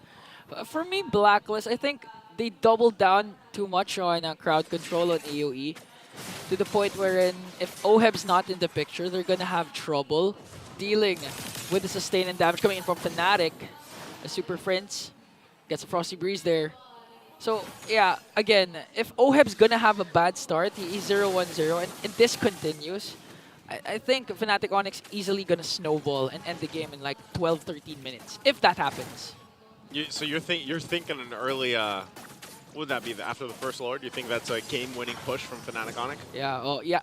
Second Lord. I'll give it second Lord. Put it at second Lord? Okay. Yeah. I think that's the thing is, like, for Blacklist International, and, you know, maybe in the chat you guys can let us know because there's not too much action happening right now, but is it more or less for Blacklist International to get to the late game where then Oheb is shining and he's locked in on the Claude like we've seen time and time again? Let us know what you guys think, because the fight for this turtle is going to break out now. Okay, glorious pathway for Lord JM. Zone out Kirk and King Kong. Super Prince has the Frigid Glacier, not going to use it yet. And this time, Kirk. Wow. Kirk's been getting all neutral objectives. Still has I'm Offended play, though, as Frigid Glacier will be casted. Haji's going to get there. Oh, look at that pull coming in from Kirk. Counter-attack coming in from Haji, but there's just too many Sonics up against the agents. Lord JM is going to fall down. A double kill for King Kong. And now look at the 1v1 here in the gold lane. And do you notice that Kirk has been getting the Lords, the Turtles, ever since game number 1? I said this in game 1, man. It's the game above. It's in the audience. The buff. The heartthrob buff. He's got it. And he's on point right now. And even with that, like, you already saw the fighting potential from Fnatic Onic's lineup. The hard part about all of this is you pick the Aurora if you're Blacklist International. You have it to fight in those choke points and to follow up through your Tigreal. But then, Super Prince, man, how many times have we seen Super Prince take the right ultimate at the right time? Okay, speaking of right ultimate, here comes the Frigid Glacier once again, but Haji casts his as well, preventing King Kong from going in with the Lycan Pounce. And now I think this is a free bottom lane turret for Fnatic. They should be able to push that. But this is what I'm saying. Oh, Lord JM, going to take a couple shots. Should be fine. Tanky enough as well. And that's what I'm wondering for Blacklist International. When you're trying to play against what Super Prince has been doing, like, it's really has been Super Prince being a nuisance to Blacklist lineup. And they have to be able to go ahead and just fight at some point in this game as things continue to scale. 2,000 gold ahead for Fnatic Onic, and they're not even doing anything fancy. Okay, that's a good position for Spider Miles. He knows the conceal, able to provide information for King Kong. That's why he's able to escape. But look at this kill coming in. Oheb with the Blazing Duet wants to bring down King Kong, and they will do it successfully. But at what cost? A lot of ultimates. So that's why they need to take this turret down to make it more worth it. They just decided to go ahead and trade. Turtle's going to be taken now mid lane, the focus here. Lord JM dropping the pathway. Whoa, whoa, whoa, whoa, whoa. Kirk goes in with the Don't Run Wolf King as Lord JM pops his vengeance. So we saw a swap roll between King Kong and Kelra. Kelra's the one who got the turtle, focused on the neutral objective, and King Kong was the one trying to push the bottom lane there. You be the jungle for a little bit. You know, we'll go ahead and work up off of it. Because Kirk's the one getting the neutral objectives anyway. What's my use? And at this point, you can see the items fall into place here. Orax, double Ward Axe is being picked up for Fnatic Onic. Now the focus on this mid lane. And that's the thing. I think, you know, our panelists even mentioned this. The ability to just, hold on, Super Prince. Oh, Super Prince also has a glorious pathway. It's now a chase. Oh, and man. TV's in front of Lord JM. Quick thinking, fast hands over Super Prince. If you got a pathway, I got a pathway. Yeah. If you got a Frigid Glacier, I got that too. You know, like, Super Prince has just been doing it all game.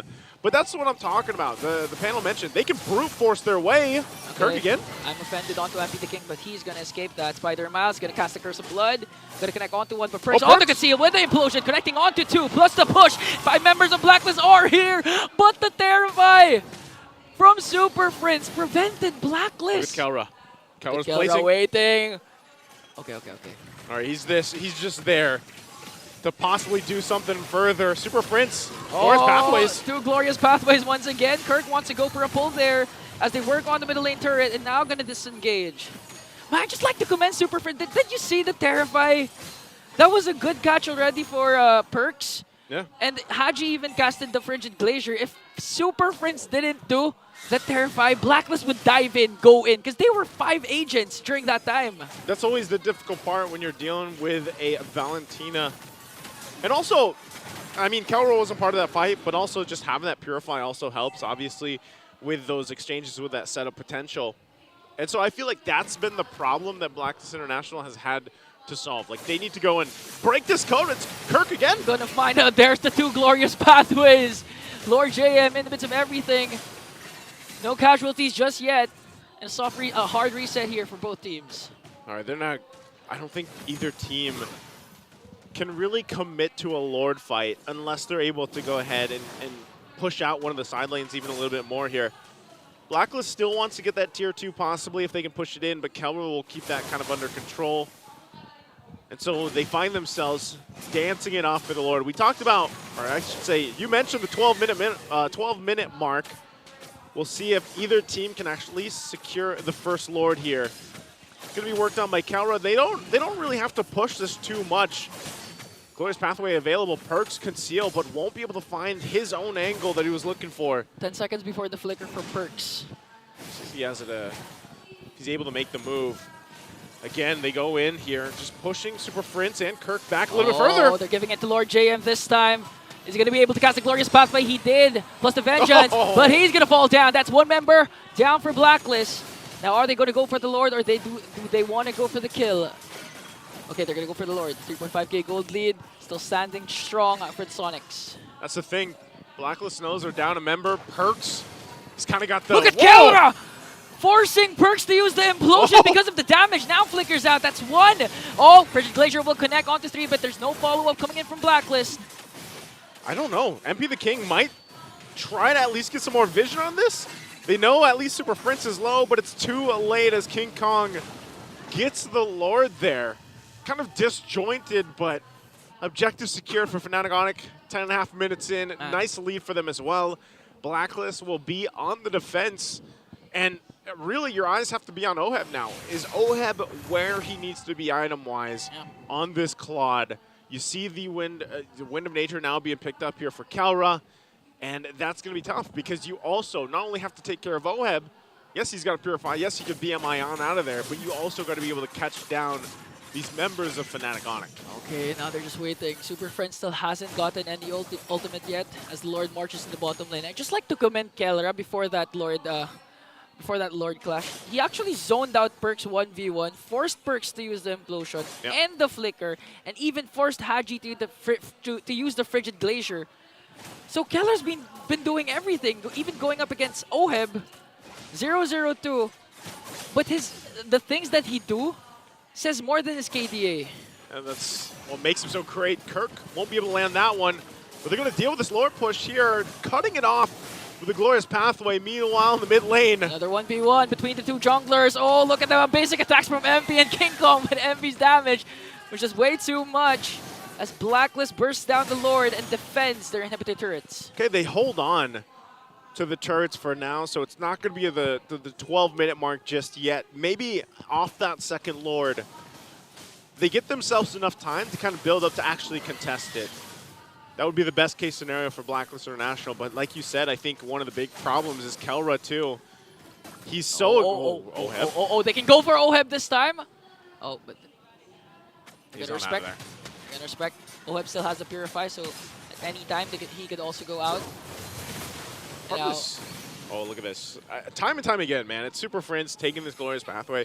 Every single time Lord JM initiates, you better bet there's another Glorious Pathway put down. And half the time, that's all that Super Friends is going to take. And that's why I'm saying, you know, we haven't even... Honestly, the Carmilla pick, when you get to this point in the game, you see the items being locked in here. One Curse of Blood could just decimate Blacklist International, and that's what they've been building up for. Yeah. And that's what's difficult to kind of play against when you get to the objective mark, and you're 30 seconds away from this Lord here. If Blacklist can get a pick-off, I would love to see them get at least one member down of Fnatic Onic to give them that advantage for the Lord take, because right now, this kind of passive level of play, you just fall further and further behind, you know, in terms of economy. Yeah, I mean, it's hard to do, because looking at the battle spells of Fnatic Onic, they basically have 3 Purifies. But again, Blacklist, they're not just going to rely on the Implosion, because they also have the Glorious Pathway and Frigid Glacier from Haji. So I do agree, a pick-off would be great for Blacklist, but that's a really, really costly pick-off. They have to expend a lot of ultimates just to take one down. Yeah, they got to throw a lot at this, and, you know, Fnatic knows this. Again, Super Prince still holding on to Glorious Pathway himself. Reset and Lord's going to go through. Kirk gets Oheb there, forces the Purify and the Blazing Duet. Here comes the attack. There it is. To Glorious Pathway. The first man down is Spider Miles. The next one is Perks. A roamer for a roamer. Lord J pops his vengeance, but he's not going to out-sustain the damage coming in from Kellera with a double kill. And now they're going right after Kirk. The Heartthrob will fall down as King Kong works on the Lord. The Frigid Glacier from Haji as King Kong secures the Lord. It's a 3v3. Will they still go? MP still at full head. Oheb BMI's in onto Super Prince. What an exchange, a 2-for-2. Both roamers and XP laners fall down, but Fnatic got the Lord. And it started the way it should have. You know, they went for a pickoff. They managed to get one, and then, I don't know, it just didn't seem synced up properly from Blacklist International to the point where they weren't sure if they should have continued fighting on. Even the Retribution earlier was used to secure a kill. So still, they find themselves on the defense here, and now Fnatic Onic will go ahead and charge in, walk in with this Lord here. Blacklist has the tools to go ahead and hold on to hopefully their base turrets, if not at least one of them. They'll clear up the Lord pretty quickly. They hold down as much as they can. It won't get that charge in. So right now, they're going to drop it in. Glorious Pathway, drop down, hold on, but they deal with the Lord. Blacklist has to hold on to the base turrets here. Looking at that last fight, though, you could see where even if Kirk starts a fight against them, they have the tools, they have the power now to fight back in the team fights. That's a good decision for Fnatic. Even if they have the second Lord, they could actually dive, but the problem was all their Purifies were on cooldown. That's why they didn't want to risk it. Perks, they also know that has the Flicker Implosion play going up, the 2 XP laners going at it. I think Blacklist are going to be able to extend this game and wait for Oheb to reach his power spike. But again, the question remains, will they be able to get a pick-off like you mentioned? Because they have the kit. At this point, they don't have to necessarily expend a lot of ultimates just to bring one member down from Fnatic Onic. So a pick-off would be really crucial for the agents. And at this point, as you get further into this game, you know, the gold laners that we've been highlighting are really going to be shredding through that front line, and that's what the difficult part is. You think for Lord JM or for Perks, it's, you know, as simple as just getting a setup. I mean, we say that a lot. Just get the setup, the dream setup that you're looking for. But then once you get that, and you're just being shredded down by a carry, especially now that the Malefic Aurora is there in the hands of Kellera, you're hoping that the follow-up is there. And that's what I'm saying. Based off the last fights, when we look at it, Blacklist has not been able to find the follow-through off a setup, whether it's from Lord JM cutting them off of Glorious Pathway or Perks. But that can all change with one team fight. As we wait for the next Lord here, you can see the items. They're in place. They're locked in.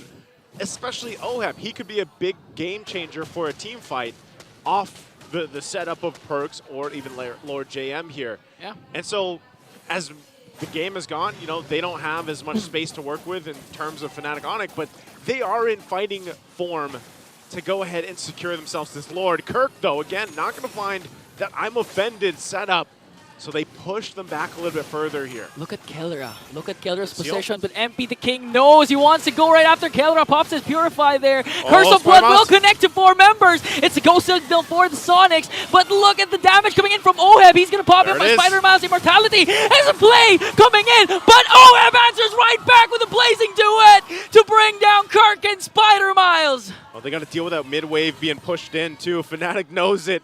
They're going to make a beeline to get that turret down. It looks like the rest of Blacklist will stay around the Lord. They hold on to the mid-turret.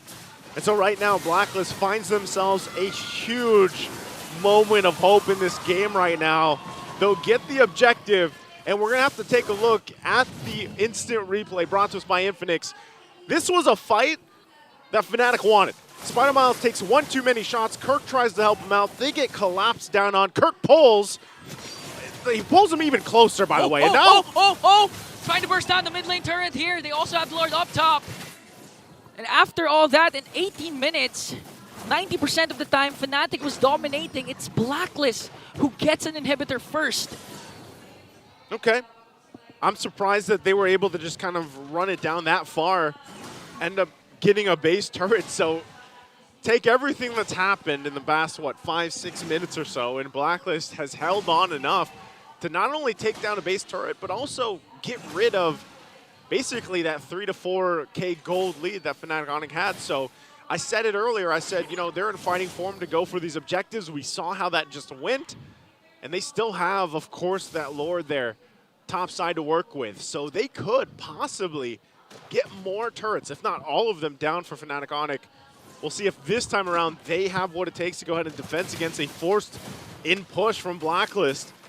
Holding on, Super Friends has a Glorious Pathway himself. There's the pull. There's a pull from Lord, JM, and the Glorious Pathway coming in from Super Friends as they work on the bottom lane inhibitor turret. All Purify still available for Fnatic Onic. Perks has the Flicker and Deplosion as well. Gonna wait for the perfect setup and just serve Oheb. Let him cook. But Fnatic Onic's defense is still there. They lost all inhibitor turrets. Now what's Blacklist call this time? Will they wait for the, what is it, third Lord? Yeah, the fourth Lord. The fourth Lord? I think they're going to do it because they have the advantage in terms of macro when it comes to the Lord Dance later on. Even if you know Fnatic Onic has immense micro and macro, Blacklist has the advantage because the inhibitor turrets of Fnatic are gone. So Blacklist can just play their cards right, play this methodically, play this by the book, wait for the Lord, and make sure not to get the pick-off from Fnatic. Because one pick-off can actually lead to a victory. They can just all go all in, go all mid after. You know, when I look at this thing, I almost like think with both these lineups here, and now that we're at the point where we're almost to the fourth Lord, I don't know about you, but it's almost a coin flip at this point. Like, both the lineups serve the same purposes. They both have great setup potential. And really, it also depends on what Super Friends takes for an ultimate. A lot of times win the Glorious Pathway, but you can see just kind of how patient both teams have to be. But I think you said it. The Purifies, the 3 Purifies here from Fnatic Onic could change the course of a team fight from Blacklist International. You saw earlier when they went for the base defense that they waited the moments for that Glorious Pathway from Lord JM. They waited for the Frigid Glacier to be dropped down. And so those are things that has to be kept in mind here as Blacklist has their eyes set on Fnatic. You see Super Friends takes his own Frigid Glacier for this fight instead of the Glorious Pathway. So we'll see. Lord still for the taking. It's evolved up to this point now, 21 minutes in. It is going to hurt whoever is pretty much tanking it up. Yeah, true damage. So they got to juggle this around too. Okay, so there's a big, fat, slow push brewing at the bottom lane that eventually Fnatic has to take care of as Blacklist keeps holding onto this Lord. A soft reset. They're not going to commit until they know that someone reacts to the bottom lane. It looks like it's going to be Super Friends. Now push. Blacklist bursting down the Lord. Lord JM and Perks, the 2 frontliners zoning out. Who's going to get the Lord? It's still going to go on to MP the King as Lord JM falls in the hands of King Kong. Now the counter attack coming in from Sonics. They want to fight. They have to. But Blacklist was able to disengage. They disengage. They had to send someone to deal with that wave pushing in. And Blacklist knew it. So they go and play with the advantage, even at the cost of Lord JM. That's fine. They secured another Lord. You know, they'll go ahead and work around the fact that this is going to be the one to push in. So anytime you're in this position, your base is all exposed, you're down, you've got pretty good clear at least. I would say, you know, you're trying to clear things out the best you can, but the clear is better from Blacklist International. So even if the Lord just gets near the base, this might be an end for Fnatic Onic Philippines. They might be facing a game 3. Okay, Kirks starts things off with a pull. Frigid Glacier, they will evade that. Now the Blacklist still has the Lord here. Are they going to be able to go in? Oheb goes in with a Blazing Duet, connecting onto every member as he tears down the minions as well. The Lord still standing tall, but Fnatic Onic was able to burst down the minions. Going to get a kill onto MP the King. Winter Crown will be popped. But look at Perks from the backline trying to save MP the King. Curse of Blood will connect. MP still manages to escape, but Kilra catches him off guard. That's 2 members down. Fnatic can actually go all mid after they clear the minions. They're going to have to clear the minions, but I don't know if Blacklist will let them do that. Okay, Glorious Pathway. All right, he just dropped it down, delayed going back to the base here. They hold on, but all the lanes are pushing in, so even after getting those 2 kills, you're looking at 30+ seconds away for Blacklist to be full force. With Fnatic Onic, they clear out the lanes the best they can. It looks like they're just going to set their sights on mid lane, but the question is, do they only get a turret And what can Blacklist do with the 3 members they have left up? Still 20 seconds before Perks, before MP the King respawns. Kirk leading the charge. Are going to clear the minion onto the middle lane. And I think the question to your answer is they're not going to get any inhibitor turrets. They might not get anything here. MP the King, Perks will be up. You get that wave pushed in from Kelra. Wave in mid as well. Fnatic has to get a turret. It looks like they will be able to get the mid one. But that's all they get. Slow but steady. 24-minute mark. And they still, this whole time, look at that wave now in their base on the top lane. That's something that Fnatic always has to keep in mind, always has to deal with. And that's the advantage that Blacklist can play around. We still got a turret on the top, turret on the bottom, they say. Man, I can just commend the whole squad of Fnatic Onic. Imagine defending a level 4 Lord without inhibitor turrets, with a lot of setups coming in from the opposing team. Yeah. With even a beautiful blazing duet from Oheb. They were able to pick off 2 and even get an inhibitor turret right after. So credits to Fnatic Onic for having that huge defense. Uh-oh, Kirk. Oh, Glorious Pathway coming in from Super Friends. Lord J has his own. Now the clash. They want to go for the chase. Perks again still has the flicker plus implosion play. But the problem remains 3 purifies for the side of Sonics. A whole lot used in that fight. Kirk doesn't have the I'm Offended yet. Haji also used the Frigid Glacier. Glorious Pathway still being waited here for Lord JM. So this Lord is going to be started up. It's brought to half health. Are they actually going to give this a go? Or are they going to push this situation further? It goes for a little bit of a reset. 4th of the health here on this Lord here. 5th one of the game. They're going to battle through. Wild move by Kirk. He stopped the concealed play coming in from Perks as Lord JM uses Glorious Pathway. Almost low health here for the Lord. Now Super Friends has his own Glorious Pathway. Spider Mouse and Mortality is not going to be bomb. Perks connects with the implosion play, but Super Friends gets the Lord as Blazing Duet coming in from Oheb. A mega kill coming in from Kelra. Perks falls down. Haji falls down. Oheb falls down.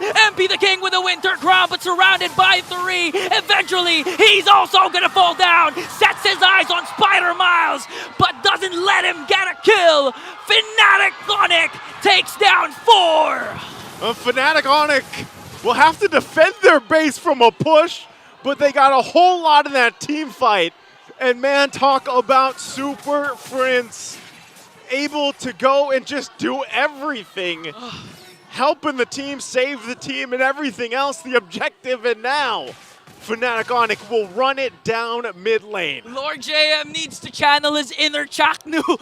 he needs to delay this as much as possible, but I think it is inevitable. The win of Fnatic Onic is just moments away from extending the streak. All I can hear is the Sonic screaming because Fnatic is now 9-0. Fnatic Onic, you can see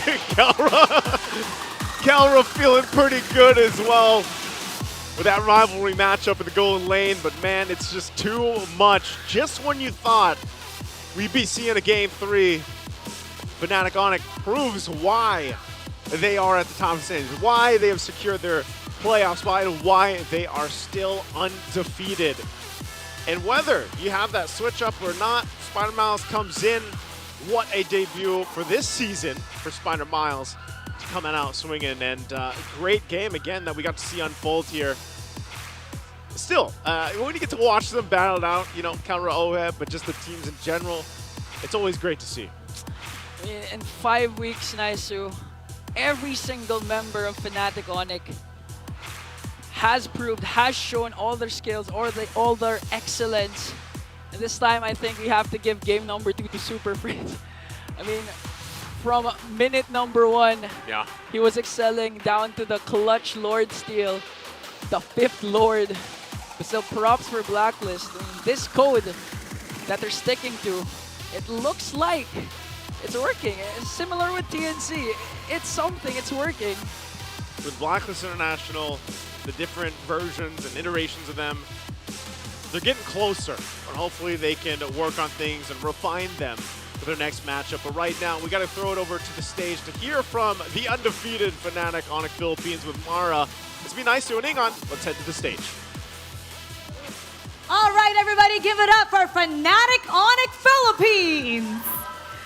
Still undefeated. Pero natakot ako sa huli. Kala ko magkaka-win-yins na naman. O, paano ka nabuhay doon? First of all, welcome back. How do you feel being back? At nung last part doon, muntik ka na mamatay, ah? Ayun nga. Actually, pressured ako kasi dahil win streak kami, ganun. Baka ako pa yung mag-cause ng pagkatalo, ganun.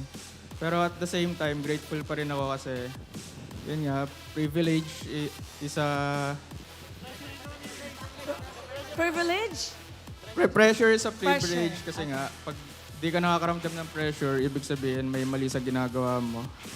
Kaya yan, grateful ako. Tsaka may tiwala yung teammates ko sa amin, kaya nga super fam tawag sa amin. That's nice. Pero bakit ngayon ka lang? Secret weapon lang. Secret weapon! Natakot ka ba? Kala mo ba mamamatay ka doon sa ano? Wala na atang guhit yung life mo doon, ah. Hindi, nagpahabol na lang ako nun. Buhay pa sila eh. At hindi ka rin namatay. Congratulations. It's nice having you back. And hopefully we see some more of you. Si Calra naman. Calra, babalikan ko kasi, okay, ang init ng palag mo kanina. Mainit. Sabi nga, di ba, ikaw ang gold standard. Pero may kinoment ka one time sa isang interview na feeling mo, yung gold standard, binigay lang sa iyo ng casters. Pero sabi mo, parang feeling mo, wala ka pang napapatunayan or something like that, right? So para sa iyo ba, sino ba dapat ang gold standard? Sa tingin ko si Benny.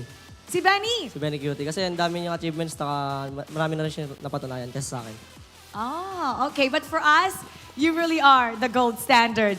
And now, it's time to announce the MVP. Who do you think it is? Say it out loud. And now, let's take a look at the screen.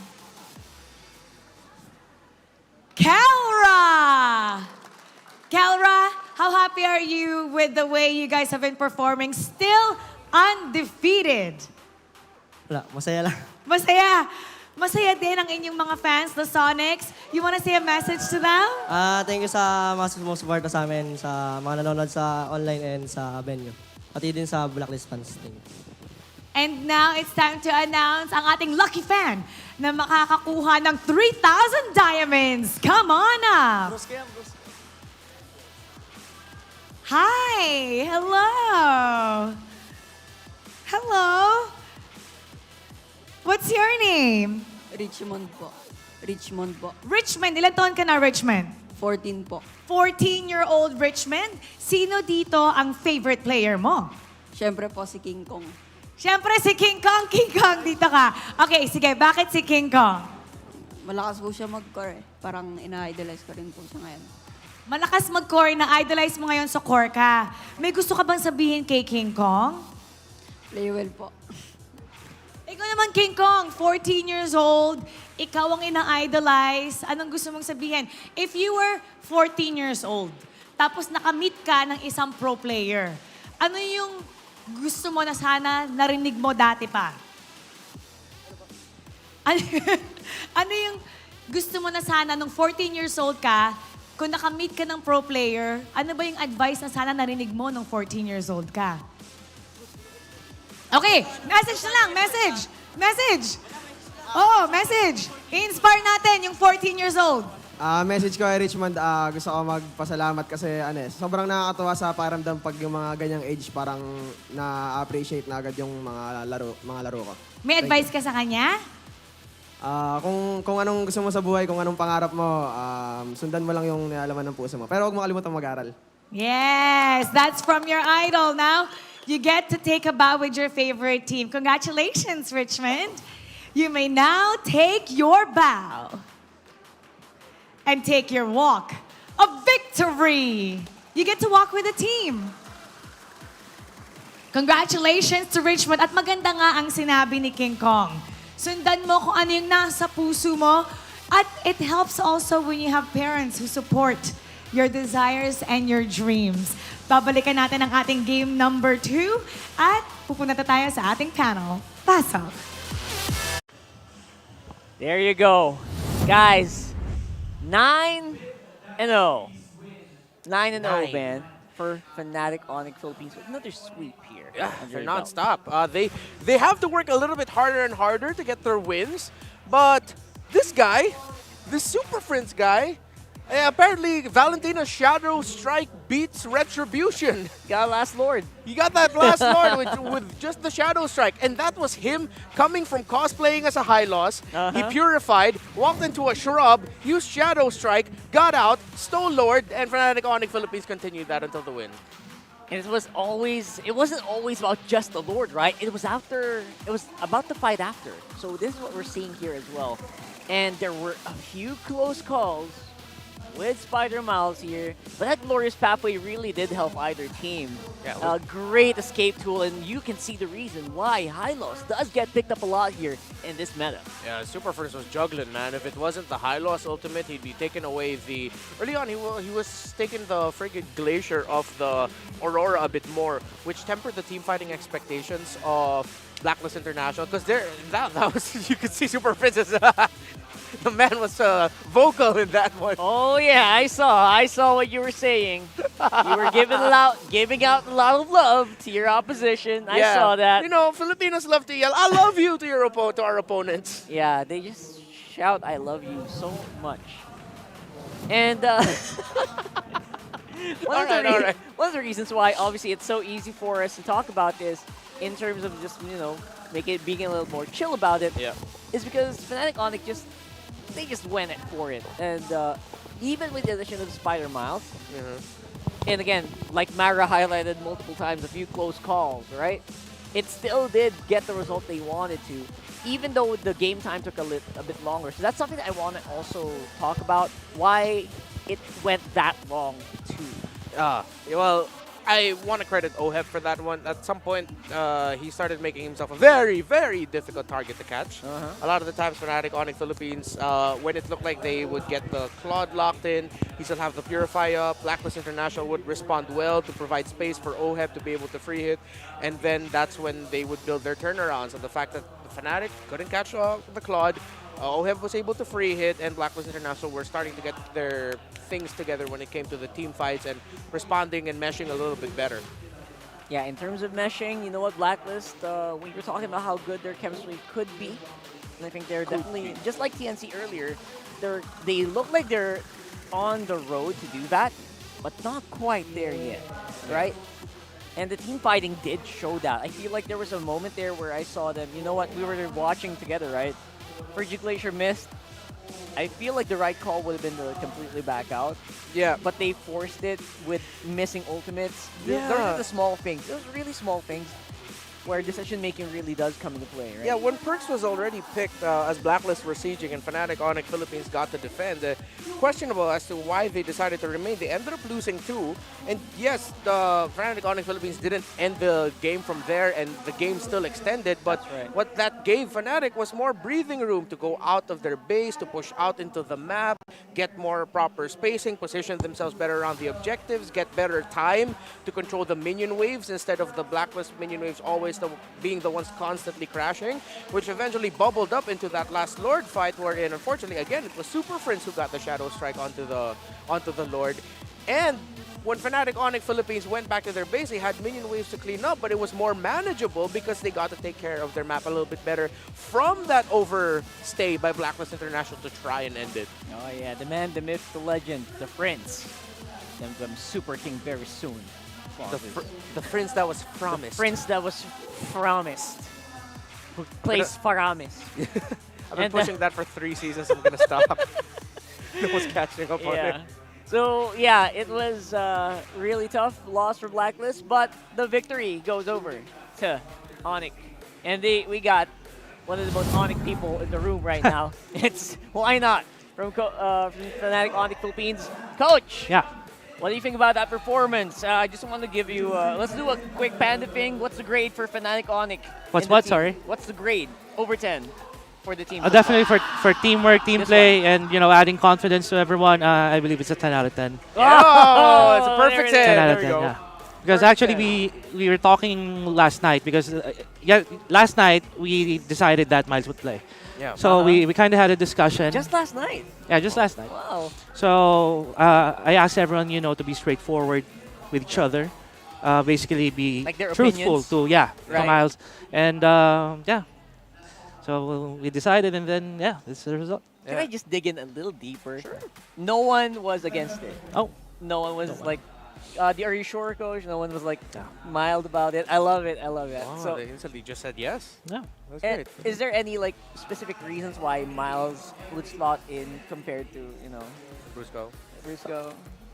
Not really. No specific reason. No specific reason. Like not It's- because of the matchup. No, the no, player no. matchup. No. It's actually something that I said previous interviews a while ago, but it's really tough to find that timing with everyone leveling up their game. It's more of us just making we made sure that we were prepared playing with Miles. So this week was a culmination of that, and I was very happy that the players were. Miles, you're gonna need to do this. We're gonna need to do that. Just connect, and everyone was just really accepting of Miles. Yeah. I feel like they accept Miles as well. I think that's their sign. That was Omega, by the way. Yeah, Big J. Yeah. Speaking of Miles, maybe we could get a little bit more understanding of what happened in the game. If you're willing to divulge just any, were there any moments in the comms that maybe that you could hear the team encouraging Spider Miles? Because he admitted that he was a little bit We shaky. heard that he was very nervous. Yeah, actually, see the difference with Brusco and Miles when the team is playing, since most of the games that we do every single day, Brusco gets to play more. So when Miles happens to play, the other teammates step up. Yeah. The other teammates kind of guide Miles in a way, slowly but surely. So getting that pace again, because he hasn't played for so long in MPL. But yeah, especially in game earlier, I heard a couple of calls, especially from friends. Oh, I told you. Yeah. Prince is gonna say a lot of stuff here today. Definitely. What do you say? What do you say? So anything specific or anything like?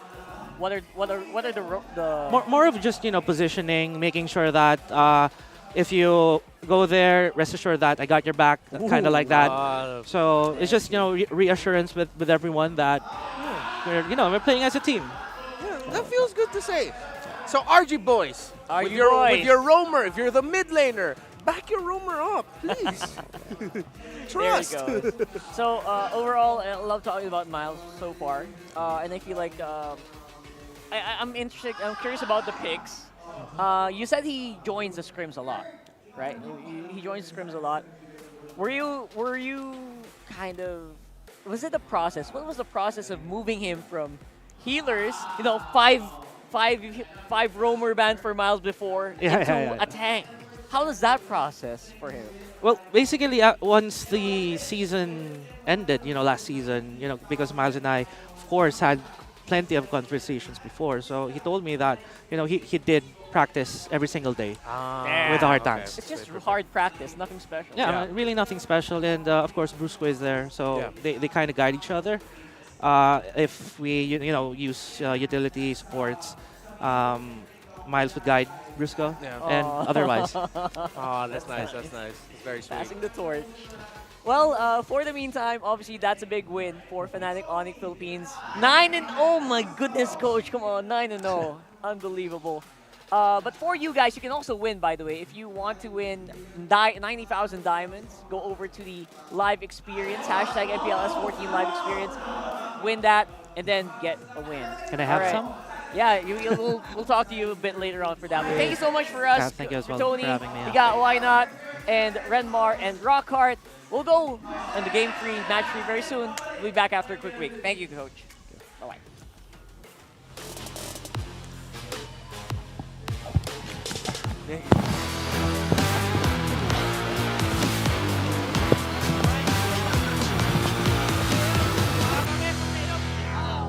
Eyes on the prize. Eyes on the prize.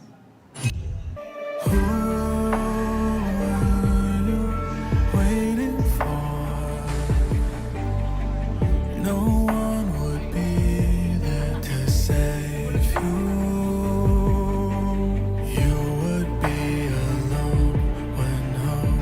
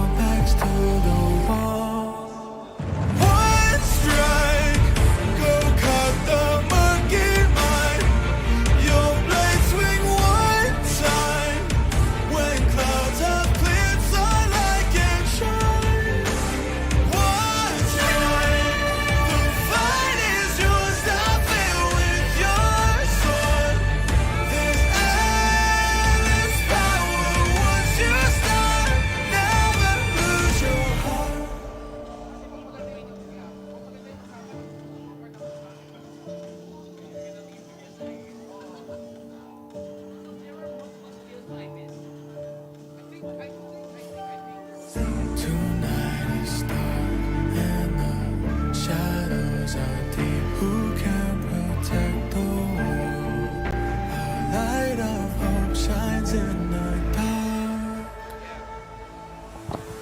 One strike, I swear, but people's side. Keep faith just one time. I'm gonna light up all the fire. One strike for my desire, light up so bright. Each all the power in my heart, I'll defend the world.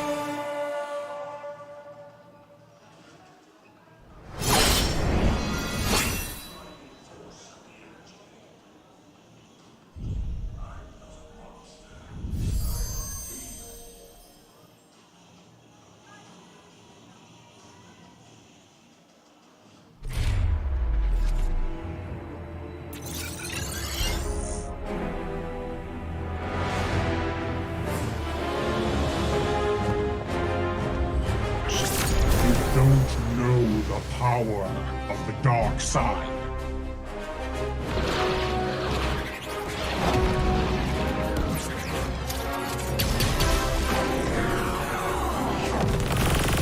Target on the move. Prepare to engage.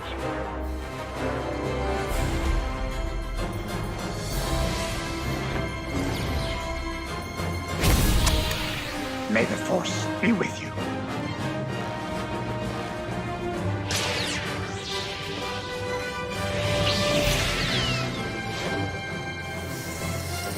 I will do what I must.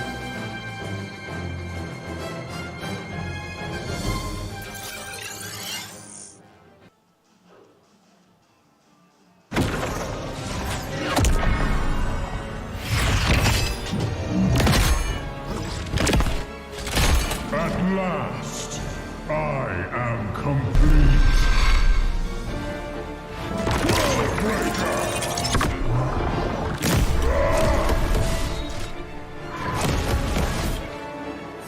Come in fairness.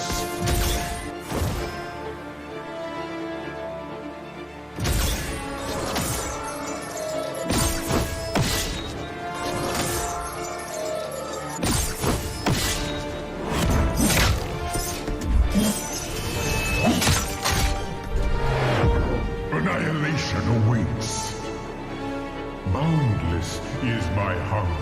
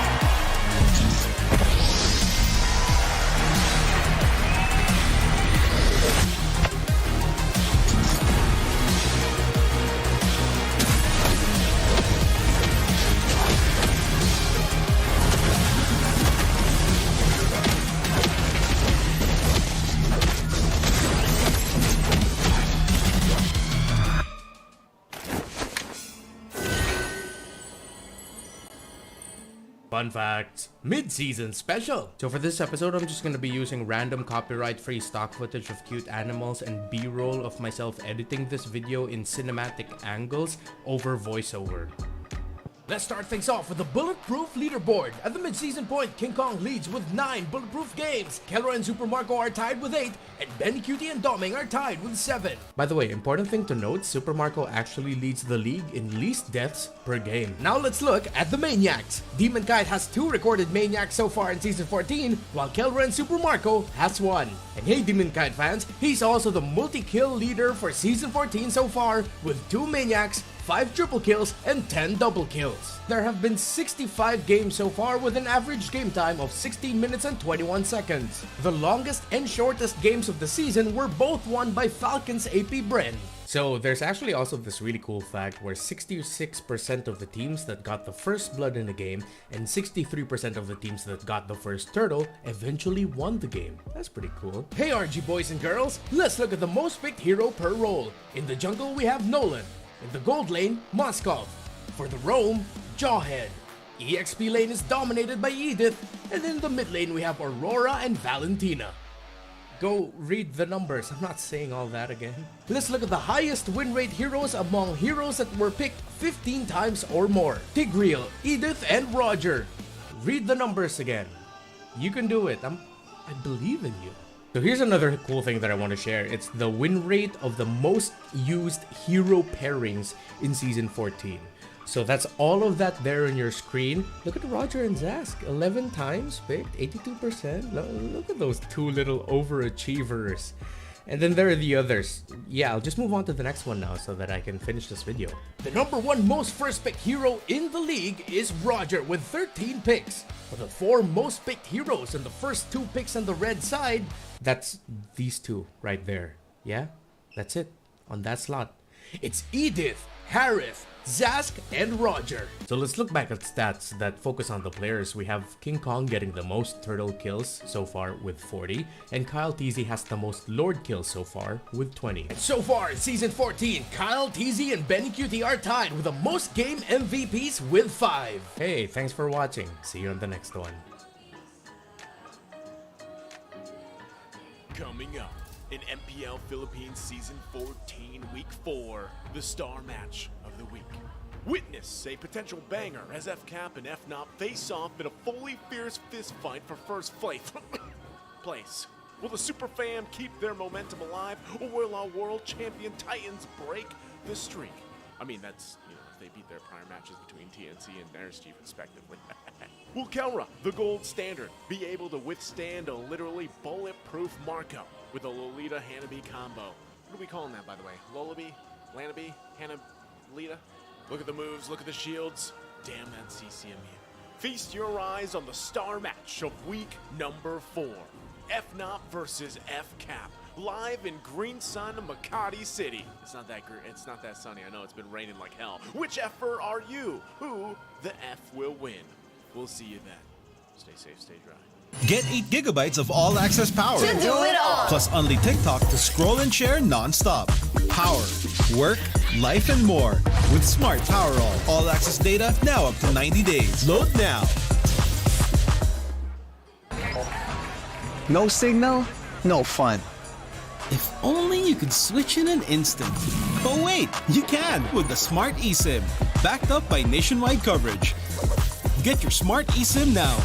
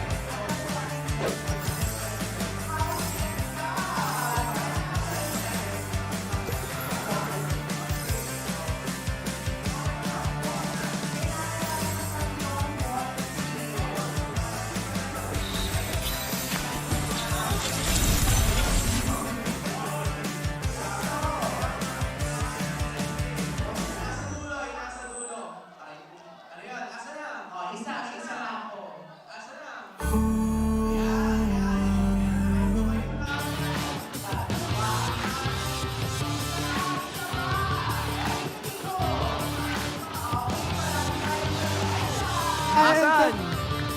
Meron pa ba? Let's go. Meron ba? Meron ba? Baka naman magdanti-gula pa Wala kayo na. dito, ha? Wala. Ayo, asa na? Okay lang ayan, yan. Tatlo na, tatlo na. Parang apat dapat, parang kaya pa ng apat. Kaya pa ng apat? Kaya pa May ng isa pa? apat? O sige. Ano? Parang madami po may gusto okay, dun, oh. kaya pa. Kaya pa daw, isa pa! Isa pa, isa pa. Let's go! So, sino dyan? Sino sa mga tinuturo niyo? Omi, sabi ni...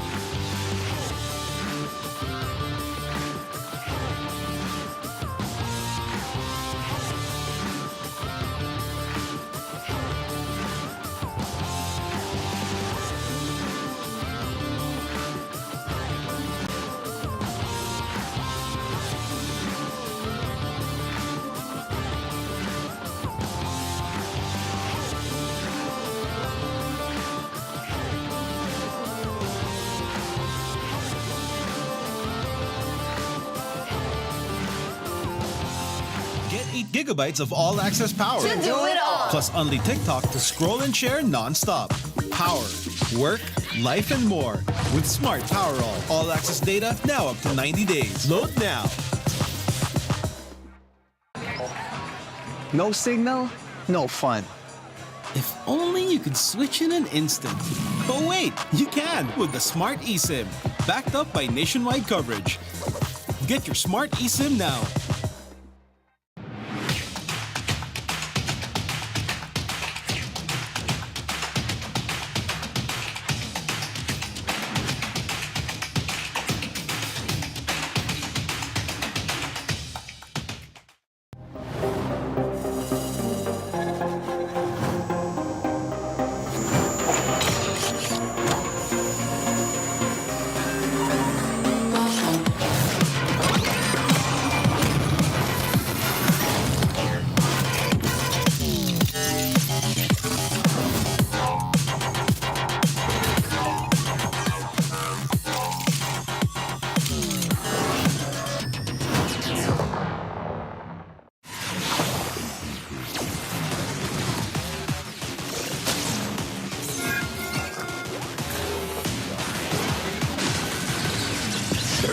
time to chit-chat. You will never learn. Fighting for no one would ever know your name. Who are you waiting for? No one would be there to save you. You would be alone when hope was gathering together with the sun. Even though your back's to the wall. One strike, go cut the monkey mind. Your blade swing one time. When clouds have cleared, sunlight can shine. One time, the fight is yours. Stop it with your sword. There's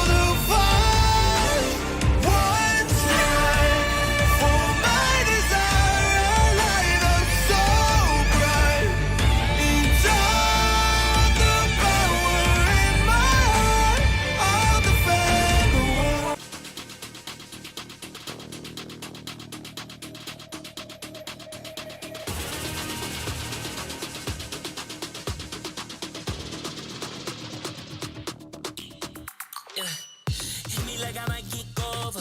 But you could give me in no corner. I know I can make a comeback. Ace this round and finish this game now. Got the power on my shoulders. Yeah, you know that I'm a soldier. You could keep me off my guard, but you can't keep me from my honor. I feel like the floor is lava. The energy's getting higher. You're saving my arms. 'Cause I know just what I got. I got you like na-na-na. And you know I hold the power. This feeling I love. Oh yeah. Making my grind good to great. So don't stand in my way. Standing tall and I won't fall over. We are better than great. Good. We are better than great. We stand tall, won't run away. We are fun, nothing gon' change. Great. We are better than great, great.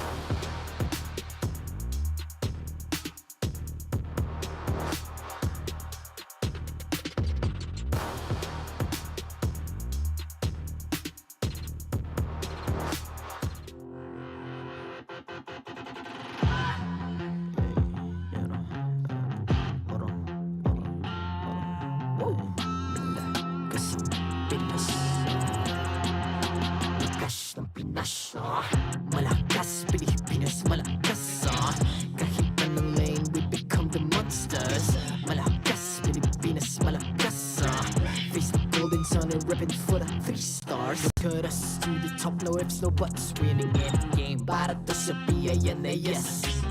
Di mo matitinag aming boses sa new level. Nasa kalye man o mobile, you know I become a legend. Open fire, we unite, we winners. Built with pressure, the diamonds are made of. Switch na lane na parang gera. HP Racing may reset up. Built na katang buhat ni Hilda. Full load SS parang Laila. Susundan ko ang iyong bakas. Kasama patas. Tagumpay na dito. Dahil tayo'y malakas. Para sa Pinas. Nasa amin ang alas. Hindi tuwa atras. Kinikilala sa taas. Kasi kami ang malakas. Para sa Pinas. Nasa amin ang alas. Hindi tuwa atras. Kinikilala sa taas. Ganito kami sa Pinas. Wow! Hold on. Yeah, malakas ang Pinas. We are laging MVP. No surrender, no retreat. Pag nagsama-sama, just imagine what we can achieve. Laging MVP. No surrender, no retreat. Giving 100 all my all, 'cause we just cannot be defeated. We are unstoppable, immune and invulnerable. Ready ang equipment, lahat frozen, malang crowd control. Pakita ko na jab like beast of the southeast. So what I would proud and loud, 'cause every enemy we devour. Susundan ko ang iyong bakas. Kasama patas. Tagumpay na dito. Dahil tayo'y malakas. Para sa Pinas. Nasa amin ang alas. Hindi tuwa atras. Kinikilala sa taas. Kasi kami ang malakas. Para sa Pinas. Nasa amin ang alas. Hindi tuwa atras. Kinikilala sa taas. Ganito kami sa Pinas. Wow!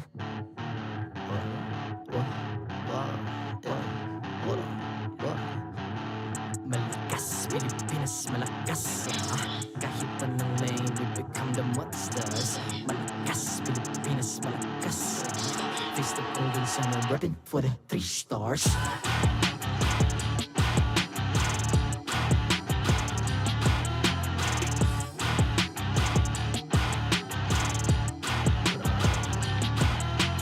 Ang lakas ng Pinas, we unite, be the stars. Ang lakas ng Pinas, we unite, be the stars. Ang lakas ng Pinas, we unite, be the stars. Ang lakas ng Pinas, we the stars. Ang lakas ng Pinas, we unite, we the stars. Ang lakas ng Pinas, we unite, we the stars. Ang lakas ng Pinas, we unite, we the stars. Ang lakas ng Pinas, we the stars. The 14th season of MPL Philippines is brought to you by the following sponsors. Smart, the official telco partner of MPL Philippines Season 14. The official tournament phone of MPL Philippines, Infinix GT20 Pro. Official suppliers, EMC Asia, and Index Salon. Experience the MPL PH Season 14 action live at Green Sun, Makati City. Grab your tickets now via official MPL PH website. Don't miss any MPL action by following our official Facebook and subscribing to our YouTube channel. Follow MPL PH on TikTok for more content. And to ensure the equality and fairness of our games, MPL Philippines is also monitored and supervised by the Games and Amusements Board.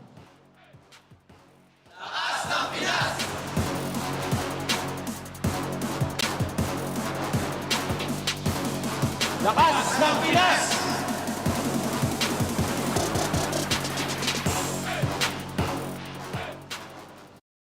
Tapos na. Nice Kong. Ayos, King. Nice one, pre. Hello! Nice Kong. Tapos na. Nice boys. May 11 boys. Mid. And welcome back. You got a preview of us. You heard the mic check. And now we are moving forward to our last match of the triple header here for day number 2. Again, I'm Isu, and joined here on desk, once again, the dancing man. Hey, Hang on. complete the wave! There is no wave here. Whoa! You completed it. Good job, good job. It's only because we're live. No, I'm joking. But again, we are primed and ready for the matchup ahead of us, because if you guys missed the second match, as you can see right there, Kelra dominates OHEP. The empowered Blacklist International extends the streak to 9. This is the thing, man. I mean, for Fnatic Onic, extending the streak to 9 after that win against Blacklist International, they're still undefeated. They're at the top of the standings. If you guys have missed it, Fnatic Onic has already secured their spot for the playoffs for this season. Yeah, in 5 weeks already secured for day number 1. And at this point, you can see Falcons APBren a couple of points back, followed by Aurora, Smart Omega, TLPH, and of course the bottom 3, RSG Philippines, Blacklist International, and TNC Pro Team, who also had a game just a while ago. Yeah, then this is going to be interesting because the matchup we have ahead of us, as you guys know, for Aurora and Smart Omega, they're both at 5 points. And we had probably, I don't know, this can probably be argued, but I would say, at least for me, a personal favorite series when they first met up in the first half of the regular season, which, again, they played not too long ago. I think it was it last week? Was it week number 2. Week number 2. It was long ago. It feels a while, you know, but the thing is both these teams obviously very much trendsetters or game changers, if you will, ahead of them, because the thing is their 2 roamers are really what we have to talk about for that matchup, but I know our panel will have more to go ahead and say about all that, so I'll leave that to them, yeah. the smart guys over there. But I'm sure you're loving this matchup too. Yeah. Again, it's our highlighted match for the day. Same with you. I actually love that match, week number 2, Aurora versus Omega. Who could forget the mind break, the 2000 IQ? A lot of content creators made content about what Chaknu did to force a game number 3. The high-loss pick, man. I'm pretty sure we're going to see a lot more of that for today's game. A lot more high-lows? A lot more high-lows, a lot more Chaknu, high IQ games. Do you think he just goes for the Gatakacha again? That's the thing, because last Omega's match was he used 3 different heroes. Yeah. No high loss. I believe he used Gatakacha. So I'm thinking he has something new. The Chak Mamba has something new. I would say, I'm not sure. I know I'm pretty. I'm assuming Renmar or Rockhart have this statistic, but I want to say Chaknu probably has the deepest hero pool right now in terms of roamers. Yeah. I know maybe we'll get a comparison between him and Renejay, but so far they have both been super impactful for all their games. So that's going to be it for right now on the desk. We're going to throw it over to the planets, Renmar and Rockhart. Take it away. What are you doing there? And impact, right? Impact is the biggest question, whether or not you can deliver it, whether or not, you know what, Gatakacha's Avatar of the Guardian has the most impact in this game. Yeah. Maybe, we'll see that later on. But for now, it is us here in the Infinix Game Tambayan. On Rockhart, this is Renmar, and we're giving you some sort of breakdown here. And again, a very storied matchup between these 2 teams, Aurora versus Omega. Yeah, I mean, the earlier portion of the season, week 2, we talked about their history with the links they have with a lot of former members of Blacklist being on the side of Aurora. But now we are on round 2 of this matchup, now we can look at them specifically, at Aurora specifically, and Omega. And they've both undoubtedly shifted the landscape of our league, because whether they met your expectations or not, they have 100% changed the game and the rankings of the league with how well they're performing this season. That's right. Might as well give them some blades, some swords, because they're both Titan Slayers, right? Exceeding expectations, and of course, they're trying to basically push the meta into its limits. Yeah. They are the game changers. So, if you look at Chaknu, what stands out there, of course, is his use of the Gata Kaja. And it's great to see that they actually have different most used heroes. Tigreal, still undefeated for Renejay, and, well, Omega was on the bad receiving end of that. The Grok and the Matilda as well has been utilized for him, while the Gata Kaja has risen up in popularity for Chaknu, alongside the Edith and the Kufra, or excuse me, the Minotaur. I can't shake Kufra away from Chaknu, which is undefeated in his hands, but that is just only 2 games. Yes, Chaknu does have a deeper hero pool, but that's literally just one, so you can't really say he has a deeper hero pool. He just has one different hero that he's used over Renejay in the roam role, who has 9 unique heroes picked over, while Chaknu has 10, so it's very close. Yeah, if you are either one of these teams coaches, and you're trying to do what was done earlier against Falcons APBren's jungler, a 5 jungle ban, a 5 roam ban here, good luck. It's not gonna work because their pools are so massive, like you mentioned, 9 and 10 respectively. And I would not be surprised if we see some Tigreal bans here, some Gatot bans here. So we'll have to wait and see, because right now, for their first round matchup, it was definitely RORA-sided. Yeah, well, game number 1, of course, Renejay with his implosion play on the Tigreal. Him and Chaknu were just exchanging setups. However, Omega drafted themselves in a tight corner where they tried to bring back the Fredrin, but we just felt the lack of damage that now comes from having the tank junglers. Yeah. Game number 2, Chaknu here, he came running back this time around with a high loss. Again, the high IQ play that we talked about in the bottom lane to make sure he could buy time after Aurora won a big team fight. It was just him versus 3. Omega defended, Omega pushed out, and they were able to win that game. While game number 3, a different set man was the one who popped up for Aurora, which is his aggression, dominating Ryota and the EXP lane. It was Edwards Arlott. Now, I feel like that's actually going to be one of the picks we're going to have to watch out for here for the side of Aurora, and that Omega will have to take into consideration for the drafting phase. Yeah, the draft is definitely going to play such a big role here. I mean, we're talking about these 2 roamers, but we keep forgetting so many X-Factor players on either side. Yeah, I need to talk about Edward as well. We need to talk about the possible sets coming in from Chose, from either XP or Roam here. And again, so many things, so many moving parts here. And that's one of the reasons why this is the voted star match for this one. Roamer Rumble, I actually like that. The Roamer Rumble! When it's round 2, Chaknu and Renejay, and I wouldn't be surprised if that's actually going to be a big part of this game. Again, there's a lot of focus on the center of the map now in this current metagame. However, a part of me is thinking that for this one, it might actually be an equation of who'll play better, Ryota or Edward. That's right. So very underrated Ryota and Edward, definitely going to have to come in clutch later. But for you guys watching for the Auroras in the Philippines, there's a watch party happening right now in KMC Armstrong Cafe here in Makati City for Aurora's match against Smart Omega. So do check that out if you're in the area, or if you're just like a Filipino who just loves hanging out in the English stream. Yeah. Please go ahead and join your fellow Auroras.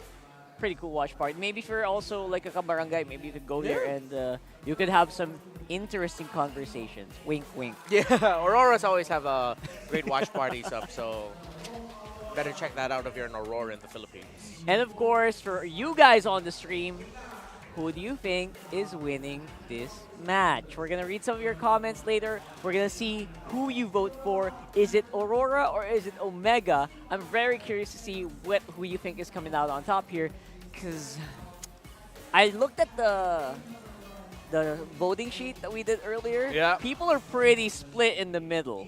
Yeah, like, to be honest, like, I voted Aurora for my prediction. I believe you did too, or were I you did an Omega too. man? So we both predicted Aurora will take this one, but honestly, this was a very tough one to call. It was tough. I mean, I love you some RORA, but Omega's been tearing it up. They've Yeah. been crazy. So even though like we both predicted Aurora here, I really wouldn't be surprised if this goes to Game 3 again, and then Omega maybe this time will get their revenge.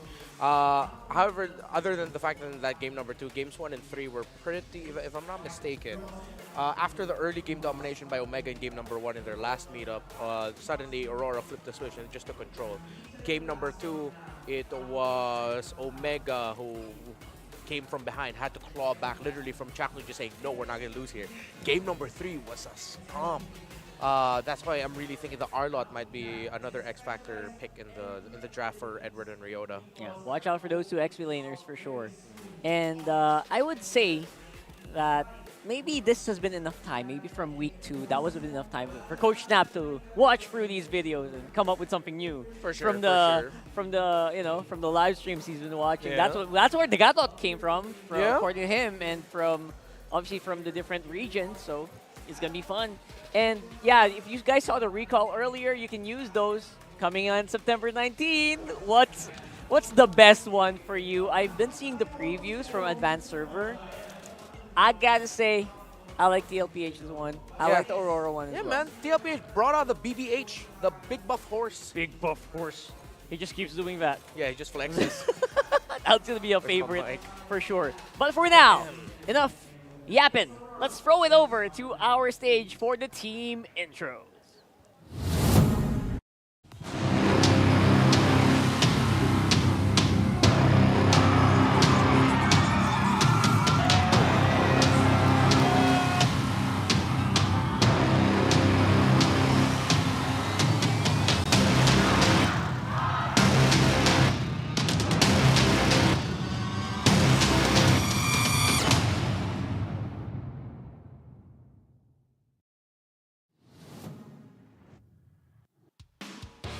The final match of day 2 is about to begin.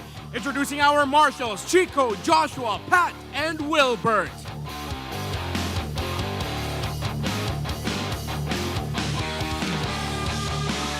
In their previous meetup, they took their victory by shining their bright lights onto the battlefield. Can they do it again? Here is Aurora!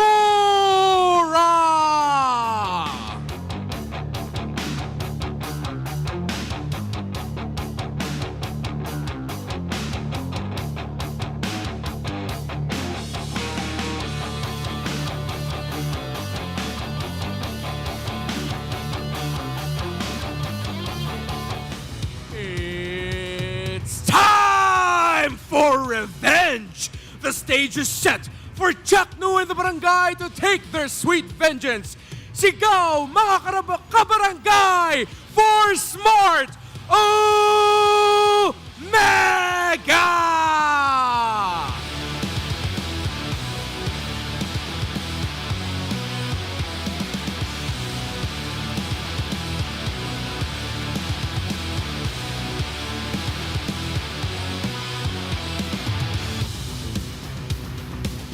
Show some love for the coaches. For Aurora, Coach Master the Basics.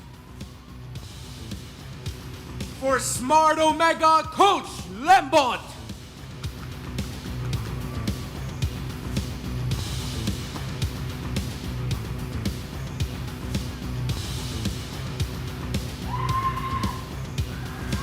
It's time for the face-off. Renejay, Chaknu, step forward.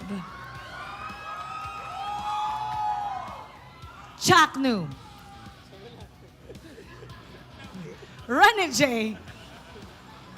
Paano mo masisiguro na hindi makakabawi ang barangay? Ano ang palag mo?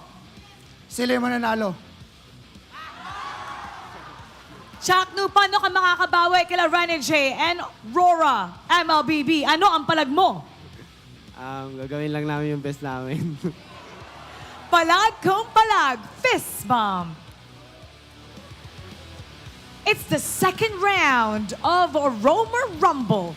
Who will take their team to victory this second round? Let's find out together. Panel, pasok. All right, that face-off was a little familiar For people who are watching their first matchup, this Yeah. is Aurora MLBB coming out swinging for more victories. Yeah, we're going to be spending a lot of time later on talking about the roamers. Renejay for Aurora. I mentioned Edward. I'm going to be watching out for Demon Kite. He was my pick for the potential standout player of the match because he has been on a tear. Around 30% in terms of the turtle control rate and 45% for the Lord control. That's the amount of time that him and his team have spent controlling those major objectives. And one thing that he has been is a killer this whole season. That's right. They have been maximizing that control, but what will that control do against the chaos that is Smart Omega, who has been eking out some victories of their own. And right now, I think these two are neck and neck, third place and fourth place so far in the standings. Yeah, very close in terms of the points. And we saw Anime Battle Part 1 between Andoryu and Demon Kite. And yeah, this time I'm going to look at Omega's Demon Kite. Omega's Andoryu as well in terms of how well is he going to be retributioning against Demon Kite and his timing of how he'll be able to read the rotations of Demon Kite so that he can temper him and stop him from getting those multi-kills that DK always gets. It's a little funny because I feel like Andoryu has been growing every week. It feels like he's been getting better. Maybe that's just the confidence kicking in, or maybe it's just the knowledge of the game or getting used to the field.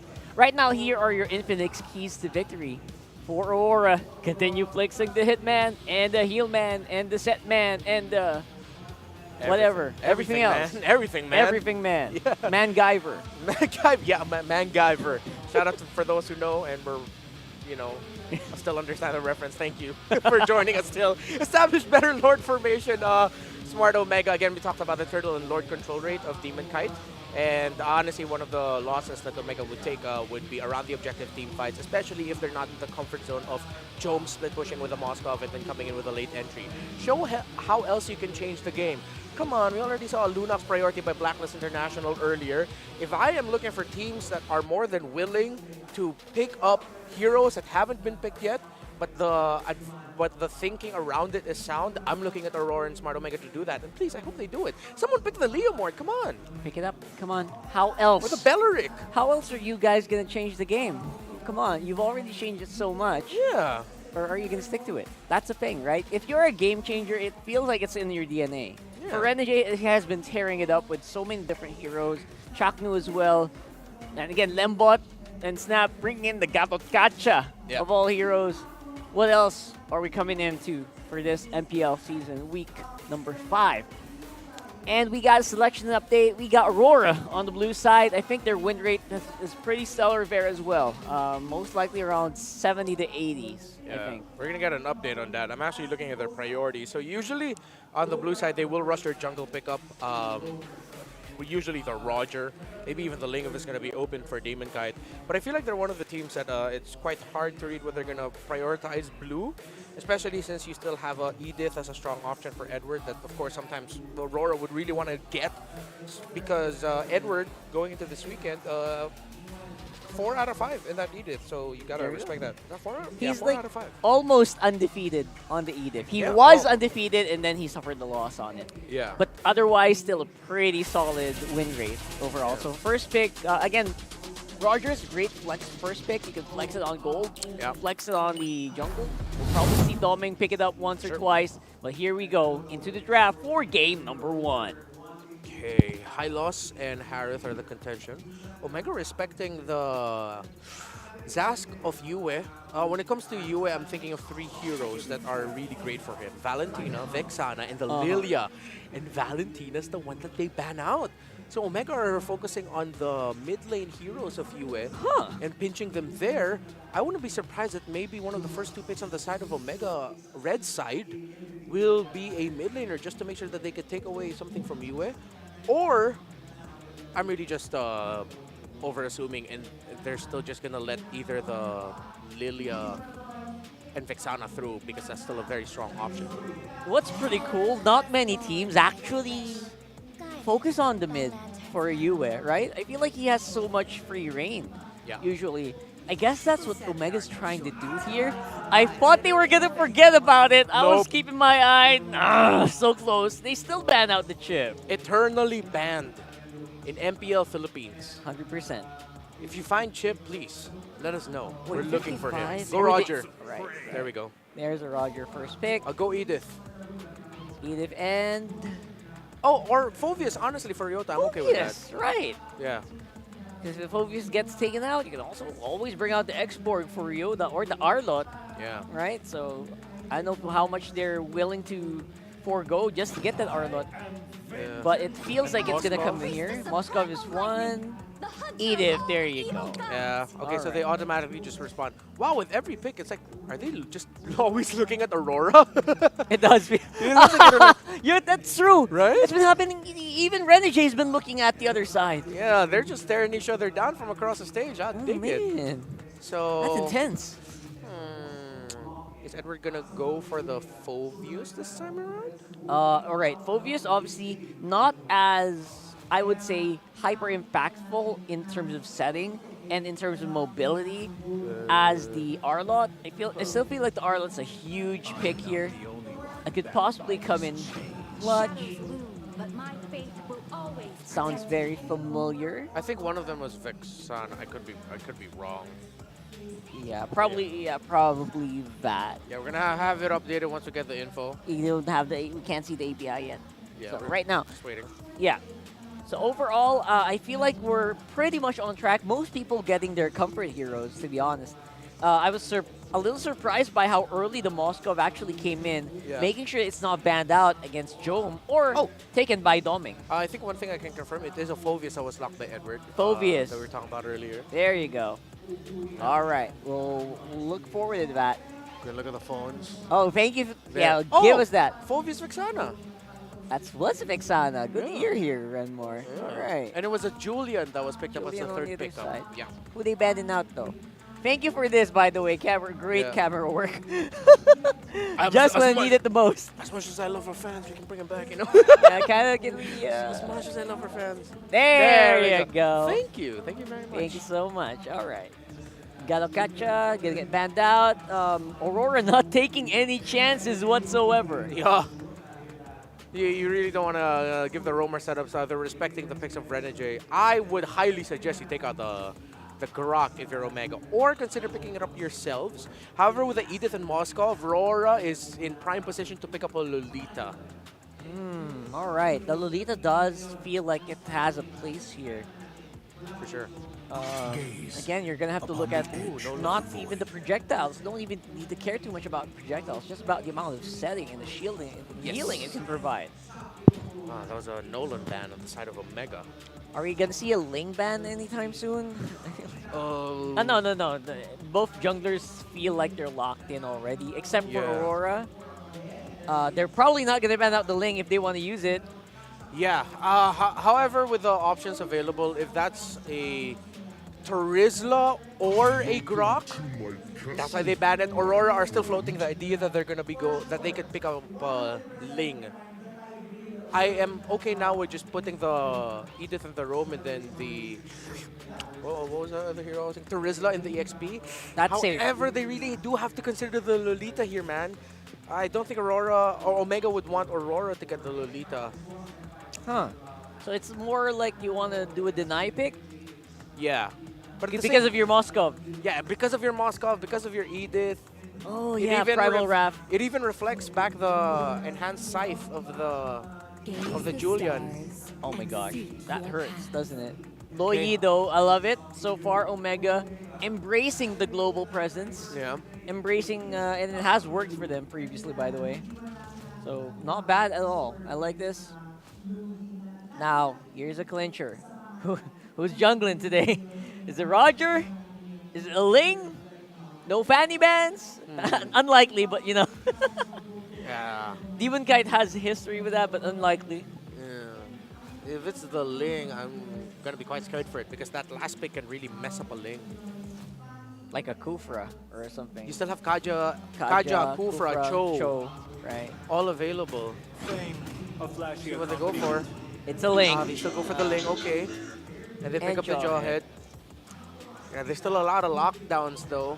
And we'll see if the Phovius will be enough to hold the front line. That's pretty fast. That's a Yes! Belleric. Yes! Yes! They bring out the Belleric. It actually came through. We knew they were going to do some game-changing stuff. And it comes through here. Come on, Clippers. Come on, Clippers. Y'all heard me say it, right? Y'all heard me say it earlier. You can probably clip it yourself. Where's the Leomord? Where's the BLCK? And they go ahead, pick up the BLCK. And I know Midnight's also watching right now going yes, because in the panel he said he wanted to see BLCK as well. Now, this is my completely biased opinion as a guy who spams BLCK in low-end Mythic RG. I like him against Ling. I actually like him against a lot of marksmen, honestly. and gets a lot of marksmen. You're right. Right, so let's see what our casters think Thunderbelt. about this. Give us to the game here. Nice Suiningan. Thanks so much, panelists Rockhart, Renmar. It's me, Nice Suiningan, bringing you game number 1, last match of the day here, day number 2, week 5. Welcome and it's to the Mobile rematch for Legends. Aurora and Smart Omega. And I share the excitement. I really do, because this is another hero that the Mamba's bringing to the table here, Ingan. Yeah, Chaknu leading the league, most unique heroes used. Releasing another one, had to open my MLBB account because I don't know what's the ultimate of BLCK, what's it called? But apparently it's Wrath of Dryad, the AoE, the crowd control. The vines. The vines. Big vines. Big vines from Chaknu. Early flicker out for Renejay. The damage from Chaknu and Ukir though, you have to respect it. That's a Luyi and apparently a BLCK. Yeah, it's great to see, man. And I said the same thing when Chaknu first picked up the Gatakacha. And again, I know it popped up in a different part of the world. We did see Beloyski play it before. But that's the thing, man. When you bring up these new heroes, well, I shouldn't say new, these non-meta hero picks, it's always exciting to see, especially in the hands of a player like Chaknu.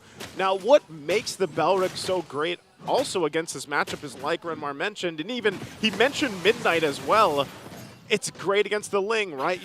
It's even great to an extent against this Roger pick here because of the Thorns. His passive, those deadly Thorns, it stacks up. You're able to go ahead and use it. You get some sustainability with, the passive that he has too, plus the Revitalize. Like, there's so much. And then, if you really want to just catch that fight and fight around the Wrath of the Dryad, like you said, his ultimate, Dryad, it set things up perfectly because just look at the lineup that they have. This works so well with a BLCK pick, and look how fast they're actually taking this turtle. And just like that, Antonio's going to pick up the first turtle. Wow. Okay, this is a different kind of Omega. Okay, we've been saying before, Kings of Sea, comeback kings. Now their average game's getting faster and faster every single week. And I'm not going to be surprised even if they release the BLCK, a new hero now, they can end things early because Omega's been performing fast. It's funny because Renmar mentioned this too. He likes to spam the BLCK in his low mythic games.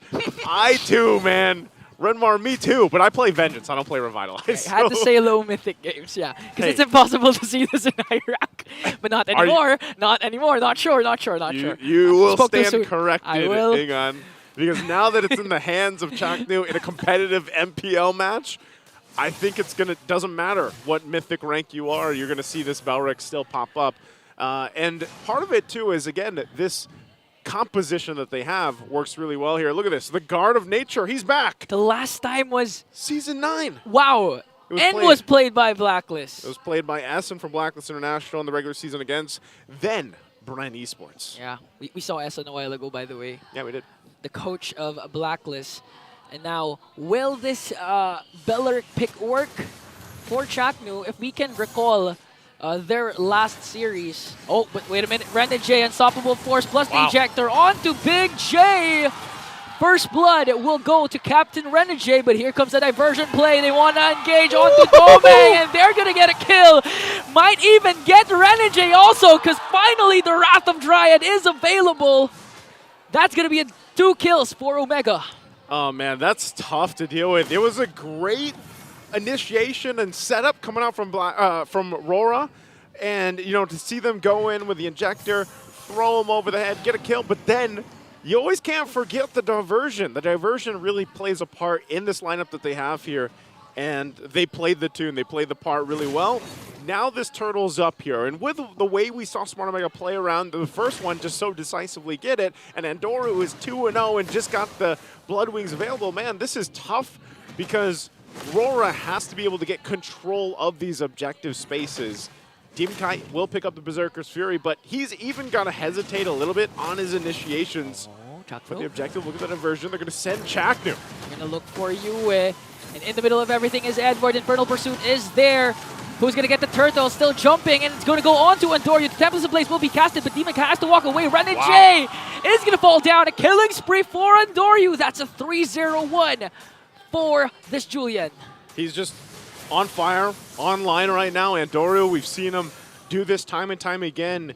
Very impressive jungler, able to just pick, you know, these, whether it's a Julian, whether it's a Ling, whether it's another assassin, he's able to do it. Look at the damage, too. Able to just push off on the tier 1 now. Smart Omega, like you mentioned, this is a different version of the season. Now that we're in season 14, they're doing a lot. They're doing a lot in the early game. Yeah, really different breed, different Omega. And if you can recall, the journey of Andoru went back and forth from MDL to MPL. Right now, the mainstay for Omega this season. So far, so good. And if we can recall, but wait a minute, Jome here forcing Demon Kite to use the Tempest of Blades as Omega rotates onto the top lane. Jome picking up the Sky Purser here. Look at Chaknu. Look at the positioning. We'll see how they want to force this pressure on the purple buff. Okay, Edward goes in with the Infernal Pursuit, but here comes Ryota with the Primal Wrath. Look at Chaknu for the backline, using the Wrath of Dryad onto Edward and the rest of Aurora here. They're going to get a pickup onto Renejay, Edward, and Demon Kite. When you thought they just want to commit Grand Theft Purple, they went for 3. It works so well. Even with the patience there, and then the fact that you're complemented by a diversion from Mukir, Chaknu, you never know where he's going to be. We're going to look at this Infinix instant replay brought to it once again. You saw the fight. There's the ultimate that we're talking about. The Wrath of Dryad dropped down, and then that other skill, the one that taunts them, the Ancient Seed, it brings them back. You know, so even if you try to escape and then, boom, you're taunted. Oh, Jome hits him with an Ezo Spear of Destruction. Wow.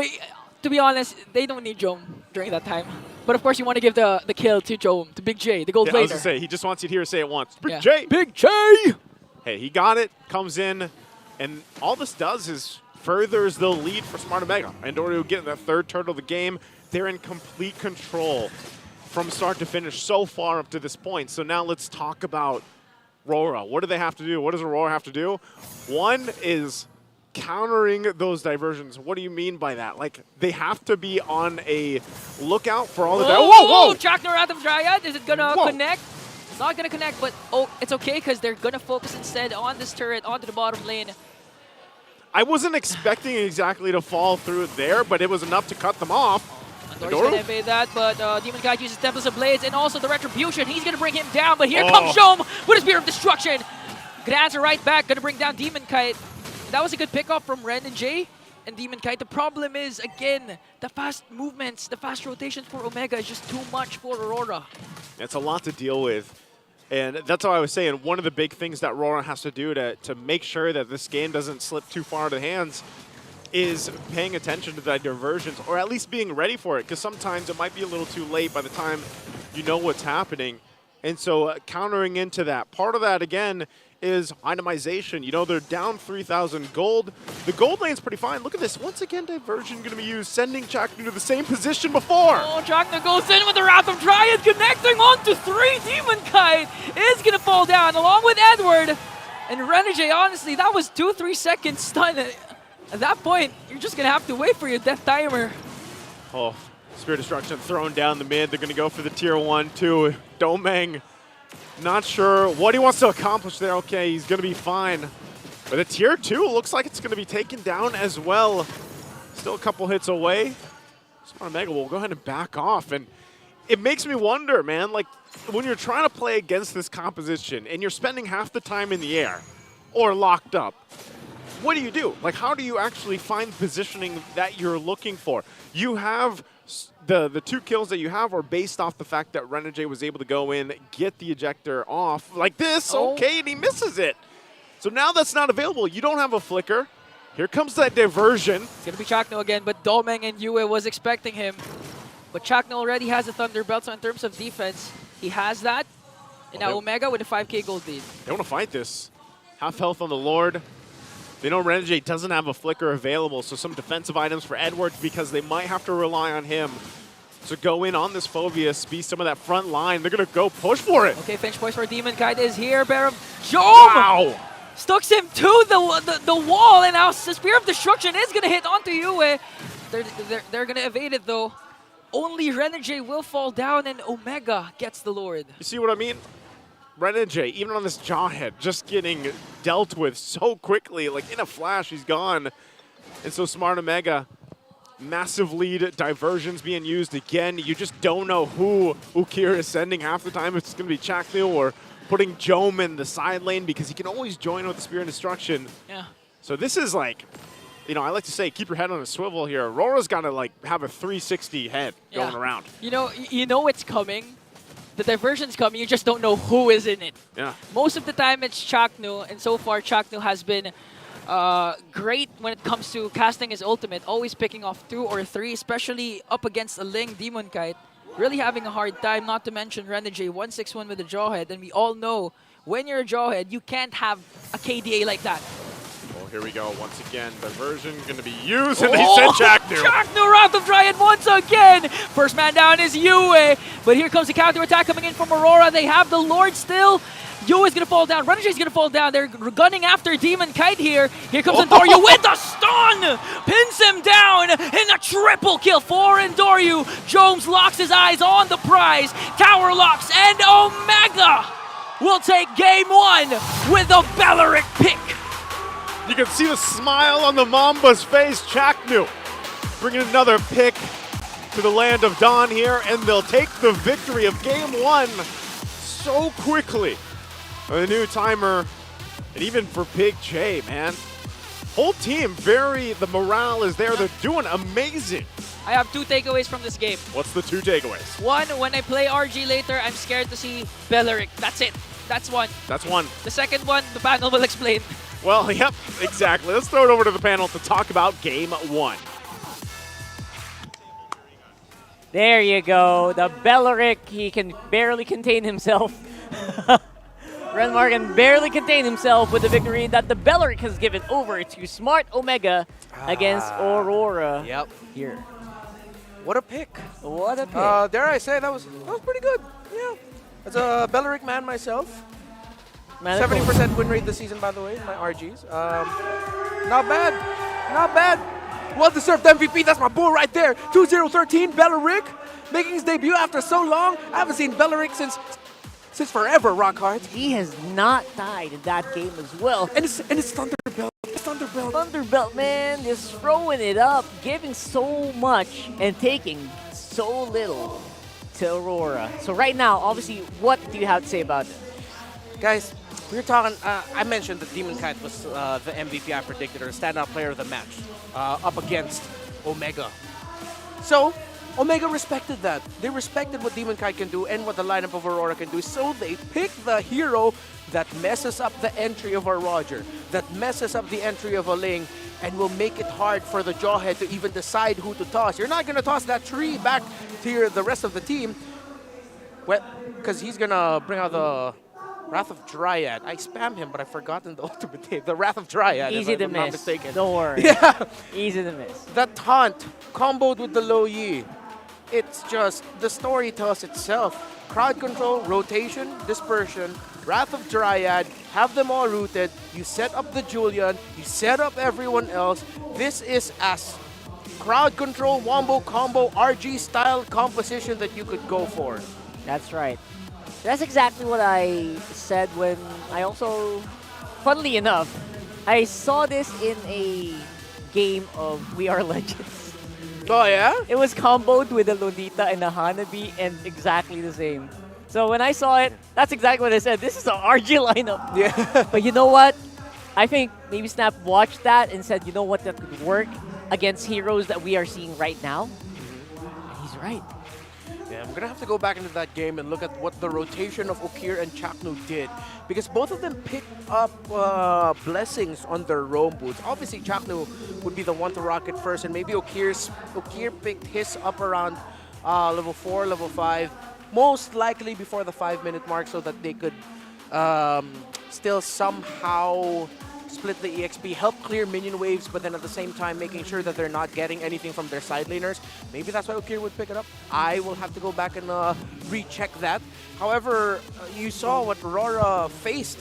They were hesitant every time to enter. The moment they see that BLCK, knowing the combination that Omega could dish out, Aurora had to be surgical. While Omega literally just had been like, yo, you have your ult? I have my ult. You ready? Okay, let's fight. While Aurora's like, which one of them doesn't have their ult anymore? Can we go in? Oh wait, no, we gotta wait. It was so hard to pull this lineup off up against the combination of that we see on the side of Omega. It's hard to be decisive if you can't really tell, if you haven't had a lot of experience facing this lineup. You can't tell if you're making a right call to go in, take the fight, if you haven't really seen it work before, which is one of the surprise picks that I was talking about here. This was done by a team that was a non-MBL team. They beat an MDL team with that. Oh, interesting. So, anyway, really good stuff happening, and you could barely contain yourself. Like, dude, I was having a lot of fun watching you. Wumi and I just kept screaming from across like the panel. I mean, if you're looking for like deeper analysis, that's as deep as you could go. If you want to add a little bit more, okay, the nice little rotation in the bottom lane where after Jom got taken down, Omega is instantly clapped back with a diversion from Low Yi to send 3 members of Omega down to make sure that they could get Domeng down, and I believe they also got one more. Then they built out from that. The fact that Aurora, every objective team fight, they really just couldn't go in. There were so many things that they had to consider. It's no surprise that it went like this. That's 14 minutes and 38. It felt so fast though. Yeah. It didn't feel like a 14-minute game, to be honest. And I like that there was barely any room for wiggle. Yeah. Right? There was like, I was thinking, okay, Aurora, what are you going to do against this lineup? What's the game plan here?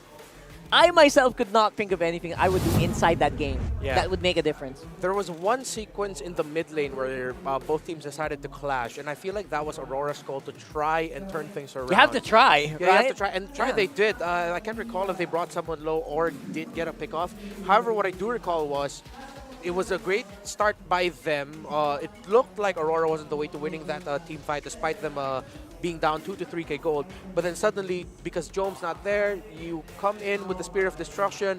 The Moskov came in, which meant that when Demon Cat finally got down from the Blades, there was Moskov just to knock him back, mess up his entry and combination, and then Omega turned that around. That's tough, man. That is a tough pickle.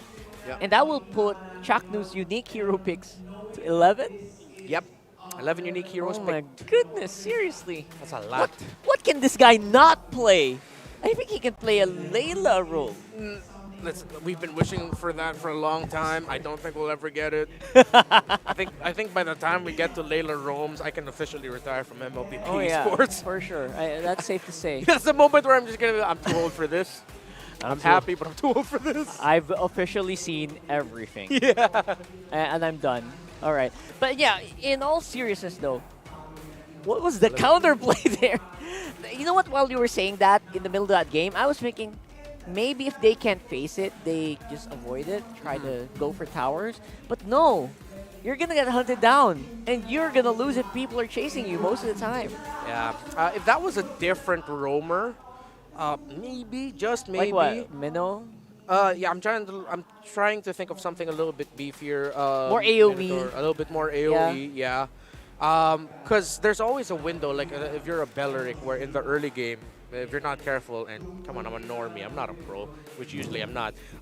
It's easily punishable. Yeah. You don't have an inherent dash. You only have a movement increase when you use your second skill before you can hit the enhanced basic attack that heals you. So there's always a risk of you getting caught out early and your team snowballing from the fact that they get you 2 kills down early. However, Aurora wasn't able to get that. Chaknu was careful, and Aurora was even more careful and hesitant every time they saw that BLCK pop up. That was 218, so no matter how careful they were dying non-stop. Like, it happens so much. Right now, though, Omega will pick blue side, and now they have a new weapon in their arsenal, Renmar. Another one. Another one. So, that's tough. That's honestly tough. and I wonder if we'll ever get to see the end of the of this hero pool. But for now, the hero ocean. It's not a pool anymore. It's an ocean you can swim in, and no one can ban out Chakno completely anymore. It's tough. If you're going up against Fnatic Onic Philippines, you can't ban out Kirk. If you're going up against Smart Omega, you can't ban out Chakno. But inversely, again, the same thing goes for Renejay. Their unique heroes use was only off by 1. Now it's separated by 2. And we said in the Infinite Keys to Victory, be the hitman, the heal man, whatever man you decide to bring to the table here. And you know, thinking of Chakno and Renejay, there's one wishful thinking hero that I want to say now that maybe, just maybe, someone will be willing to try it out in MPL Philippines. Name it. Bring back Akai, but put him in the roam. Akai roam? Yes. You know what, funny enough, I was thinking that for TNC's game, because Kaizen loves that hero. No. I was thinking maybe it'll make an appearance in the jungle, but yeah, it didn't happen. And any specific reasons why Akai? It's a deterrent. A lot of the top meta heroes right now want to get close. Harith, Roger, Ling, those 3 specifically. Well, the Akai, if you use the heavy spin, especially for the Ling, again, for the longest time, especially when the utility meta started coming up, and even in the early days when it wasn't the utility meta, and Akai was slottable in the roam, when Ling would pop up, people would be putting Akai in the roam from time to time. Call back to the old early next play days. Yaoi would go Akai roam, right? If you remember that. Yeah, that's true. It's funny because it now feels like we're going around and around. Yeah, exactly. What season was it that it was always Belleric, Lunox, Esme, Minotaur? Season 3? From 4? 4? 3, around like that? Because, okay, Assassin Younglers were big, and then, you know, heroes like the Akai would come out, the Cho would come out, and then they become the junglers. Yeah. And now, now the Assassins are back, and now Belleric's coming back. It's a never-ending cycle. It's a never-ending cycle. Man. In terms of jungle jungle or tanky junglers, Gatot's back as well. Fighter junglers. Don't forget. Yeah, and Gatot's back as well. I think that's still gonna be tough considering the damage output of Assassin is just way out. It's a lot. Outpunch the tanky fighters. gap. Except if you're an Alpha or a Bane. Oh. Those are still really like the go-to in terms of the utility. That's right. So the more unique roamer picks, I feel like, is even more important to have now. That's right. My brain is melting. Let's kind of slow this down a little bit because they actually sent us something. What is that? Oh, cool. We got some letters from fan letters who were riding outside. I think this one. I'll pick one for you. Yeah, this one looks. You want that? Okay. Yeah, go for that. I'll get the pink one. You get to pick one as well. You can read the I'll read it out real quick.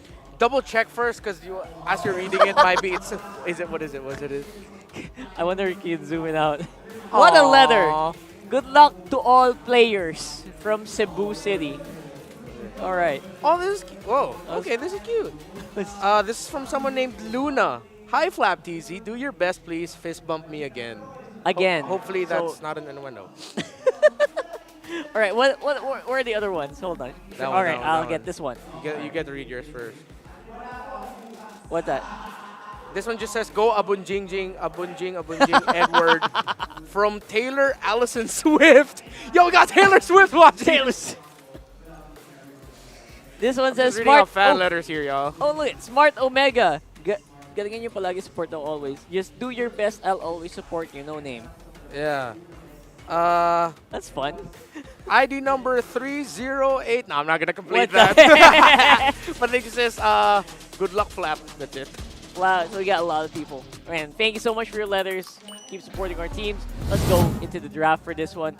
Because I had to really put myself on a bit of a break there. I was overthinking so many possibilities now. Yeah. Now that we mentioned that, you know what, maybe some of the old heroes might come back. Yeah. Again.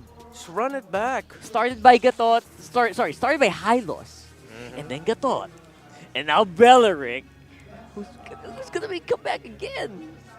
Come on, I'm still waiting for a Leomord. I mean, going into this, I already said Leomord, and then even tossed up the Belleric idea. Confirming. If it's gonna, well, Midnight did tell me something interesting about the Leomord though. That if there's a team that's gonna try out the Leomord, you need something to supplement it. It needs to have an Angela. Ah, okay. Apparently, there's a condition to it. It's difficult. Honestly, I've been trying. Oh yeah? And I've been trying and I've been crying in my ranked games. It's it's hard to pull off. Even in the jungle where it's now the most optimal place to put the Leomord in. Yeah. I've been crying hard. And I'm trying to get my ranked games up for the Leomord. I'll find a way. I will find the good mix. I'll try to find a good build. But it's definitely possible. Someday. Someday. Hopefully we get to see that day happen, because I would lose my collective marbles if that does. So, I feel like it might be nice for this one to just maybe not even think that the Belleric's going to show up again. Yeah. Maybe let's just back up. That's Go the back into the basics. You That's know? the thing though, Renmar. It's always going to be in the back of your mind, whether or not it's going to appear or not. Come on, just first pick it. No, okay. Moskov or high loss? Well, It's a high loss, all right. Makes it less likely, but not impossible. Yeah, it depends. High loss Belleric, how would that fare? It's kind of... they might be contradictory because one of them wants you to move, and one of you wants to fight in the location with the Rapid Dryad. Yeah, that's true. So they play the... Okay, of course, if you're Aurora, you're going to take away the Harith from Omega. You don't want the Edith and the... the high loss and the Harith together. So they block pick it. They get one. They probably expect that the Moskov's going to come in again for Jome. So let's see if they will decide to pick up an assassin here. Fanny open for Demon Kite if he wants to. Ling Nolan. See what it is? They go for Jushin. All right. Ooh. Oh, excuse me. I forgot she exists. I'm used to seeing her banned out. Very understandable, to be honest. Now Hayabusa's making an appearance. Andori specifically loves to play that hero. Yeah. And Big J not going to be letting go of that Moskov anytime soon. Yep. As expected, I would like to see Aurora decide to go pick up the jungler now. Pick up the Fanny, pick up the Ling, if ever. Fanny? Yeah. It's been a while since I've seen Demon Kite go crazy again on the Fanny. I would love to see that. You're right. But honestly, they do have like a lot of firepower on the Harith. Less firepower on the Zushin. Yeah. Now that people are realizing, you know what, he's more of a tank now. He's more of a mage tank. Exactly. So I wonder if they're going to pair with a Lolita or a Jawhead. Spicier? Yeah, because those are strong pairings, actually. Lolita Jushin or Jawhead Jushin. We saw Jawhead Jushin happen earlier this season. But, okay, they're not going to pick the Roamer just yet. They pick up the Phoveus. There are two dash passive activators for Phoveus on the other side in the Moskov and the Hayabusa. So this has to be a tanky frontliner. I feel like it just can't be like pick off for the pick of Chapnu, because Agreed. I personally do not like lineups that put so much pressure on the Phoveus as being the frontliner. Maybe, I guess, at the same time, it's going to be hard to draft a Jawhead in this lineup for Aurora. Because, again, I agree. Those are two pseudo tanks. They don't really mix that well together. As much as it's a great combo for the Zushin, that will mean they probably will have to go for a hard tank like a Minotaur or a Grok. Well, again, Grok not as tanky as he was before. Excuse me? Was that an Eve ban? I love the artwork of Kyrie, by the way. That's that's a great Kyrie. Yeah, Kyrie. 100% Kyrie. 100% Kyrie. Can confirm. Huh. Usually Eve is just an answer to the Faramis, but you don't see Aurora leaning towards the Faramis. Almost, there's only like a 1% chance that's going to happen on Faramis Rome. And also, if they do that, their squishy lineup is going to blow up. Then again, trying to imagine a scenario where it is an Eve, a little bit slower, the slows. Team fighting might have been difficult for Aurora, that's why they took it out. Yeah. Eve getting banned out is not something you see every day, but when it does happen, you know that a team has a certain way of playing that they want to do. Man, right now for the other side, we haven't seen Arlot yet. Yep. And I love the Loyi ban. I think Loyi is a great ban here. Again, limiting the amount of stuff that Okier can do here. So far has had a field day on that. With Chaknu's Belleric pick, he now leads. Yeah, that's what we said earlier. 11 hero picks, unique hero picks. Haji and Kirk. Oh, Kirk has 11? Yeah. As an XP laner. We should have talked about. Oh, because he was on XP. We Yeah. didn't get to talk about it as much. Yeah, I mentioned it earlier. Okay. The I was earlier not series paying and even this attention. one. Wow, that's a lot. Yeah. Going into this Good week. job, Kurt. Going into this week, he was the great job, dude. Going into this week, he had the most unique heroes pick at 11, and he was the only XP laner in the top 10 of most unique heroes pick. And somehow they're the winningest. Oh yeah, that's right. All right, so Demon Kite Hero is getting banned out here. Apparently, the Fanny is still out for contention, but I feel like Omega is confident he will not pick it up. Do you agree? Yeah, it's like Omega saying pick up the Fanny. So they get in steal lockdown. They go ahead and pick up the Joe first. Tried to hunt down the Haya. That's pretty smart. And the Moscow. And you get pick off, but no hard tank. No hard tank for this one. All pseudo tanks. Yeah.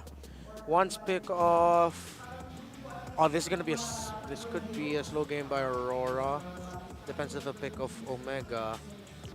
It can be a slow game or a fast game, depending on, if someone goes for away the dragon, gets picked off. That's a Renejay classic, right? Yeah, Lilia, I think it should be. Or oh, oh, Roma. They go for the Pyramid. Yeah. And Fanny that we mentioned earlier. Again, I mentioned it, but it was unlikely for me. So, wow, Demon Kite must be digging deep for this. Yeah. I would have actually liked the Fredrin more here, honestly, in the high jungle, to be honest. But you know what? It's their game. It's their win. They want to go for it. You know what? Who came out on top here, Redmore? I feel like Omega still had the bit of a better pick. If you're thinking about it, team fighting, yes. If you're team fighting, yes. For Aurora, the problem in their lineup is also one of their strengths. Because easily this could go down the route of Demon Kite snowballs, reads the rotations of the Hayabusa, and dominates. But inversely, Omega could just dominate via team fighting. We'll see which side the coin tosses as we go to our casters. I'm about to toss a coin, Rockhart. Let's see what it lands on. Boom, heads. I don't know which team that's going for, though. Welcome to the English desk. Again, I'm Naisu. Joined here with me is Ingan, and we're jumping into the land of Dawn. It's game number 2 in the last series of the day. We'll see if Aurora has the lineup they need to take it to a game 3, because if you guys missed it, game 1 was a very quick game for Smart Omega, and this lineup, we've seen iterations of it before. And this is a whole lot of utility, man. I just straight off the bat, you take a look at the emblems fall into place here. Even with Renejay's fancy footwork on the Cho, you have a Matilda, a Faramis, and a Hylos. Yeah, if you're Demon Kite, you're expected to snowball, but how though? Like, it's hard because, again, the protection coming in from Ukir. Ryota also has the Glorious Pathway and the Revitalize. Plus Matilda Chaknu, but look at this. Andori goes in. 2 versus 3, but the damage coming in from Aurora is just too much for Omega so far. And Renejay flickers in! Wait. I thought there was going to be a follow-up coming in from Demon Kite, but still they're just zoning out Omega and invading the jungle creep. Renejay might go down in the hands of Andorio. There it is, but in exchange for Demon Kite, a 1-for-1 trade. Yeah. No, a 2-for-none trade. Omega wins, yeah. I was going to say, I was as shocked as you were. Yeah, I thought Andorio died there, but he was the one who slayed Aurora. So 1-0-1, a good start for Andorio. And that's the thing, like going back to the lineup that they had, it's good to be aggressive, especially you have this Cho pick here. It's a marquee pick for Renejay. But look at the damage already. Good pull coming in from Ukir. Wiki Shadow kill from Andorio. Luckily, Renejay survives. Okay, going back to the point, you have to do a lot right if you're Aurora here to get through the amount of sustain, the amount of utility that Smart Omega's lineup gives them. And we've seen teams do it before. It's all great. This is going to be an objective easily secured for Smart Omega. But that's the thing, when do you hit that switch if you look at this lineup from Aurora? Part of the fact, too, that Demon Kite is playing this Fanny is that if you aren't able to match up, and that's why they're being kind of so aggressive, because if they fall behind, Demon Kite is then susceptible to getting pressured for his purple buff, and we know how important that's going to be for him as the game goes on here. Yeah, basically the purple buff is going to be a neutral objective that both teams will contest and try to prevent Demon Kite from snowballing. And this is where, this is what Redmar was saying a while ago. Aurora's strength is also their weakness. Their snowball capability is there, but with the current rate, Omega's playing at 2-0. They were able to get the kill onto Demon Kite. It's going to be hard to snowball from here. Okay, when we look at this too, Ingon, you have to look at, because I know I've been talking about a lot of the sustainability and utility from Smart Omega.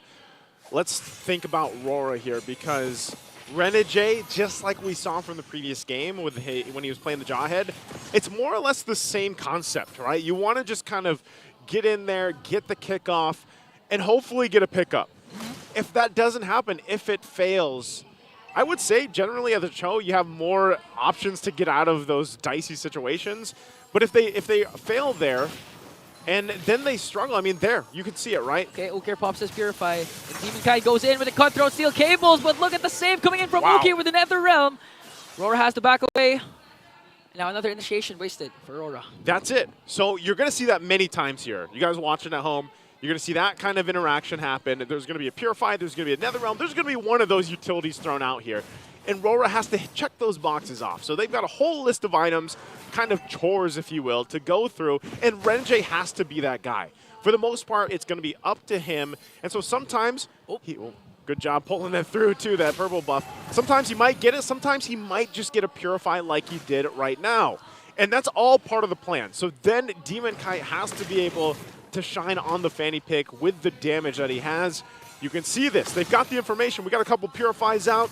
Let's try to take this turtle here, and that's exactly what they put the pressure for. Jome is also in the mid lane, so they can join it. Edward goes in with an Infernal Pursuit onto Chagno. Here comes the Glorious Pathway. Demon Kite being zoned out by Ryota. It's going to be a Retribution battle, but Demon Kite still gets the turtle.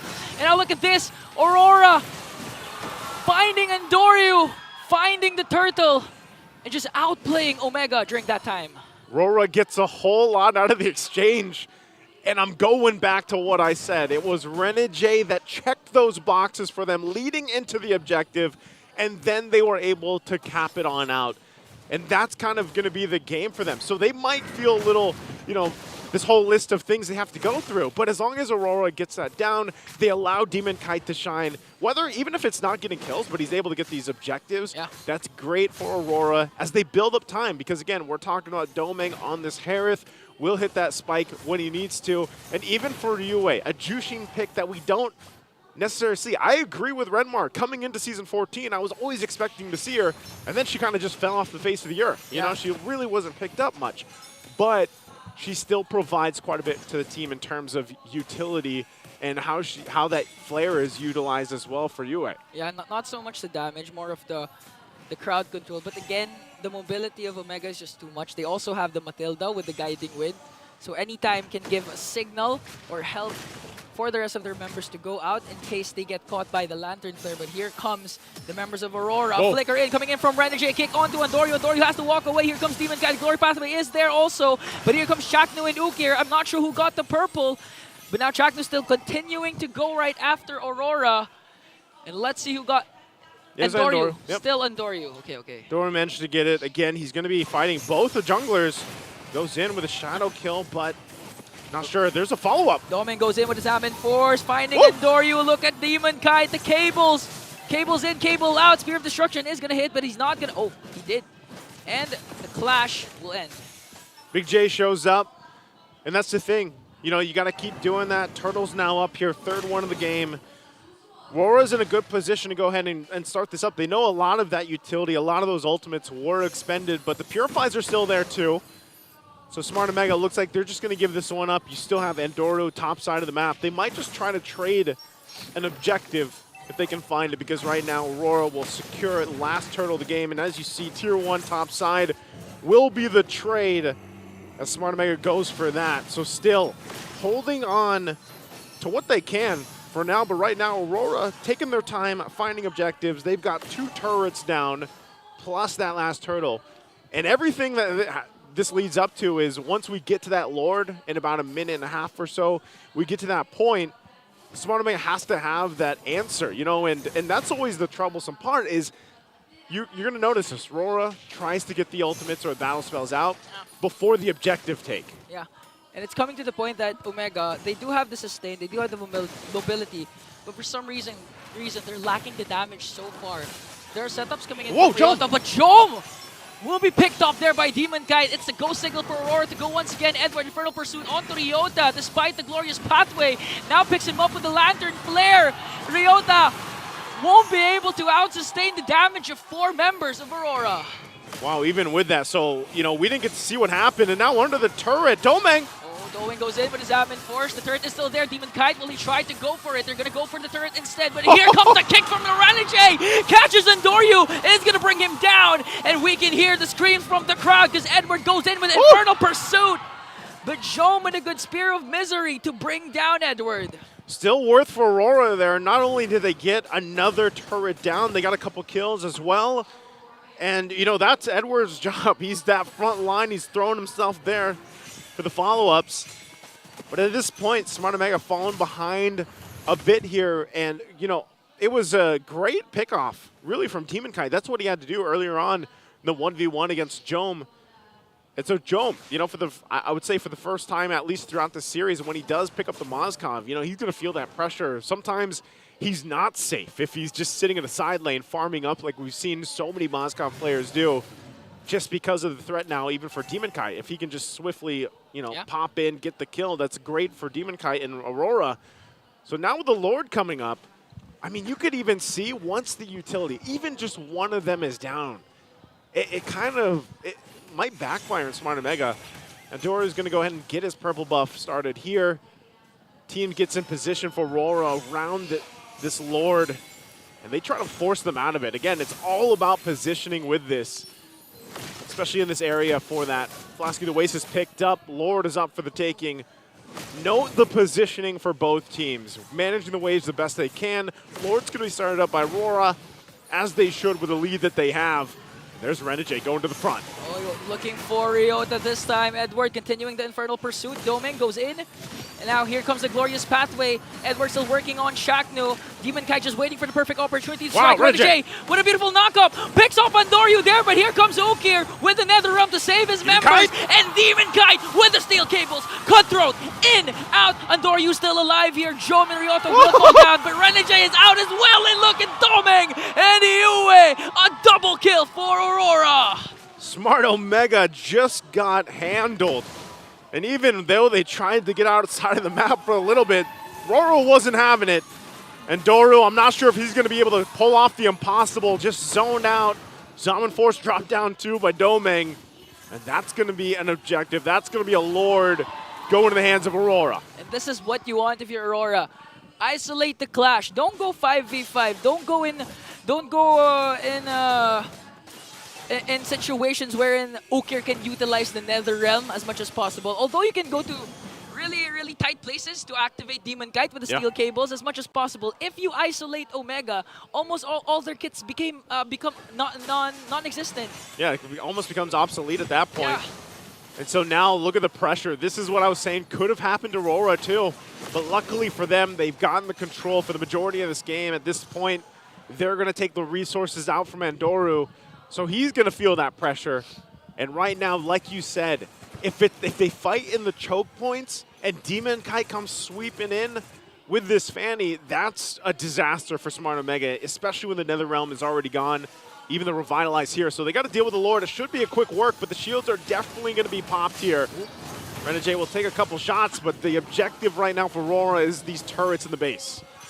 Okay, so Renejay has to respect the damage coming in from Jom. Omega also has 3 Purifies. The pull coming in from Ukir. Now Renejay can escape there. Lantern Flare from Yue is also there. They were able to defend all 3 inhibitor turrets. Now, I mean, I have to commend Demon Kite and Renejay here. Demon Kite started things off with 0-1-0. Yeah. But Aurora made sure that Demon Kite was still able to get his buffs, which activated him. And for Renejay, despite 3 Purifies, you can see all the way of the Dragon still connecting. For somehow always catches either Andoryu or either a Ryota, and this time Ryota is going to be caught there by the Lantern Flare from Yue. But still, Omega defends their inhibitor turrets. Yeah, I would agree with you here. And I think anybody that's ever played a Roam or let's say a Cho and you've gone against multiple Purifies, you know how difficult it is to actually get that pick off, to get that Way of the Dragon that you're looking for, because sometimes you're putting yourself out there in the front lines just to get a Purify down or one of the utility spells here. And so Renejay's been doing a phenomenal job at accomplishing that. And that's why, again, like you mentioned here, Ingon, is why Demon Kite has had this game on the Fanny so far. Not to mention, it's just a signature pick of Demon Kite as well. And he plays it really well to the point where he's confident enough to go 1v1 against, I would say, almost anybody, you know, at that point. And so if you're Smart Omega at this point in the game, 13 minutes in, you've really got to stick together. You've really got to play your own form of an Ube strat, right? Dance like, to your own beat, basically. Yeah, you can. Even for example, like Jome, you guys are so used to seeing Moskov players just sit in a side lane and go untouched and then join the fight with the Spirit of Destruction. But he almost can't do that because of the threat of Demon Kite right now. So they're forced to always stick together, and this was very different from the game that we saw from Smart Omega in Game 1 because of the fact that they had that Louis Yi combination where, you know, he was just sending everyone everywhere. Here comes Renejay again, spotting out. He has the conceal, but Ryota stuns him. Now Yue and Renejay just working on the zoning onto Omega as Aurora tries to burst the Lord. Here comes Edward with Infernal Pursuit. Oh!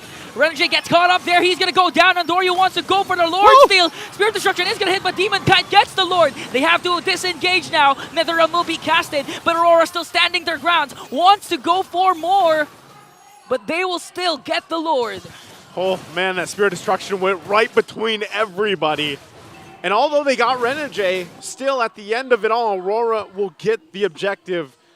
Massive lead for them. And you can see it, even when it looks like there's some fighting in there for Smart Omega, they have a numbers advantage. They can't actually withstand all that damage. The economy is so different in favor of Aurora right now, so they're going to have to find themselves on the defense in the base as Aurora looks to go ahead and take out all these turrets with this push. The inhibitor turret onto the middle lane will fall down. Demon Kite Steel Cables wants to go for Andoryu as Omega tries to defend the Lord. Look at Yue just spamming the Lantern Flare, wanting to pick someone up. It's going to be onto Ukir, but Ukir manages to escape. They still have minions onto the mid and into the bottom lane, and one inhibitor turret left for Omega. So they hold on. Massive lead right now, still ballooned a little bit further, or nearly 10,000 ahead for Aurora. Smart Omega holds on to the one base turret on the bottom side. And just how the last fight we saw, you know, you're going to have to wait a minute and a half for the next one. So that's about the amount of time that Smart Omega has to figure something out, to farm up to where they need to be to get a potential pick off themselves. But really, when you look at it, who are they going to pick off from Aurora? It's almost better if they just get to the point where they're in full fighting form for the Lord, because I think the next push in, that's the thing they always have to worry about, is once it comes into that Lord walk into the base, Aurora's lineup will allow them to put so much pressure that your back is almost forced to your crystal, and then you're just gonna, the game is gonna end. Yeah. So that's why I'm saying they have to go ahead and get this table turned right now, because a massive lead like this, 10,000 gold deficit, if you're Smart Omega, you got some work to do here, and you can see that. At least a pick off, ideally, without using, but Demon Kite goes in, brings down Chaknu, even with the circling eagle, manages to catch him off guard with the steel cables, and that's one member down for Omega. Now the question is, will Aurora wait for the Lord, or will they force a push? Demon Kite, Demon Kite. He does this on the Fanny. Like I said, he'll do it time and time again. This time around, he picks up Chaknu.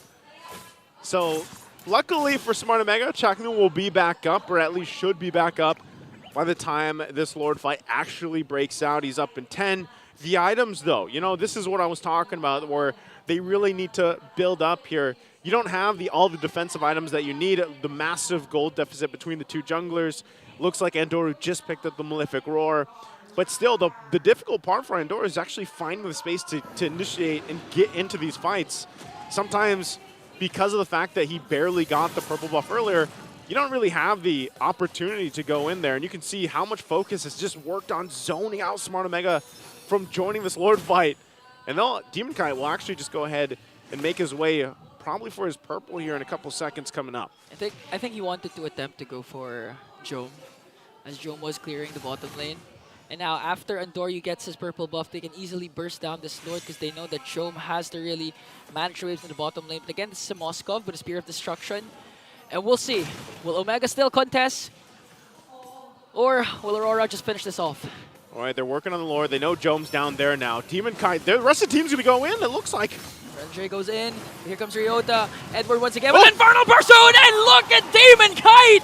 Brings down Chakta once again, like the replay we saw a while ago. Glorious Pathway and Salmon Force is here. Andoryu doing his best for the Wiki Shadow kill, but he's gonna fall down as well. Ukir, 1 second before he responds back. The Lantern Flare from Yue will bring down Ryota. Still trying to out-sustain the damage in a triple kill from Doming with minions onto the middle lane, and we are going to a game number 3. And Aurora will come out in game 2, just like we saw Smart Omega do in game 1. And for the highlighted match of day number 2, we wouldn't have it any other way going to game 3. Great performance. Once again, you saw that Fanny pickup come through for Demon Kite in the draft, and everybody knew to keep their eyes on him. And I know the panel has a lot to say, of course, for this one. We'll see if everything came to point here. Gentlemen, what do you have to say about game number 2?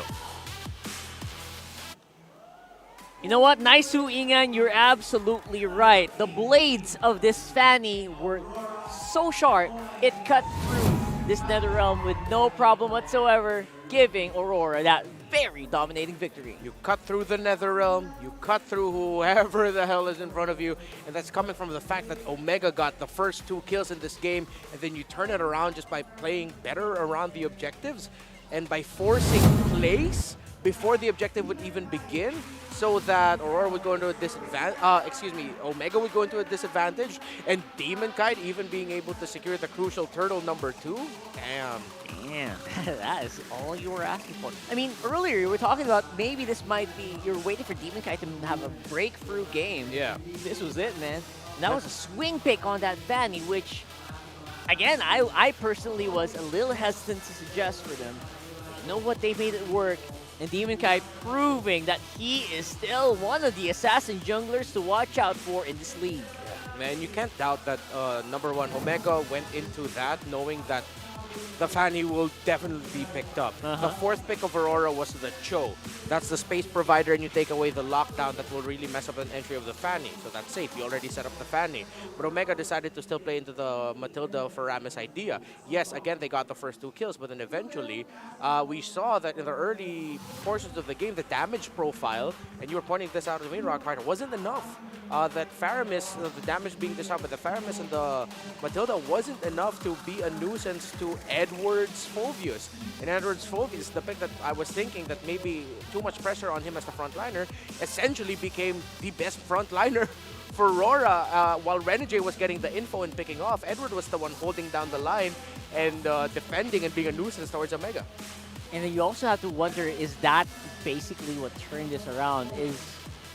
Is the pick, is that mid-pick, by the way, beautiful pick kill there. That pick into the Faramis instead of maybe like a Lo Yi, which again was kind of banned out already by Aurora. Man, if that came through, that would have been it. But right now, because of the damage profile being so different and because of just the tenacity of Aurora, their movements on the map so quick, so snappy. Yeah, you said the right thing there. Snappy were their rotations. Even considering the fact that they were up against a Matilda and a Faramis that will rotate faster. No, Renejay was just quick in the decision-making, in the shrubs he was holding, getting the information. And we mentioned the factor of Demon Kite reading the rotation of Andoryu's Hayabusa well. That was provided by the vision given by Renejay. One of the very rare moments where Andoryu did not shine on a hero, but was outshined by none other than Fanny, of course. Assassin versus Assassin, it's really interesting. But this is, again, I was kind of waiting for, I was just waiting for Andoryu to pick it up. When are you going to go activate? Didn't see it eventually. Yeah, the lineup of Omega played around their ultimates and their sustain, their battle spells. Play around the fact that if they have the Purify so that they don't get kicked or crowd controlled. There's a lot of that on the side of Aurora. And then at the same time, the ultimate of the Matilda, the Circling Eagle, the Nether Realm of the Faramis, while Aurora was a little bit more free flow in their options and what they could do. And really, Yue and Renejay set the right tempo here, out-rotating Ukir and Chaknu. And there's one last thing that I really want to point out that Edward did. He would time when he would... There was one moment in the mid lane that it was Omega and Aurora fighting under the first turret. Even Naisu reacted like, whoa, when, when the Phobius locked in from afar on the Hayabusa. That's a good reaction. Yeah, the Hayabusa Naisu was already far, but the Demonic Accurate. Force passive of the Phobius was already activated. He locked in his basic attack on the Hayabusa, and once that's locked in, that animation will not cancel. So he was able to go from like in front of the first turret to behind it using the Demonic Force passive, and that helped them set up the crowd control to take down Demon Kite. Excuse me, Adoryu in the mid. In case you're not updated, Demonic Force is the passive, and Infernal Pursuit is the strong. There you go. Is the ultimate, yes. The ultimate, just for you guys who might be wondering. So right now, with all of that said, it's the unlikely lineup, but they made it work. So much what ifs on that lineup, by the way. What if Renejay misses out on that hit? What if Edward gets caught in the bad Infernal Pursuit? What if Yue can't dish enough damage? All of that was essentially answered blow by blow by Aurora here against a lineup that technically has a very strong mid-game spike with that Moskov, with that Hayabusa. And it's impressive. It makes me wonder, maybe Chaknu should have stayed on the Hylos or something. Oh, you mean on the Belleric? Oh, come on. I mean, if it stayed on the Belleric, I feel like, you know, could have been a little bit better. But nah, those are big ones. Those are You're big right. what ifs. You're absolutely right. What if this was a Belleric? What if he was still a set man? What if he was... I'm just kidding. Thank you for backing me up, but I'm just kidding. That's me wishful thinking at that point, It dude. can work. Honestly, it Well, can thank work. you for defending me. I agree. The Matilda was not it for me. The damage was... Oh my goodness. It was... I was hoping for more damage from that lineup. Yeah. Because of the lack of the damage, Yue could fight a little bit longer around the beacons, keep dishing out the crowd controls, even though there were a lot of Purifies of 4 on the side of Omega. At some point, it was bound that they'll be crowd controlled. There's a lot of crowd control. Again, Phobius is deceptive in that his new kit gives him a lot of crowd control abilities, especially when you're resetting his cooldown, his passive, and getting his cooldowns much quicker when you dash around in his vicinity. And those are the things that you kind of... makes Phobius like one of those really strong picks right now. Like, I feel like it wasn't even a perfect Phobius game, but it still worked. Man made it work. Yeah, exactly. The man made it work. Exactly. So, despite the lineups being against it. So, I love it, and I wonder what Omega's got for us right now. Because I don't know if... I think it might need like some sort of like a surprise, like game number 1, to really secure it against Aurora right now, who seem to be on a roll. Aurora on a roll. Man, that's gonna do something to your tongue here. Yeah. But yeah. I feel like for Omega though, just make sure if you're gonna give the Fanny to Demon Kite, be prepared to deal with it. Have the right pieces to deal with it. Maybe have a Koof route. Yeah. Again, they went was not banned out. Yeah, they would rather ban out the Bane compared to the Fanny. To me, that's a little bit not sus, but. I would have rather taken the Bane over the Fanny of Demon Kite. Ban the Fanny instead. Like, maybe you can deal with the Bane. It's more predictable compared to Demon Kite earlier, who really popped off, man. That was fun to watch. And it's a great reminder for all of us watching, for you guys as well, that you know what, Demon Kite's, he's a bit low-key compared to these other junglers who are like listing each other off, top 1, top 2, top 3, top 4. True.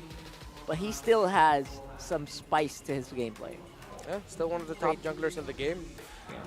Again, Demon Cat made a name for himself in Season 8. Rookie of the Season way back then, playing those assassins, splitting the map. Naisu became a fan of RORA Philippines in Season 8, and then even more so in Season 9. even though Demon Kite quickly had to transition into more of the utility with the Demon Slayer jungle emblem, with the Barrets and the Fredrins rolling up. At that time, it was still just the Barrets. Oh no, Fredrin didn't even have a spot in the meta. It was Tanks-a-Lot that was being played and stuff like that. That's right. Yeah, so Demon Kite has it in him. Gotta respect his assassins. Miss Tanks-a-Lot. Sure, SDZYZ and TNC miss Tanks-a-Lot too. What if Demon Kite brings it out? What if? Well, Tanks-a-Lot, no, no. kidding, Hybrid for sure. Hybrid, yeah. I mean, like more like assassin, like the way Erad plays it. Yeah, the War Axe Thunderbolt if the Lancelot comes up. Oh, we got some comments here from our YouTube. If Moscow goes for the pickup, it's gonna be hard for Omega to clash. Yeah. So he feels like Omega already lost because of that, because of the Moscow. That's an interesting comment. What's a long comment? Oh my god. All I know is I'm looking at that second comment just going, Beleric! Beleric! Beleric again! Are you sure that's not you? No, that's not me. That's not you? Are you sure? My official username on YouTube is at Redmar Santa Cruz. Subscribe. Subscribe. Don't get caught out, because it's useless for the Mathilda. Yeah, Mathilda's useless because of the fanny pick. That's what he's saying. Yeah. Man, oh man. You could have prepared us for this, man. It's a long one. Yeah. That's good analysis. But yeah, you know what? It's a long one, but we appreciate it. You guys watching, you guys are the best. And if only you were given a chance to become an ML player, you're probably a pro player right now. I love the belief that you show to our viewers. I believe in you too. They're so good in analyzing. Yeah. Right? I feel like if they were given a slot, you'll probably do good. Who's top Moscow there? Replace Jome or something, right? So. Nah, no one can replace No one Big J. can replace Big J. I'm sorry. Big J's irreplaceable. That's Rockhard. blasphemy. What you talking about? Exactly. It's blasphemy. Blasphemer. Game 3, we go for Aurora's blue side, which, again, historically, apparently, is not that high, apparently. Yeah. On their win rate. So I was surprised by that fact. It was less than like 60, 55%. Around 45%, yeah. Yeah, wow. And anyway, in this scenario, with Aurora with the first pick, it's now Omega's turn to pick the answer. Beleric again. Oh, no. Pick the you Beleric mean on answer? No. slot number 5. No, you said answer. Yes, that's it. That's actually the solution. Pick Beleric. No. I think that's where Omega's actually strength lies, to be honest. Not just in the game. It's like in the battle rap. It's called the rebut. The rebut. Oh. They're so good at the rebut. You see why Chaknu asked Renejay to go first earlier? He wanted to do the rebut. The counter punching. Okay, Counter punch. I get you. Right? So maybe that's why this might actually turn out better for Omega. Aurora going blue side. Oh my goodness. All right. 44.44%. That's interesting. I did not. So they're... Huh. Maybe they're the team who likes to rebut or counter punch. Either way, side selection here is 44.44%. Not that high, but you know what? Aurora's been getting the wins. They're top 3 right now, tied with Omega. Yeah. 3 and 4. They're both free. They're both third. So actually, this game is gonna determine who's actually third. Solid third. I love it. I love it. Until tomorrow. Very excited. Until tomorrow. Yeah. Let's go into the draft for this one. And I want to see me some spicy stuff. Omega, will you oblige or will Aurora come out on top with the W with just their solid gameplay? Okay. They go for the Harith ban. I think Roger and Moskov are the gold laners that we're going to be looking at here. I'll have to see Doming switch things up. But really, in terms of the gold lane picks, we're just rotating around the carry, Harith, Roger, Moskov. It's mainly those 4. We see the rare Lunox from time to time, Nathan also. So Aurora will take away the Edith. Don't want to give that to Omega. In terms of the first picks open, again, Roger, Moskov. I don't want to float the idea of the Zask that much anymore. But I wonder if Omega will Oh, wait, no, I think they need to ban Juicin. It feels like the Zask is not as dominant as it was like a few weeks ago. It's very selective now. It's starting to become quite easy to answer. Sometimes Nolan, pretty easy. Sometimes they just outright retribution it. Yeah, or they sometimes ignore it.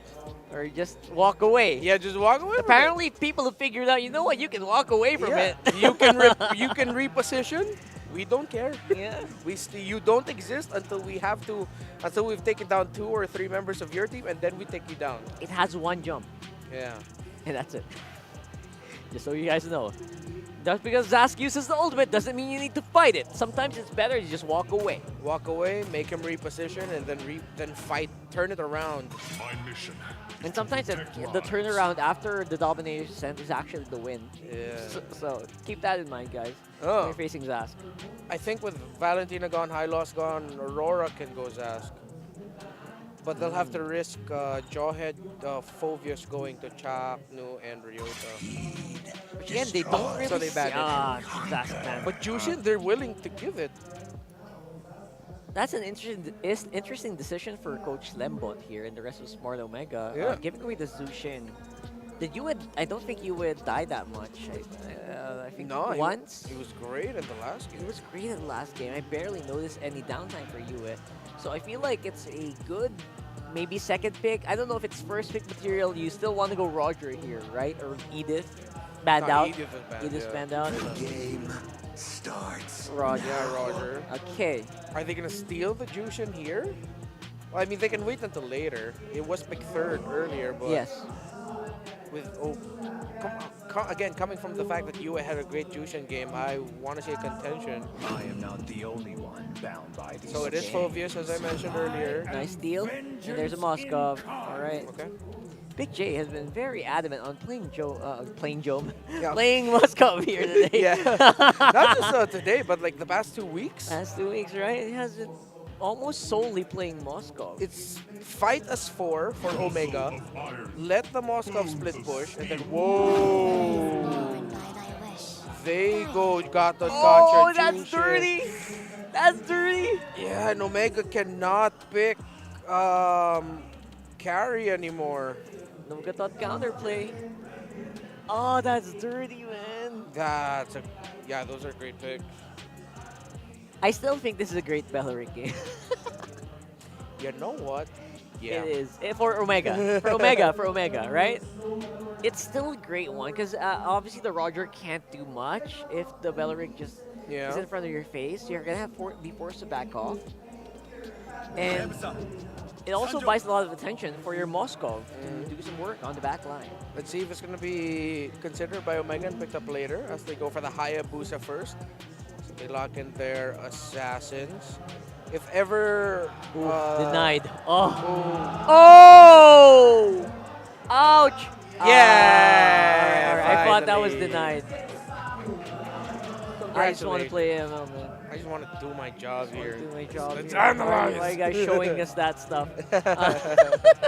If ever Aurora decides to maybe put the Roger to the gold lane, actually. Yeah. There's still other jungles open. Again, Fanny is still available. Never forget.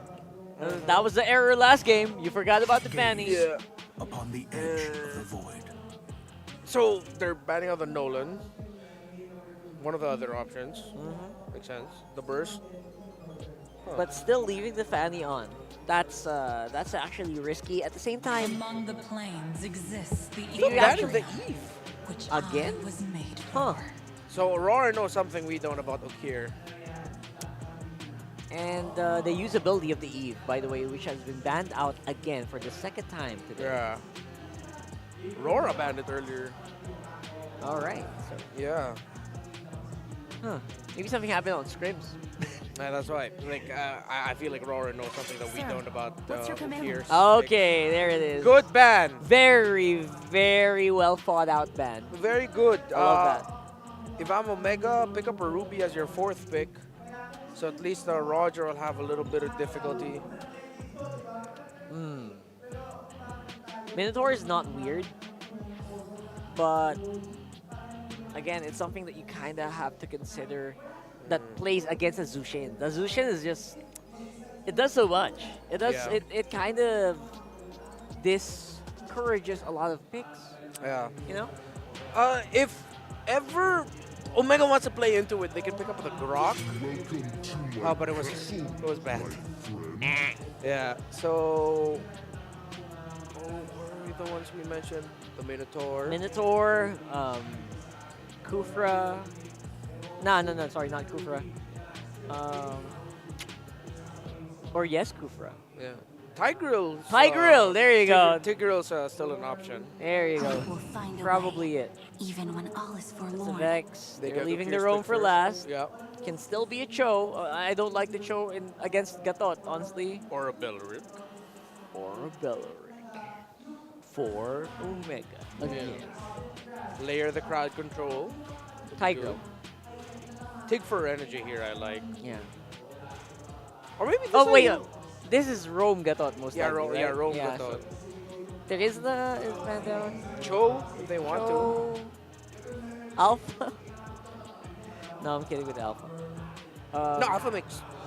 You think for Aurora? You don't see your Rome, it might be risky.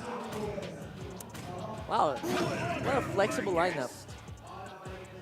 Oh, it is Tig. There's the Bane and there's the Tig. All right, they go for it anyway. It's XP Gatot. Seems like they had info on each other because Omega banned the Bane in game number 1. That's right. That's actually correct. Game number 2 in the last game, I mean, yeah.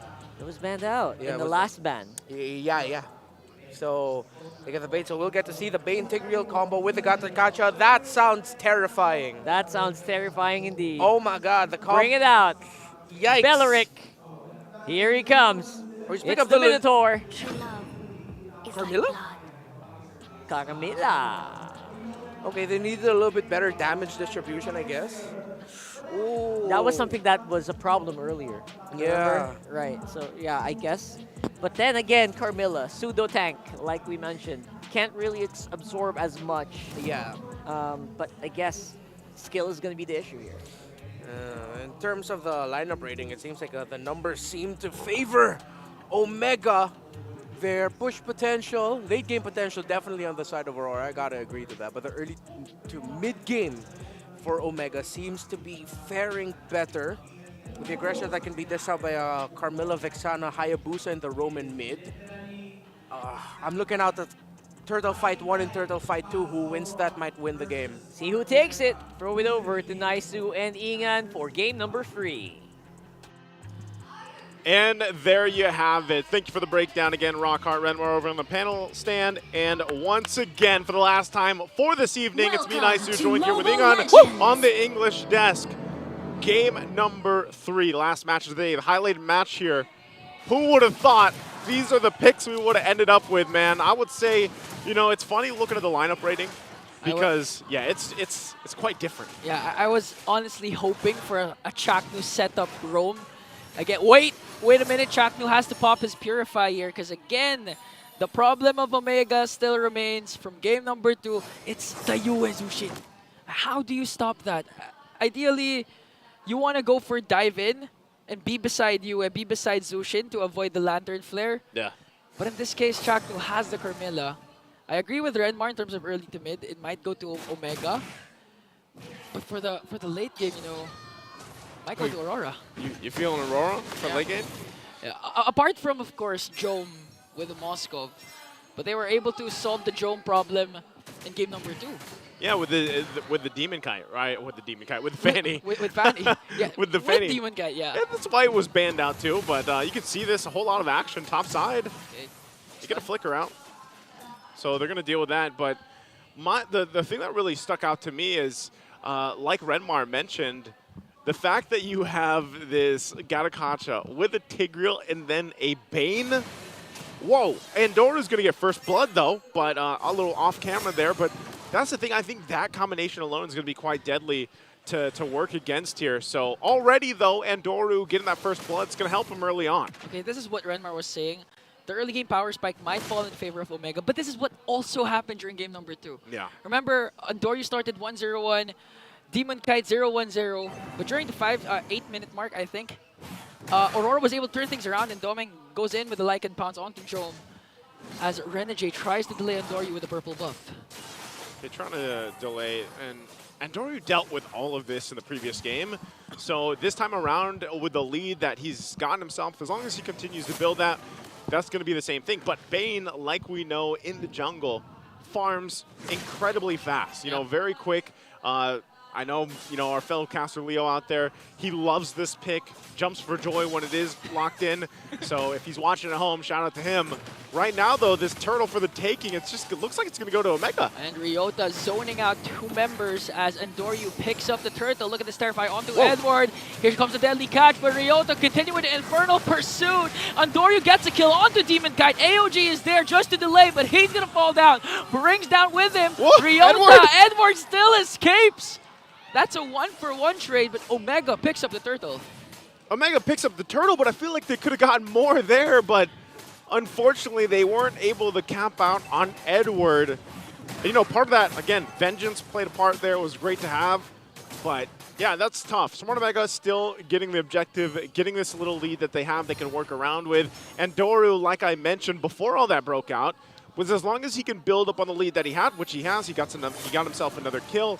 That's going to be great for scaling quickly, and that's exactly what you want to do on this Hayabusa pick, because all that does is allows Jome to just farm up, have his golding experience, do his thing, and get to the point where we've seen him happen time and time again on a Mozkov pick.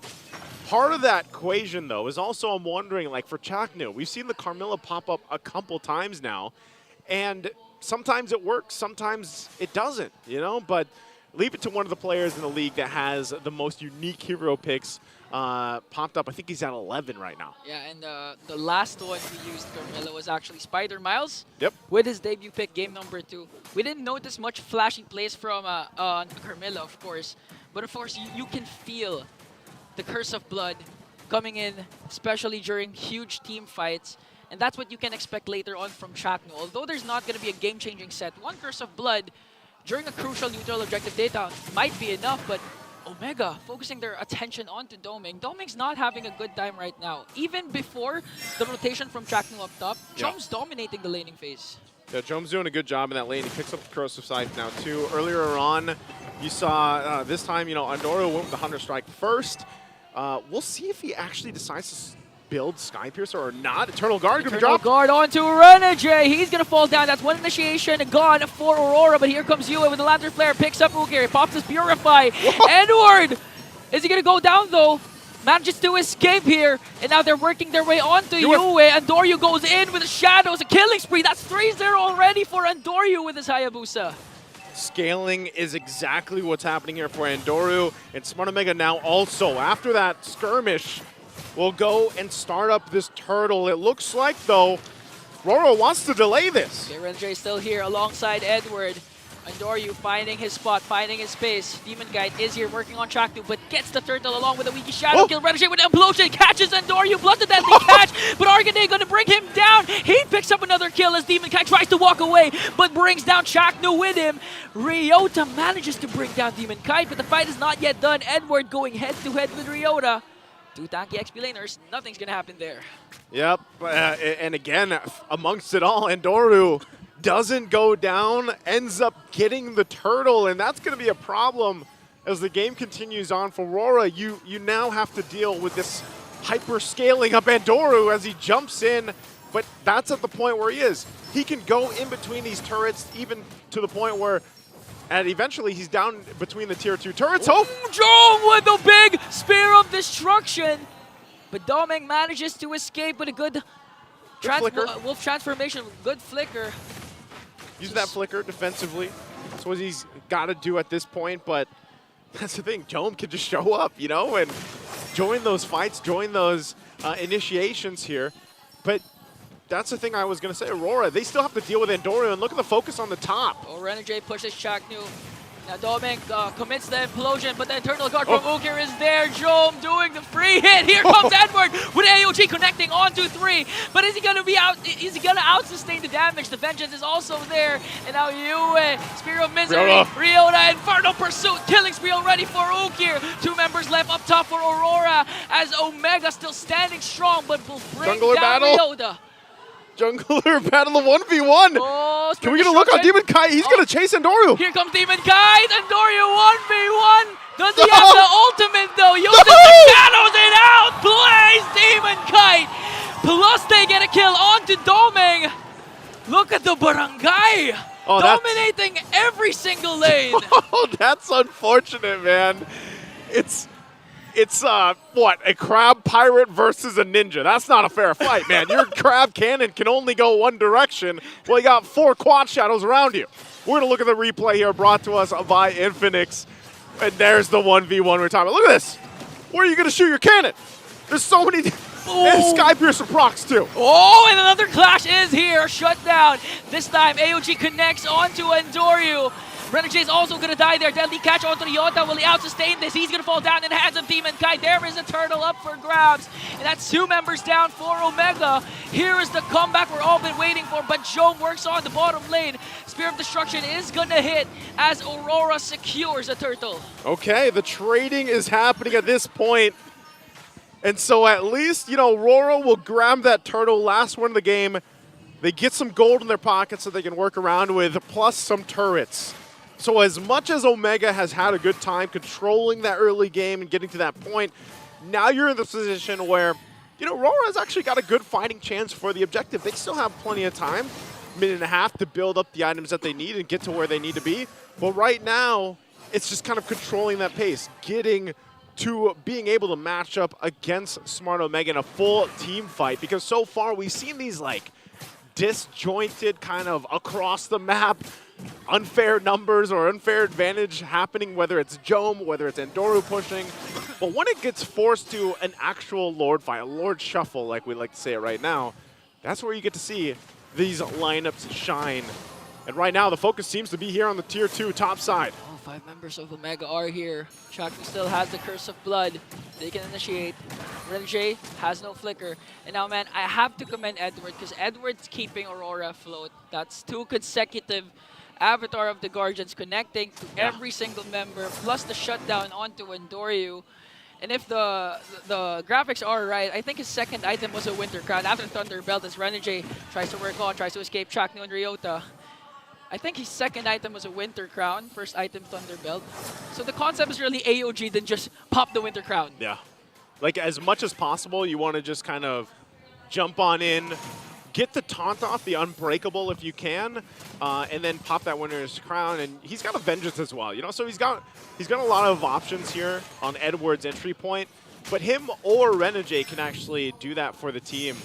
And that's what I'm saying, like, their team fighting capabilities are great around a Lord Pit, an objective pit like this, because then Demon Kite can also lock down, you know, with the Deadliest Catch, and that's something that Smart Omega always has to watch out for, especially for Endoryu, as now they might try to get Endoryu to, you know, face front, get into the actual fight. Now, Endoryu can play it safe and just kind of show up, you know, with the Shadow and then go in for the Retribution, but for the most part, he's got to rely on his frontliners to start things up, and that's why Ryota's been doing this constantly, don't they? Oh! Oh! Spear of Destruction! Jome! Big J! What a big outplay! Deadly catches there, pops and Purify onto Demon Kai. He's gonna fall down! Oki unleashes the Eternal Guard. 3 members of Aurora are down. The next target is Edward. Jome cutting things off as Endoryu picks up a double kill.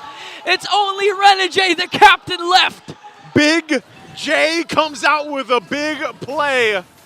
And so they'll get a little bit of push on the turret, but ultimately they had an amazing fight. And now they'll get the objective, they'll get the Lord here. Man, if you're Aurora, you don't even know what happened. Man, even me.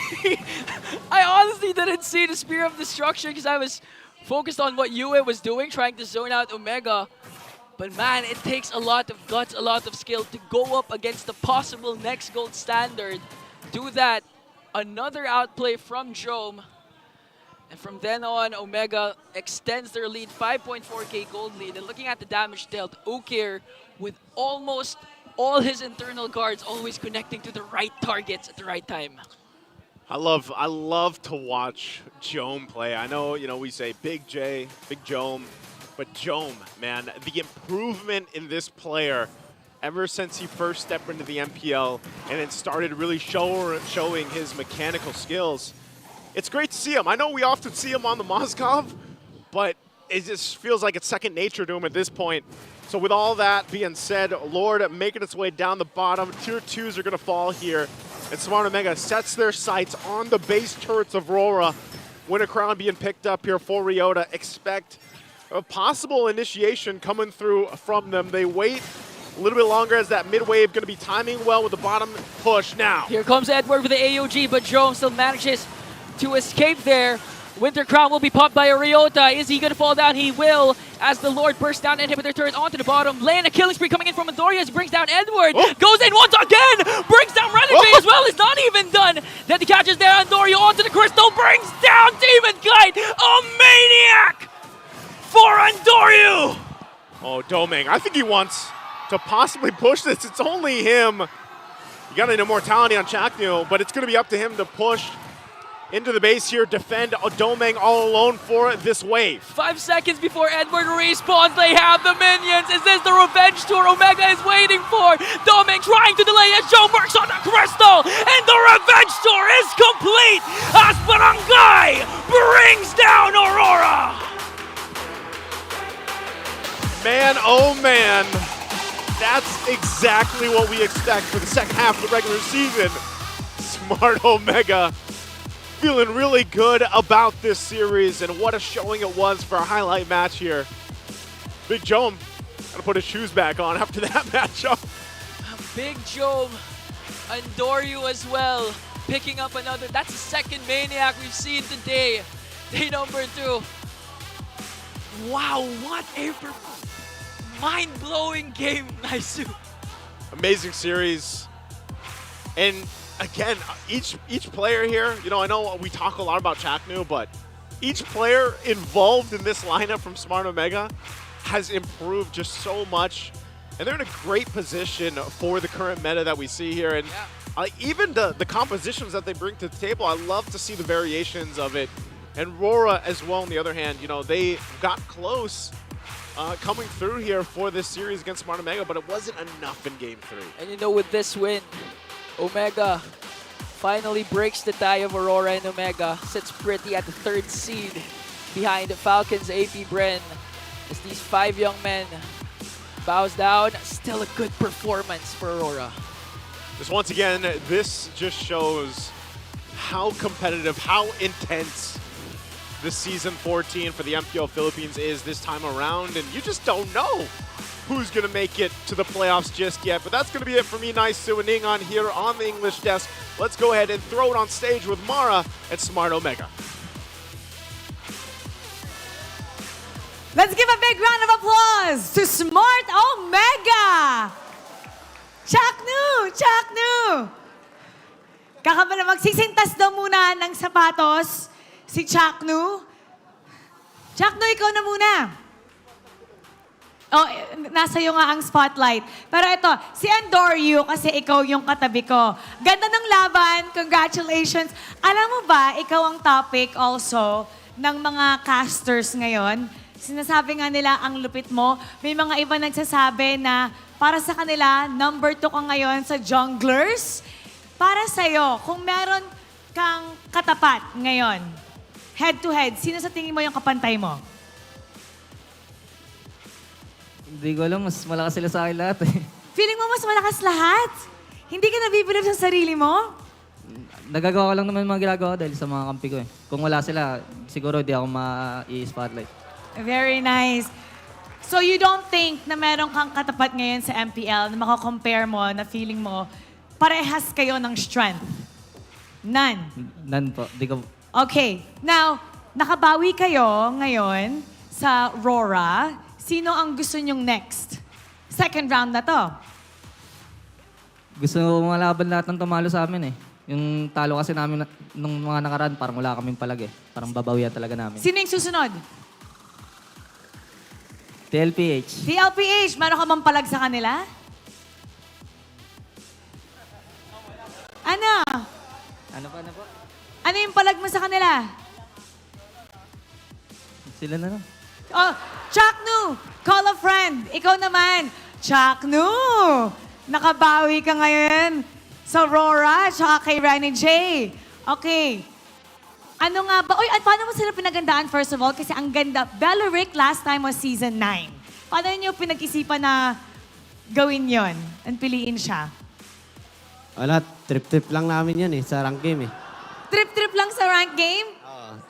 Yun lang. Hindi That's kasi it. natatalo yan sa rank game namin, kaya sabi ko, pasok natin to. Oh, good choice. Sa mga nag-rank, nag-RG dyan, anong gusto mong tip sa kanila sa BLCK? Pasok lang kayo ng pasok, maunat naman yan eh. And now, it's time to announce our MVP. Can you guess who it is? Sino? Ukir. Let's take a look at the screen. Our MVP is Ukir! Alam mo, sobrang humble nito. Sobrang humble. Okay, anong gusto mong sabihin sa mga kabarangay natin? Sa mga pumunta sa stage, sobrang salamat sa suporta nyo guys. Tsaka sa mga boss namin. Tapos tuloy nyo kami supportahan guys. Gagalingan pa namin. Oh, sabi ni Andoryu, yung susunod, you got your eyes on TLPH. Ano ang palag? Sa TLPH? Oo. Wala, nagpagupit na ako sa Hanji. Katulad na ata ito sa'yo. And now, it's time to announce our lucky fan na makakauwi ng 3,000 diamonds. Come on up! Hello! Good job! Congrats! Parang galing, Thailand? What's your name? TJ. KJ? TJ. TJ! TJ, sino ang favorite player mo dito? Chakno. Chakno! Bakit si Chakno? Kahit anong hero yung bigay sa kanya, kaya niyang laruin. Wow. Abangan natin Zilong. Abangan natin. Gagamitin mo ba ever ang Zilong?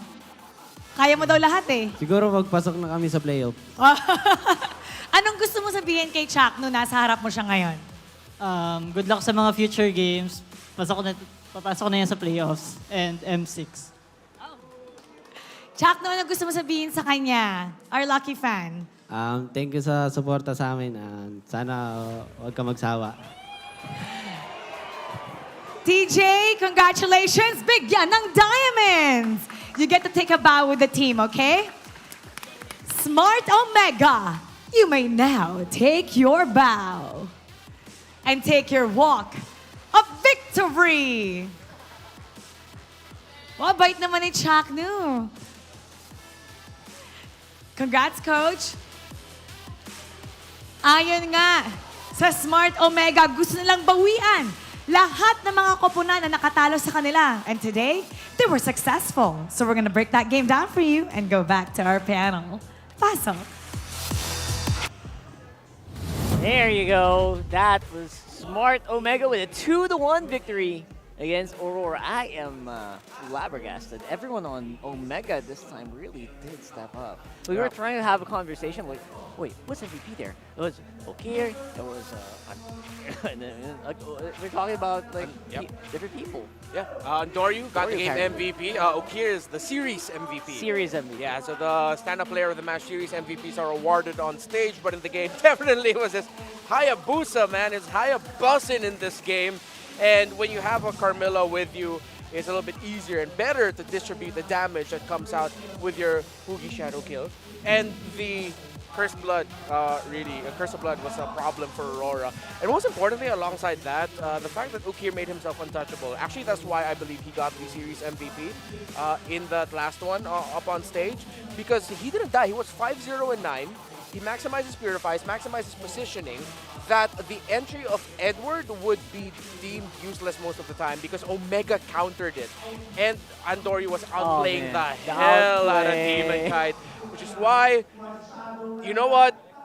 I believe too much in the Wombo combo potential there, that when you're up against an incredibly mobile assassin that's hard to Wombo combo against, and really you're just way too mobile to catch, you're going to be outplaying and running circles around the Bane. So definitely well-deserved MVP here for Andoryu. Aggressive at the right times, and that's what you need when you're in a Hayabusa. And it was explosive, right? Not just Andoryu, every single player, Chaknu, out of nowhere with a Carmilla. Unique heroes up to 12 now. Yeah, 12 unique heroes. 12 unique heroes for Chaknu right now. And everyone was just flying. Big J with his moments as well. Coming in clutch on the bottom side of the map. I remember myself shouting there. Yeah. So, and you can really like toss a 5-sided die. And anyone could have been MVP there.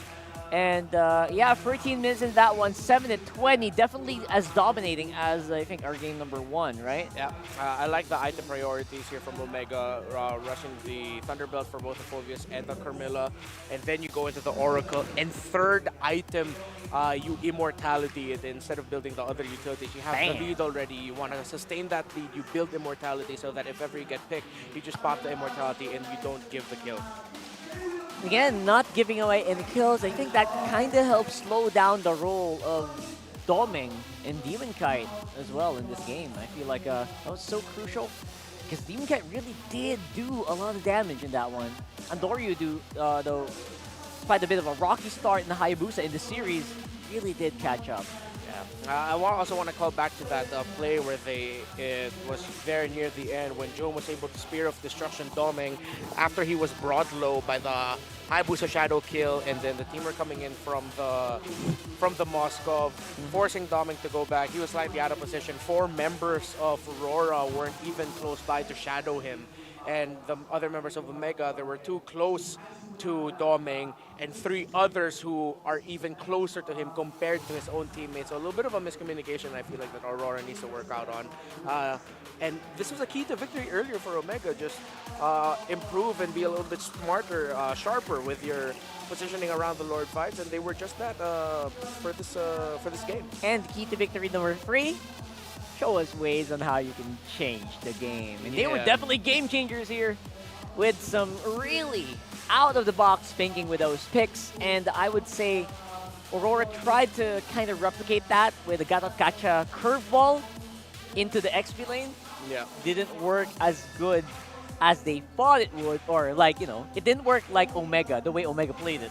Omega played it way differently, and it showed. Barely able to touch in towers, and Omega was also banning out this Bane. Yeah. We'll talk about that a little bit more later on, because that's something like we mentioned earlier. It felt like there was a lot of, what do you call that, insider information that they were probably taking from the scrim. So to confirm that, of course, we got a guest. Hello, guys. Coach Stronger here from Hello. Omega, joining us here for the English panel. How are you, brother? Yeah, doing great, doing good.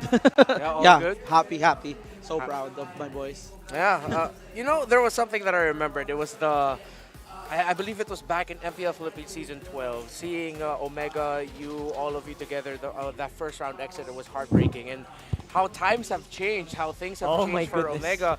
I want to hear from you. What does this version Omega do best? Why are you guys so strong right now? I think the reason why we are strong right now, it's because I think we don't want to feel the sadness or the depression that we felt past 2 seasons, especially last season. Yeah. Because I think that was the first time Omega didn't even able to qualify for playoffs. Yeah. Right. That's why right now it's like all in or go out. All in. All in. All in and just be happy. Yeah, that sounds about right. All right. So here's the thing. You guys were doing counter picks on each other. Bane, you ban out the Bane for Blacklist, and they ban out Aurora. For Aurora. Sorry, It's okay, sorry. it's okay. They're very familiar enemies. Anyway. And then they were also banning you out. Can we just ask, where did you pick up this BLCK? Who came up with this, and why did it work? I think it's something to do with how Chakno is playing right now. The way that he's playing. Yeah, the way he's playing, and what are the heroes that goes with the way he plays. Yeah. And how we can maximize it. So I think that's how we look into this whole season run. Yeah. Well, that did make sense because it was Chapman himself. He mentioned that he was just like, it was undefeated in our RG. And then even his tip, when Mara asked, hey, what's your tip for BLCK players? Just keep going in. Keep going in. So you thought about Chakno's game style, and then you thought, well, you look like a BLCK. Yeah, just like that. It could work out. That's so simple. Yeah, you know, Rockhard, I really want to understand the dynamic and the coaching staff for Omega because actually, we haven't seen you go up on stage. You're behind the scenes. It's Coach Lembot or Coach Snap who gets featured. we want to know more about you. What does Coach Stronger bring to the table? Because fans of Omega even are sometimes asking, where's Coach Stronger? When you're always there. Oh, yeah. And you're always there in the behind the scenes. So many seasons. Yeah, I think what we do right now, or what we decided on, I think we just focus on what we are good at. Like for example, Snap is a former player, Yeah. so he really knows what's up on the highest stage and ranked game. So he's the one who's analyzing for us, or he's the one who's drafting for us. Yeah. And then Coach Lembot played ever since MLBB. Ex-pro. Yes, yeah. So of course. he knows the tiny little bit of things. Yeah. So he's the one who, what you call this? He's the one who, the Micro. technical coach, micro coach. Wow. He's the one who, my players doesn't like him. He's the one. Yeah, he's the one Too technical. pointing out. Why did you do this? Why did you do that? Yeah. He's like the daddy. Yeah. Yeah. The big daddy. So what about Coach Stronger? What does Coach Stronger bring to the What I table? do, basically, I enable them. I'm their best friend. You're the best friend. You're the best friend. All right. Thank all you. right. That's a great insight. Thank Yeah. you. And for you guys, a big shout out to people who are watching from Southeast Asia, man, that they're also watching you guys, and South Asia, North America. Big thank you. If you want to be a restreamer, scan the QR code right there and register now. Be an official streamer. Wow, it's been a treat having you here, brother. We don't get to do this a lot, so it's nice to have you here. And congratulations. There is your official standings. Yay. You are now tied on second Yes. with Falcons APBren. What do you think about that? What we wanted right now before coming to playoffs is to at least first, second, third. First, second, third. Yeah, Okay. That's the sweet spot. Just keep it there. Yeah, You keep want it to there. stay there, top 3, and then we'll just hope for the best, yeah? Yep. Oh, that is amazing. And there you go. We also saw the play of Fnatic Onic. Very good opponent for sure. I'm sure you're starting to prepare for that already.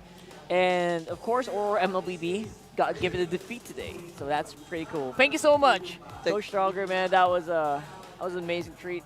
Yeah. And yeah, thank you so much. Thank you. Yeah, you. really, Thank you, Coach, Coach. glad to have you here. Congratulations. Thank you. Congratulations. Enjoy your victory, brother. Yeah. And Sure now, will. this is something that's going to be super duper interesting, brother. Blacklist is, of course, still there where they were. Oh, And yeah, now tough Aurora and Team Liquid PH are neck and neck together. Look at that. Yeah, it's a tight race between Omega, Aurora, TLPH. To see how far RSGPH has fallen, still trying to find their bearings and their understanding of the meta that will work for them this season. Liquid has been quite shaky, still figuring things out. But right now, it seems like there's really a clear top 4 in the league. It's Fnatic Onic, Falcons, Omega, Aurora. Question is, when will TLPH and RSG turn things around? And most importantly, will Blacklist International TNC Pro Team be able to pull off at this point a miracle? TLPH at number 5, the current MPL Philippines champion. Yeah. That's interesting. Let's have a look and see. We already talked to Stronger. Let's see what the players were actually saying in that game. We're going to hear from Omega.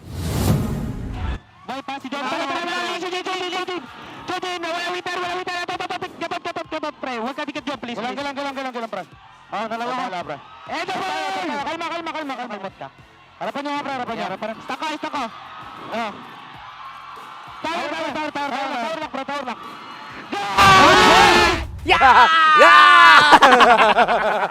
That was cool. That's the way to do it. That's how you win. Yeah, it was really interesting. They were literally begging Jomo to do a great job, but please don't attack him just yet. He's the last Avengers, don't attack him just yet. And Jomo was just like, yeah, don't worry, no, I got this, it's fine, it's fine. that was Who was that guy shouting? Was that Chaknu? I feel like that was either Okir or Chaknu. That Chaknu, was hilarious. right? It's one of my favorite mic checks. It's a machine gun. I love it. I love hearing these comms. More mic check, please. Yeah.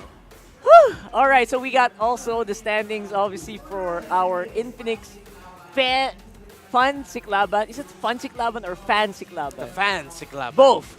Where TNC, the Phoenix Army, are actually quite leading here today. They lost, though. They're still on top of the standings for some reason, even though FCAP did give them a victory here. And Blacklist and Aurora getting a piece. That's an interesting outtake. A bit opposite. I guess it's opposite day for match 2 and 3. Yeah. Match 1 is pretty on point with what happened on stage. Fancy Laban today was intense. The Fancy Laban games I would overhear, people are shouting. I heard! Like the call, like, okay, the way they're seated is they got no headsets on. It's like desk here, it's like desk in this area, desk in that area. Yeah, here and there. And then they're just going to be yelling, shot calling, all of that. Sometimes they have to be quiet and they have to whisper. But when things get intense, it's like, whoa! Insane. Absolutely. Star match. And so far, our star match results: PH versus TLPH versus Aurora. Yeah. Fighting off in that number 4 and number 5 slot. And Yeah, around there.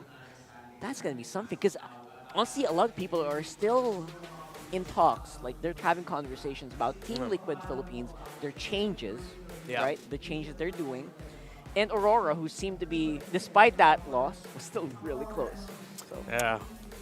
For TLPH, one thing I'm looking at is there have been a few draft disparities.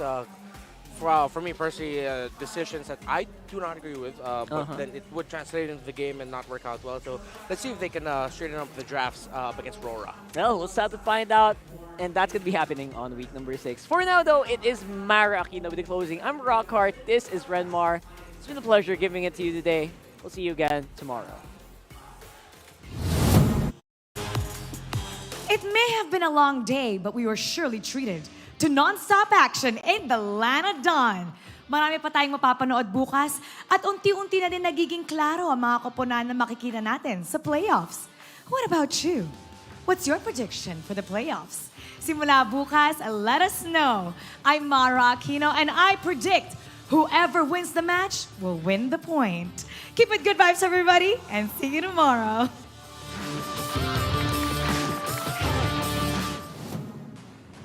The 14th season of MPL Philippines is brought to you by the following sponsors.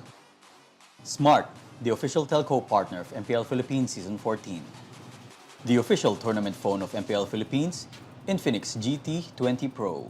Official suppliers, EMC Asia and Index Salon. Experience the MPL PH Season 14 action live at Green Sun, Makati City.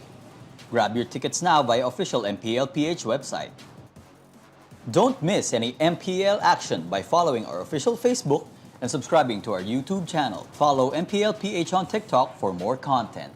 And to ensure the equality and fairness of our games, MPL Philippines is also monitored and supervised by the Games and Amusements Board.